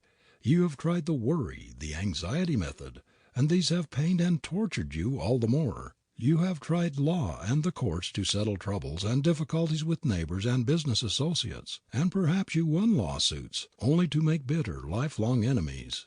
But perhaps you have never yet tried love's way, excepting in spots. If you have not tried it as a principle, as a life philosophy, as a great life lubricant, begin now. It will smooth out all the rough places and wonderfully ease your journey over the jolts of life. You may be wondering why you have so few friends, why you do not attract people, why others are not more interested in you. Look into your heart and you will find the reason. You are sending out a current of selfishness, of uncharitableness, unkindness, indifference, ingratitude. You cannot get a return current of friendship, of encouragement and helpfulness. The stream that leads back to you will be just like that which goes out in your thought, in your habitual mental attitude. To have friends, to win love, you must make yourself a magnet for love. You must send out the friendly thought current, the helpful current, the kindly, loving current of human fellowship. If you give out of stinginess, narrowness, meanness, selfishness, you will not receive love's gifts in return. As you give, so will you receive, and the more generously you give of love and kindness and service, the more generously will be the current that returns bear them back to you. The most beautiful thing on this earth, that which every human being craves most, is love. It is as Henry Ward Beecher said, The river of life in this world, think not that ye know it who stand at the little tinkling rill, the first small fountain, not until you have gone through the rocky gorges and not lost the stream, not until you have gone through the meadow and the stream has widened and deepened until fleets could ride on its bosom, not until beyond the meadow you have come to the unfathomable ocean and poured your treasures into its depths, not until then can you know what love is. All through the Bible are passages which extol the height and depth, the breadth and power, the inexhaustibleness of love. The more of love we give out, the more we have. Love maintains perpetual summer in the soul and shuts out winter's chill. Love of man is love of God, and love of God prolongs life. "With long life I will satisfy him," declares Jehovah in the words of the psalmist, "because he hath set his love upon me." Love is harmony, and harmony prolongs life, as fear, jealousy, envy, friction, and discord shorten it. Those who are filled with the Spirit of love, whose sympathies are not confined to their own family, but reach out to every member of the human family, are more exempt from the ills of mankind than the selfish and pessimistic, who lose the better part of life, the joy and the strength that come from giving themselves to others. Some natures are so permeated with the spirit of love, of helpfulness, of unselfishness, that their very presence acts like a balm upon the wounded soul. They radiate harmony, soul sunshine. There is a personal charm about them which strengthens, reassures, and uplifts. No more scientific advice was ever uttered on this earth than "love your enemies." Nothing will take the sting out of unkindness like kindness. Nothing will disarm prejudice, hatred, and jealousy like love. It is impossible for anyone to continue to hate us when we send out to him only love thoughts, love vibrations, or to be jealous of us when we send out to him only kindly, generous, helpful thoughts. Hatred, or the spirit of revenge, cannot live in the presence of love any more than an acid can retain its eating, biting qualities in the presence of an alkali. One whose heart is filled with love for all cannot possibly have an enemy very long, because love dissolves all enmity, all jealousy, neutralizes, antidotes all hatred. One-sided hatred cannot exist because there is nothing to keep it alive. It must be fed in some way or the fire will die out for lack of fuel. It is simply impossible to keep on feeling unlucky towards another, to continue hating him very long when we discover that he feels kindly toward us and is willing to help us. I have never felt so humiliated in my life as when years ago, in my hot youth, I was rendered a very great service by a man whom I disliked intensely, and against whom I had for some time cherished a grudge. His great-hearted, generous act, which was a real help to me, made me feel utterly ashamed of myself. It showed me, as nothing else could have done, what a mean, unworthy, contemptible thing it is to nurse a feeling of hate or revenge toward a fellow being. We cannot hold the love thought without feeling the uplift, the glow, the divine energy which it sends through the whole system. Nor, on the other hand, can we hold the hate thought, the revenge, the jealous, the envious, or any other mean, selfish thought, without a feeling of depression, a feeling of smallness, of contemptibleness, which robs us of self-respect and of power. When you denounce and condemn others, when you nurse bitterness and ill will in your heart, you start boomerang vibrations which impair your cell life and seriously mar your happiness and efficiency. One of the great benefits of devotional exercise, of prayer, of contemplation, of divine thinking, is that this mental attitude sets in motion vibrations which have a helpful, uplifting influence on both mind and body. Where love and affection are habitually vibrating through the cell life they develop a poise and serenity of character, a sweetness and strength, a peace and satisfaction that reinforce the whole being. Love soothes and strengthens. Hate lacerates, wrinkles, weakens.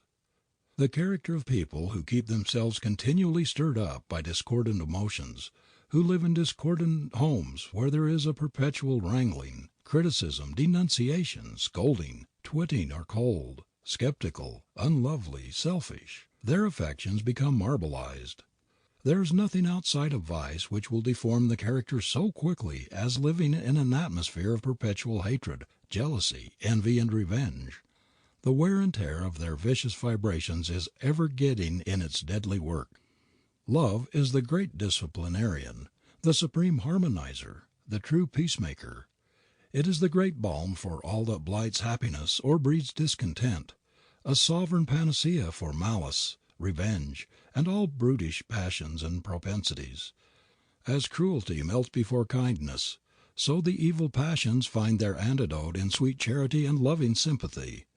One reason why a happy home is the sweetest, most beautiful spot on earth is because the love atmosphere, the harmony vibrations give a blessed sensation of harmony, of rest, of safety, security, and power.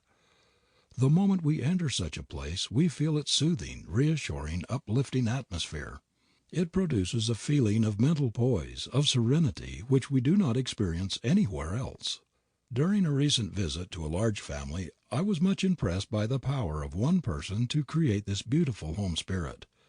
In this family was one sister who, though the youngest member, seemed to take the place of the mother, who was dead. This young girl was the apparent center of the home.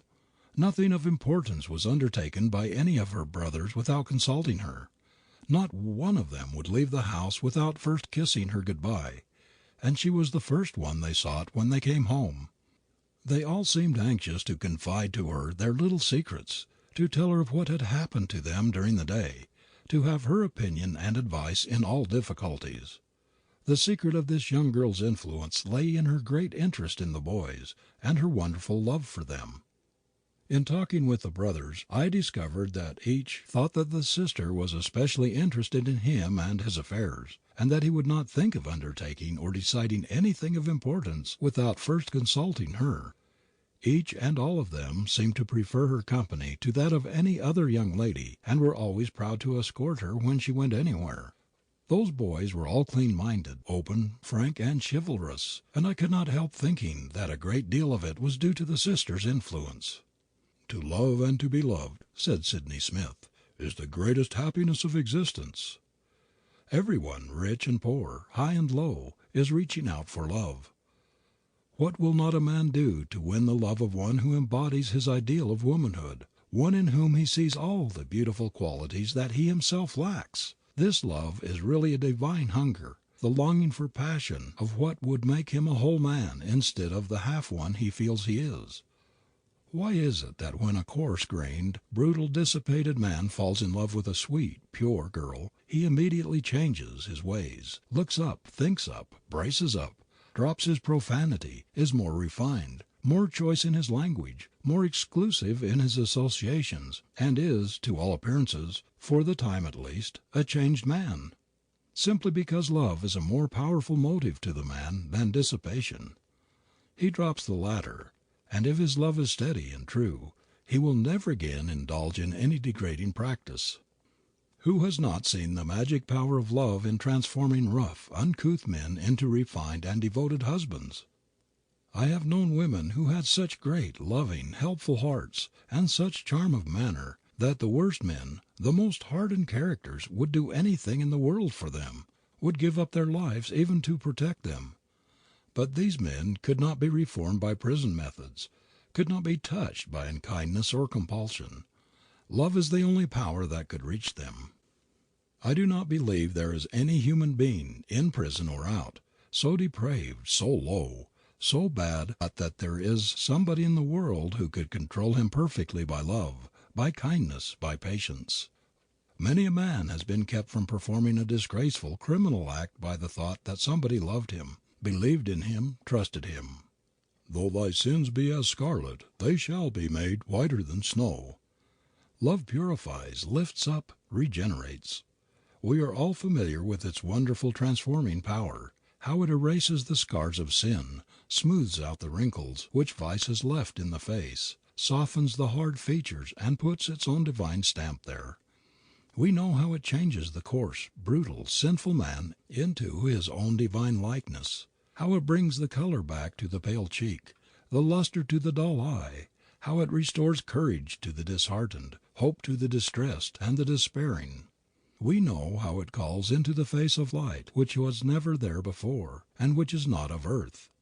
In the remarkable play, "The Passing of the Third Floor Back," we have a striking illustration of the subtle, silent force of the love motive. Those who have seen or read the play will remember how in response to an advertisement in a London paper, room to let, third floor back, becomes a remarkable man, who was given the title of the Stranger. This man takes the third floor back, and finds himself in a boarding house filled with questionable characters, petty thieves, gamblers, people who have led fast lives, all sorts of uncharitable, envious men and women. They stoop to every kind of meanness. One woman even steals candles. Everyone tries to cheat everyone else and is cheated in return. The landlady is of the same type as her boarders. She preys on them and they prey on her. She waters the milk and adulterates the food. Then, to keep herself from being robbed, she puts everything under lock and key. The mere presence of the stranger seems antagonistic to the practices and low-flying ideals of the boarders and the landlady. They begin to make all sorts of fun of him, but he takes no notice. Instead, he gives them kindness for unkindness, love for hate, and a pleasant smile as the only answer to their sarcastic, cutting remarks and innuendos. Gradually, as they become better acquainted, he begins to talk with them of themselves, to point out their good qualities, and to show them what great ability they have in certain lines, what wonderful things are possible to them. He told one of the young men who had made merry at his expense that he had a fine artistic temperament, and that he had in him the making of a great artist. He showed another his possibilities as a musician, and so on with every member of the discordant, jangling group, until each one finally came under the spell of his love and kindness. The little London slavey, or maid of all work, who was abused and constantly reminded that she had been in state prison and hence was a nobody, under the stranger's uplifting influence became a self-respecting, noble woman. The landlady, who had hitherto treated the girl like a slave, began to favor her, and made her go outdoors and get a little change while she did the work. A man and wife who had lived a cat and dog life were brought together in harmony. All of the boarders, without exception, even those who had been the most brutal and selfish, gradually changed and became thoughtful, helpful and kindly toward one another. They became friends. The whole atmosphere of the house was changed. The stranger had shown every man and woman of them his or her better self, and in so doing had literally made them anew. Thus did one who typified the Christ spirit, a simple, quiet man who loved his fellow men and found his greatest joy in serving others, manage to divert all these people out of the crooked channels in which they had lived and into the right path toward happiness. Love, discovering to them these higher possible selves, transformed them. This is love's way. Love tames the fiercest animals. How quickly their wild, ferocious expression is replaced by a milder, softer, more gentle one under the kindly treatment of one who really loves them, one who looks upon them as did St. Francis, as his little dumb brothers and sisters.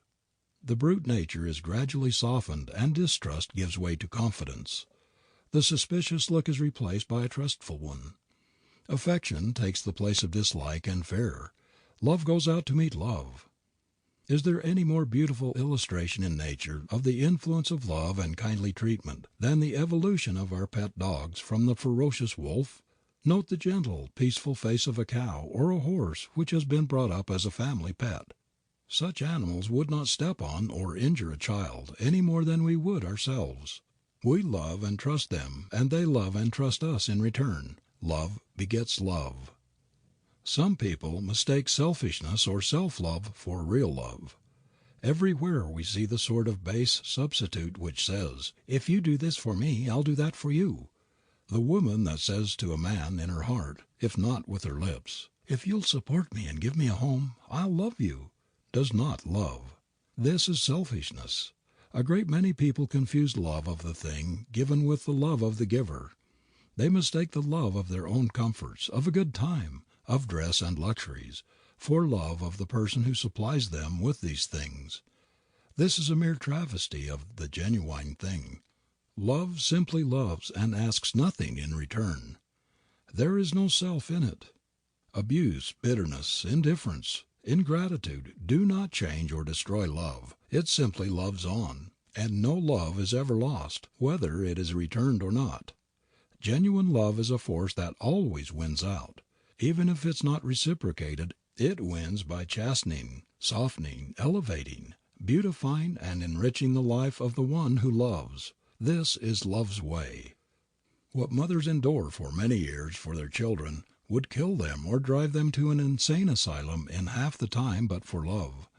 This is the healing balm that cures all hurts, lightens all burdens, that takes the drudgery out of service.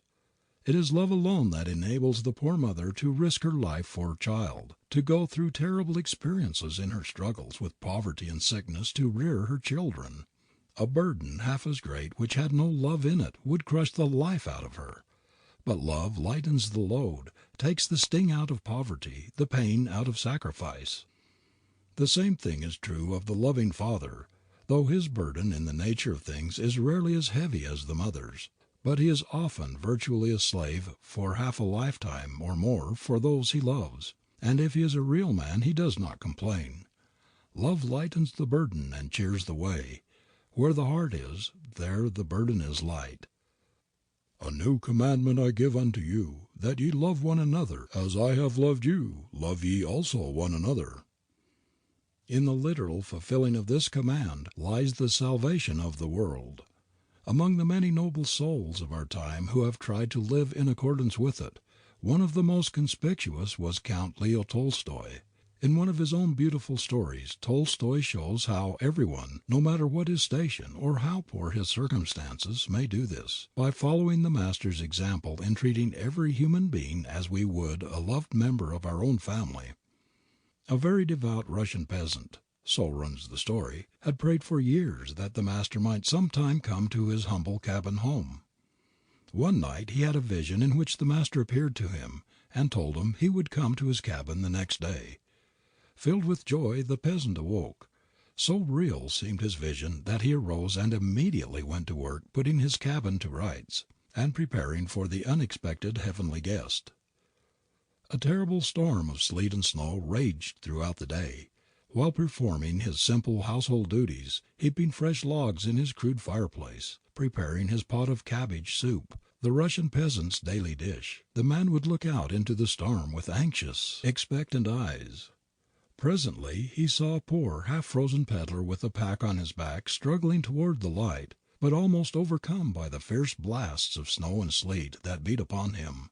The peasant rushed out and brought the wayfarer into his cabin. He dried his clothing, warmed him, fed him some of the cabbage soup, and started him on his way again, comforted and rejoicing. In a little while he saw another traveler, a poor old woman, trying feebly to beat her way against the blinding snow. Her also the compassionate peasant took into his cabin. He warmed and fed her, wrapped his own coat about her, and, strengthened and encouraged, sent her too on her way. The day wore slowly away, and darkness approached, but still no sign of the master. Hoping against hope, the man went once again to his cabin door, and looking out into the storm, he saw a little child, who was utterly unable to make his way against the blinding sleet and ice. He took the half-frozen child in his arms, brought it into the cabin, warmed it and fed it, and soon the little wanderer fell asleep before the fire. Sorely disappointed because the master had not yet appeared, the peasant sat gazing into the fire, and as he gazed he fell asleep. Suddenly the room was radiant with a light that did not come from the fire, and there stood the master, white-robed and serene, looking upon him with a smile. "Ah, master, I have waited and watched all this long day, but thou didst not come." The master replied, "3 times have I visited thy cabin today. The poor peddler whom thou rescued, warmed and fed, that was I. The poor woman to whom thou gavest thy coat, that was I. And this little child whom thou hast saved from the tempest, that is I. Inasmuch as ye have done it unto the least of these, you have done it unto me." The Christ vision faded. The peasant awoke. He was alone with the child, who was smiling in its sleep. But he knew that the master had visited his cabin. "The love of God, the love of God," I said, and the words through all my being went. A sudden shudder of light, the firmament, no otherwise seems riven by the red, jagged lightning flash that quivers overhead. When for an instant heaven and earth are blent, for a dazzling space in my heart was rent, and I beheld, but all had fled, nor has returned, yet on my way, along the pave or through the clanging mart, sometimes a stranger's eye falls full on mine. You too? We have no speech, we make no sign, but something seems to pass from heart to heart, and I am full of gladness all that day. C. A. Price in Scribner's Magazine. Where your supply is. He who darest assert the I may calmly wait, while hurrying fate meets his demand with sure supply. Helen Wilmans. Never affirm or think about yourself, your prospects, your career, or your happiness what you do not wish to come true. Every child should be taught to expect success and happiness, to believe that the good things in the world are intended for him. We can never get more out of ourselves than we expect. If we expect large things, demand them. If we hold the large mental attitude toward our work, toward our life, we shall get much greater results than if we depreciate ourselves and look only for little things. The man who dares not assert the I, with undaunted assurance, with the conscious vigor and determination of one who believes in his divinity, will never do great things, because he will never make the demand that will draw a sure supply. Before one can hope to win out in any undertaking he must be able to say "I" positively, with the force of conviction.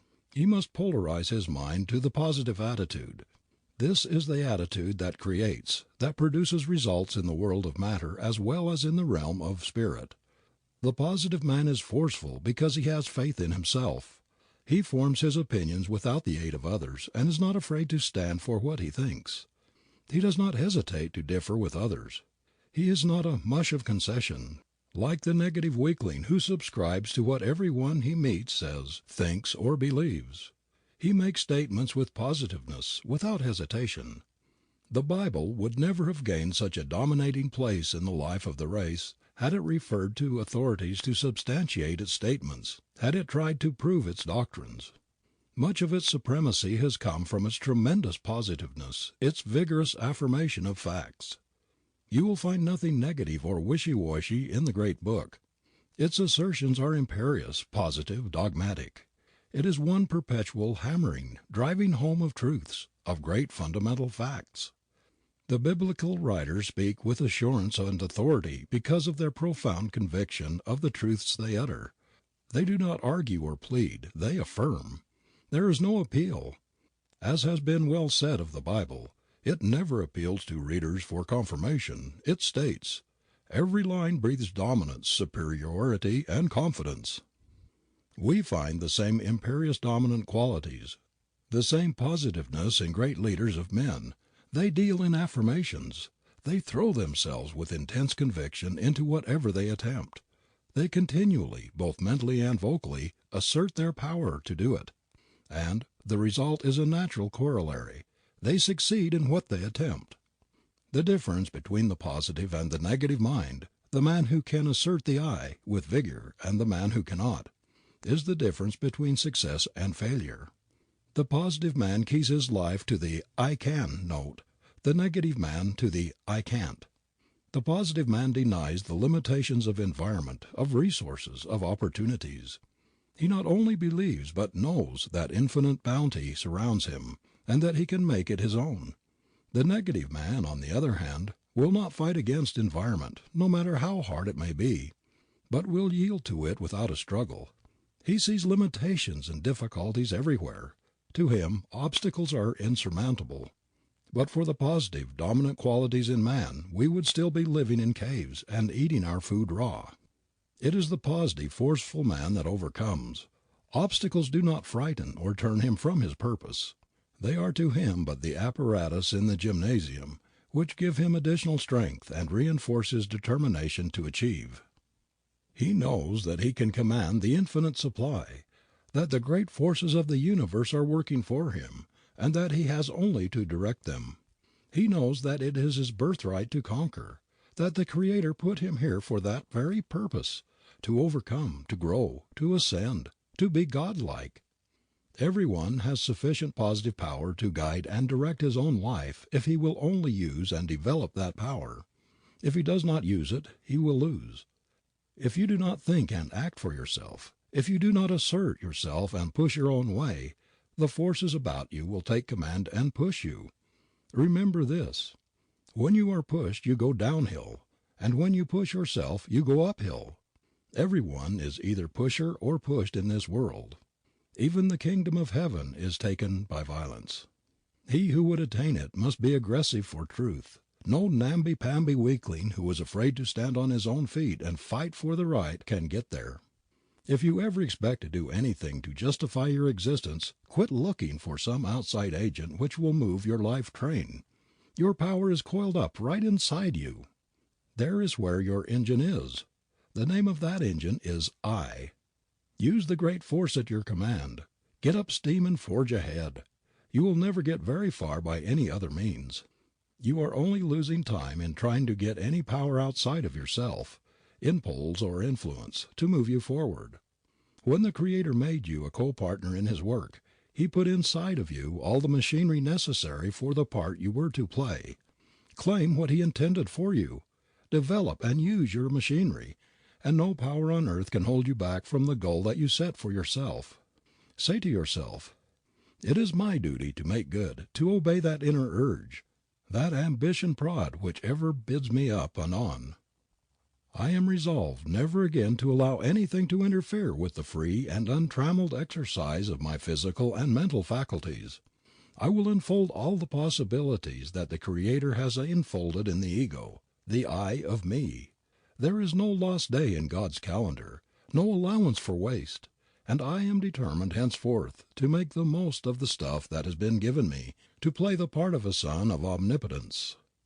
As a matter of fact, every day has a splendid possible prize awaiting every human being, a prize which no money can buy. It can be obtained only at the price of splendid effort and self-assertion. We are too timid, too fearful of results, even to attempt what we long to do, and we are too easy with ourselves, too willing to drift with the tide of our moods. Every man who has ever achieved grandly has been a stern schoolmaster to himself. He has incessantly affirmed his ideal and held himself unwaveringly to its realization. By cultivating the positive we drive out the negative.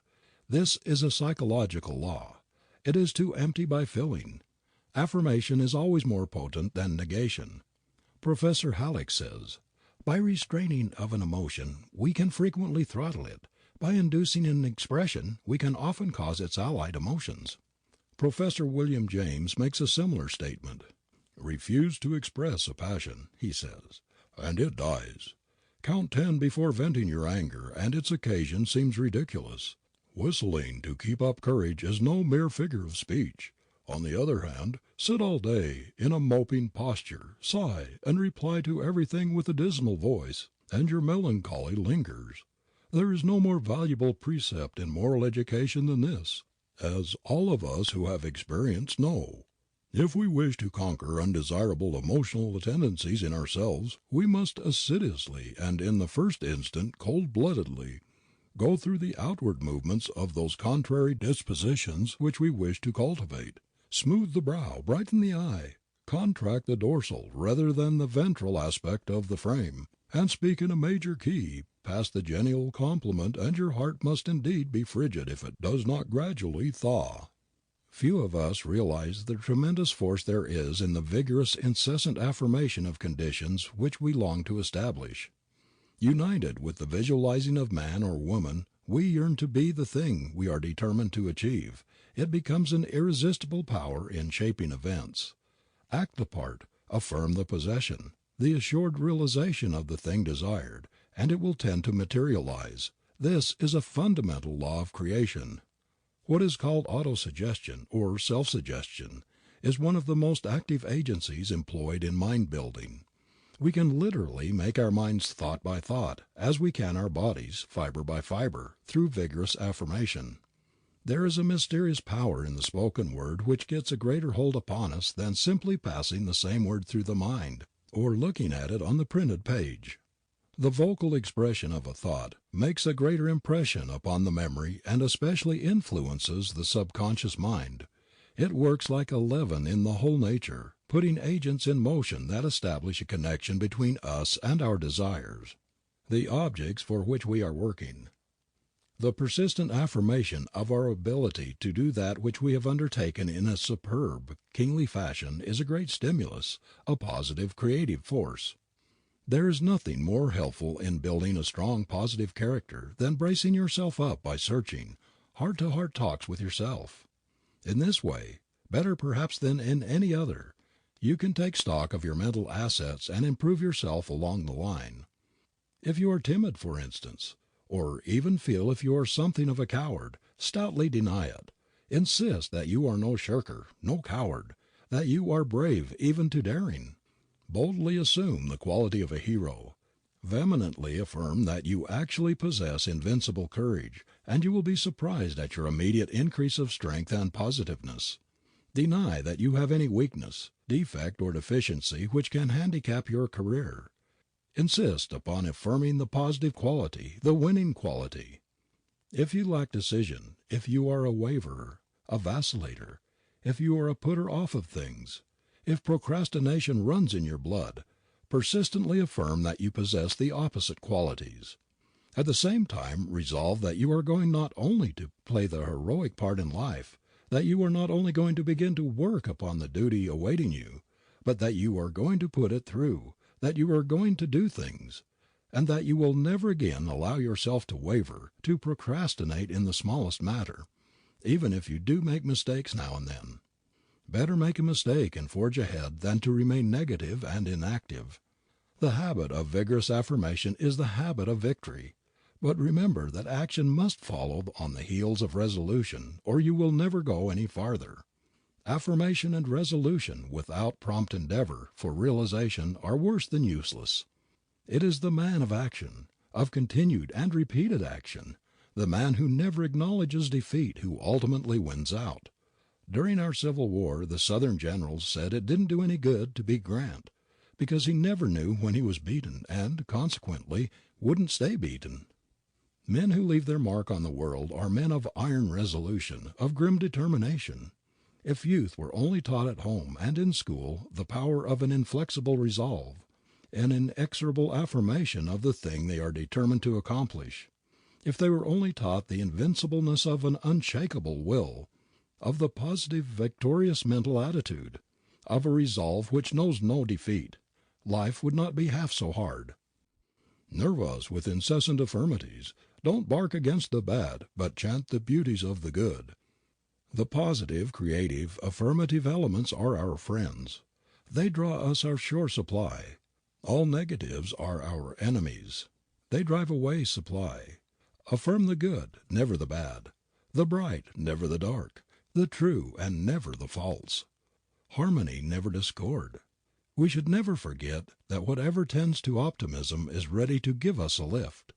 The first step toward a happy, successful life is to get control of the supply that is ready to flow in answer to our demand.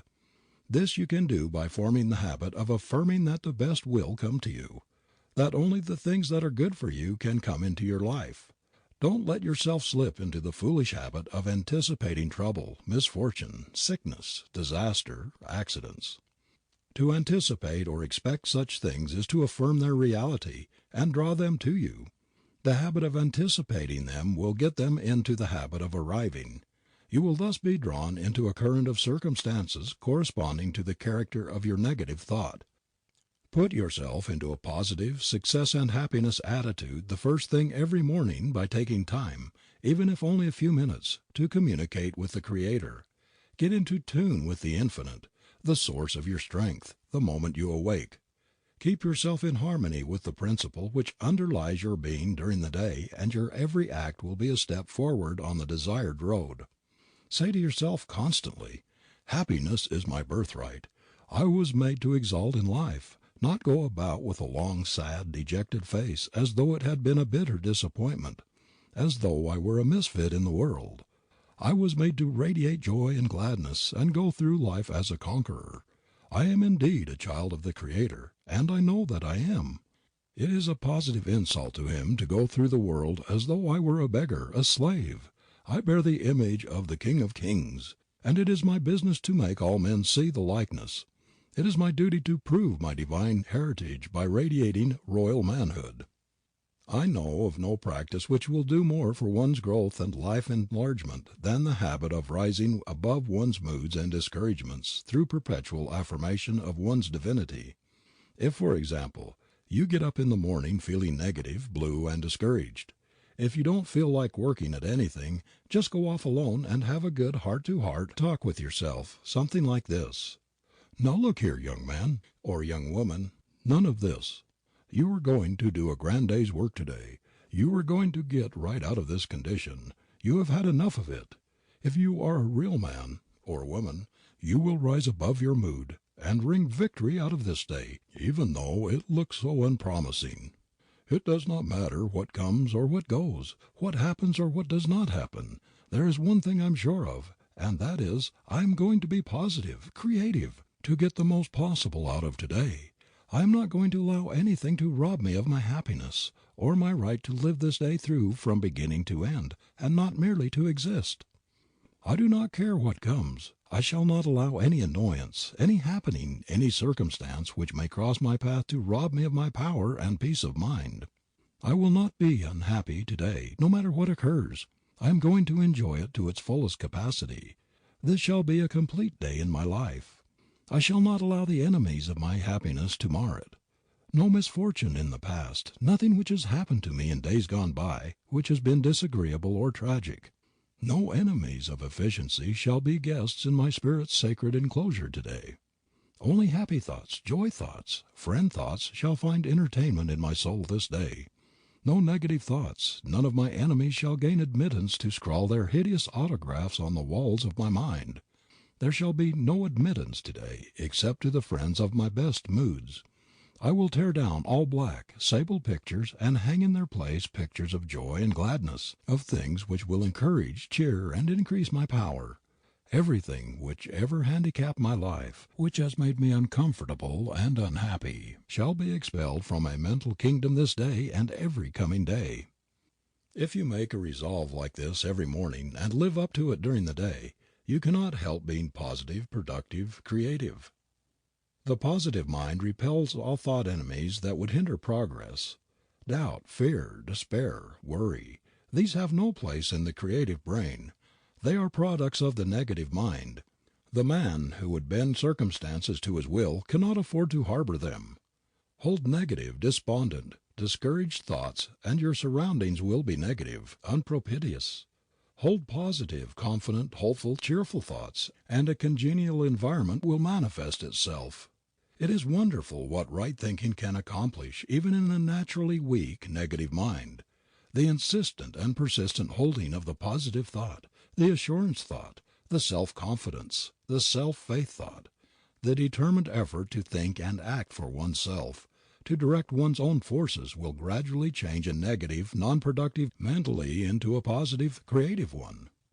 I have known very timid, sensitive people who scarcely dared to say their souls were their own before others, to so cure their habit of self-effacement and so strengthen their weak self-confidence by constant audible affirmation of their own strength, that in a very few months they had largely overcome this weakness. Fear is negative, courage is positive, affirmative. If we could make our lives effective, we must root out all of the things which keep us in discord, all negative elements, and give ourselves over to the power of affirmation. Many a person has ruined his life effort by depreciating it and sending out to those about him the negative vibration of his inferiority. We radiate our faith, our confidence in ourselves, or our doubts, and distrust. Others catch the contagion of our opinion of ourselves. Whatever you do, don't set up your own mind in that of others a picture of yourself as weak, ineffective, negative personality. People do not realize the harm they do by making uncomplimentary and unfavorable remarks about themselves. It does not matter what it may be. The assertion of anything unfavorable to us or unlike what we wish to be is injurious. How often we hear men and women say, "I can never remember anything. I am always forgetting umbrellas and packages. I can never remember the names or faces," and similar negative, depreciatory remarks. It never occurs to them that by making such statements as these, they are strengthening their defects. They are not aware that by impressing these unfortunate images of themselves upon their mind mirror they are seriously injuring their self-confidence, their ultimate chance of being what they would like to be, or of getting what they desire. The character of civilization would radically be changed in a short time if parents were to teach their children the wonderful, strengthening, character building power in the habit of affirmation. If boys and girls were impressed with the truth that the constant affirming of the good, the beautiful and the true, the insistent holding of the ideal of themselves as they would like to be, is a real creative force that tends to actualize what they long for, many of the problems of the race would be solved. As a matter of fact, the worst enemy, as well as the best friend, any human being ever has is inside of him. The very mental attitude of the majority of people is utterly antagonistic to their advancement. A really brainy professional man whom I meet quite often is a striking example of the baneful effects of the negative, self-depreciatory thought. He wanted to do something big in his line, but he has had only mediocre success, and in consequence has so soured on life that he seems to have lost the power to enjoy himself. The truth is, the early contracted habit of self-castigation and unfavorable comparison with others who were more fortunate at the start has stayed by him through the years, and practically disqualified his mind for real enjoyment or for making the most of his talents. Another negative character of this type is a man in commercial life who is forever recalling his lack of opportunities. He never tires of referring to the fact that he was handicapped at his very birth by a slovenly, slipshod father, and that all through life he has been placed at a great disadvantage compared with other men. He believes and constantly affirms that he is unlucky, that he has never been at the right spot at the right time, that no matter how hard he works he feels a mysterious something holding him back. Some malignant fate or destiny, he complains, is always tripping him up, thwarting his most strenuous efforts, overturning his best laid plans. Through its machinations, though he has worked harder than anybody else he knows, he and his family have remained in poverty, while his associates have become prosperous. The cause of this man's failure is not far to seek. It is plain that he started wrong and has been going wrong ever since. He has been talking failure all of his life, affirming hard times, poverty, ill luck, and disappointment. He has been sowing thistles and all sorts of ill weeds in his garden, and yet he wonders why his harvests have been so stingy, so blighted, and overshadowed by weeds. Affirmations, acts, motives, ambitions, mental attitudes are seeds sown in human gardens. Their character determines what our harvests shall be. Our future reaping depends entirely on our past sowing. What we are enjoying or suffering today is the result of yesterday's sowing. We are reaping weeds, thistles, or beautiful flowers and luscious fruit according to the seeds we have sown. The only soil in which our good seed thoughts will flourish is that of mental harmony. In this fruitful ground lies the secret of all efficiency and happiness. To come into unity with the Author of our being is to realize perfect mental harmony. And this is the first requisite of an efficient life, a goal that can be reached only by the road of constant, unfailing affirmation. When you long for something that is perfectly legitimate for you to have, sow your affirmation seed in perfect confidence that it will bloom in reality. Say to yourself, "Our Father, Mother God, is no respecter of persons. He is not partial in His treatment of His children. They all have the same rights, the same privilege. He will give me through my own effort what I need, what I ask for. The poorest, most ragged wretch that crawls has just as many hours in his day as has the ermine king. I can and I will do what I long to do. I will be what I desire to be." Affirm this again and again to yourself. Do not wait for an opportunity. Make your opportunity. The power of affirmation will work miracles for you. Most people seem to think that if they were only in an ideal environment, without worry or anxiety regarding the living-getting problem, if they were free from pain and in vigorous health, they would then be perfectly happy. But, as a matter of fact, we are not half so dependent for happiness upon environment, upon circumstances, as we imagine we are. False ambition, envy, and jealousy are responsible for much of our uneasiness, our restlessness and discontent. Our minds are so intent upon what other people have and are doing that we do not get the tithe of the enjoyment and satisfaction out of our own work, out of our own possessions, that they should afford us. We think so much about what others have and spend so much time wondering why we cannot have similar things that we do not see the beauty, loveliness and sweetness in our own environment. We question and envy when we should affirm and realize. We neglect the most potent means within our grasp, the miracle working power of affirmation. The supply will come in answer to our demand. Every one of us has an inalienable right to be comfortable, prosperous, free from anxiety, in short, to be happy. Man was not intended to be a worrying machine. The fundamental principle of the human constitution is based on harmony, and when we are in harmonious relations with the universe, we attain the maximum efficiency of power, of usefulness to the world. It is then we get the maximum enjoyment and happiness out of life. Is it not worth while to get into such relations?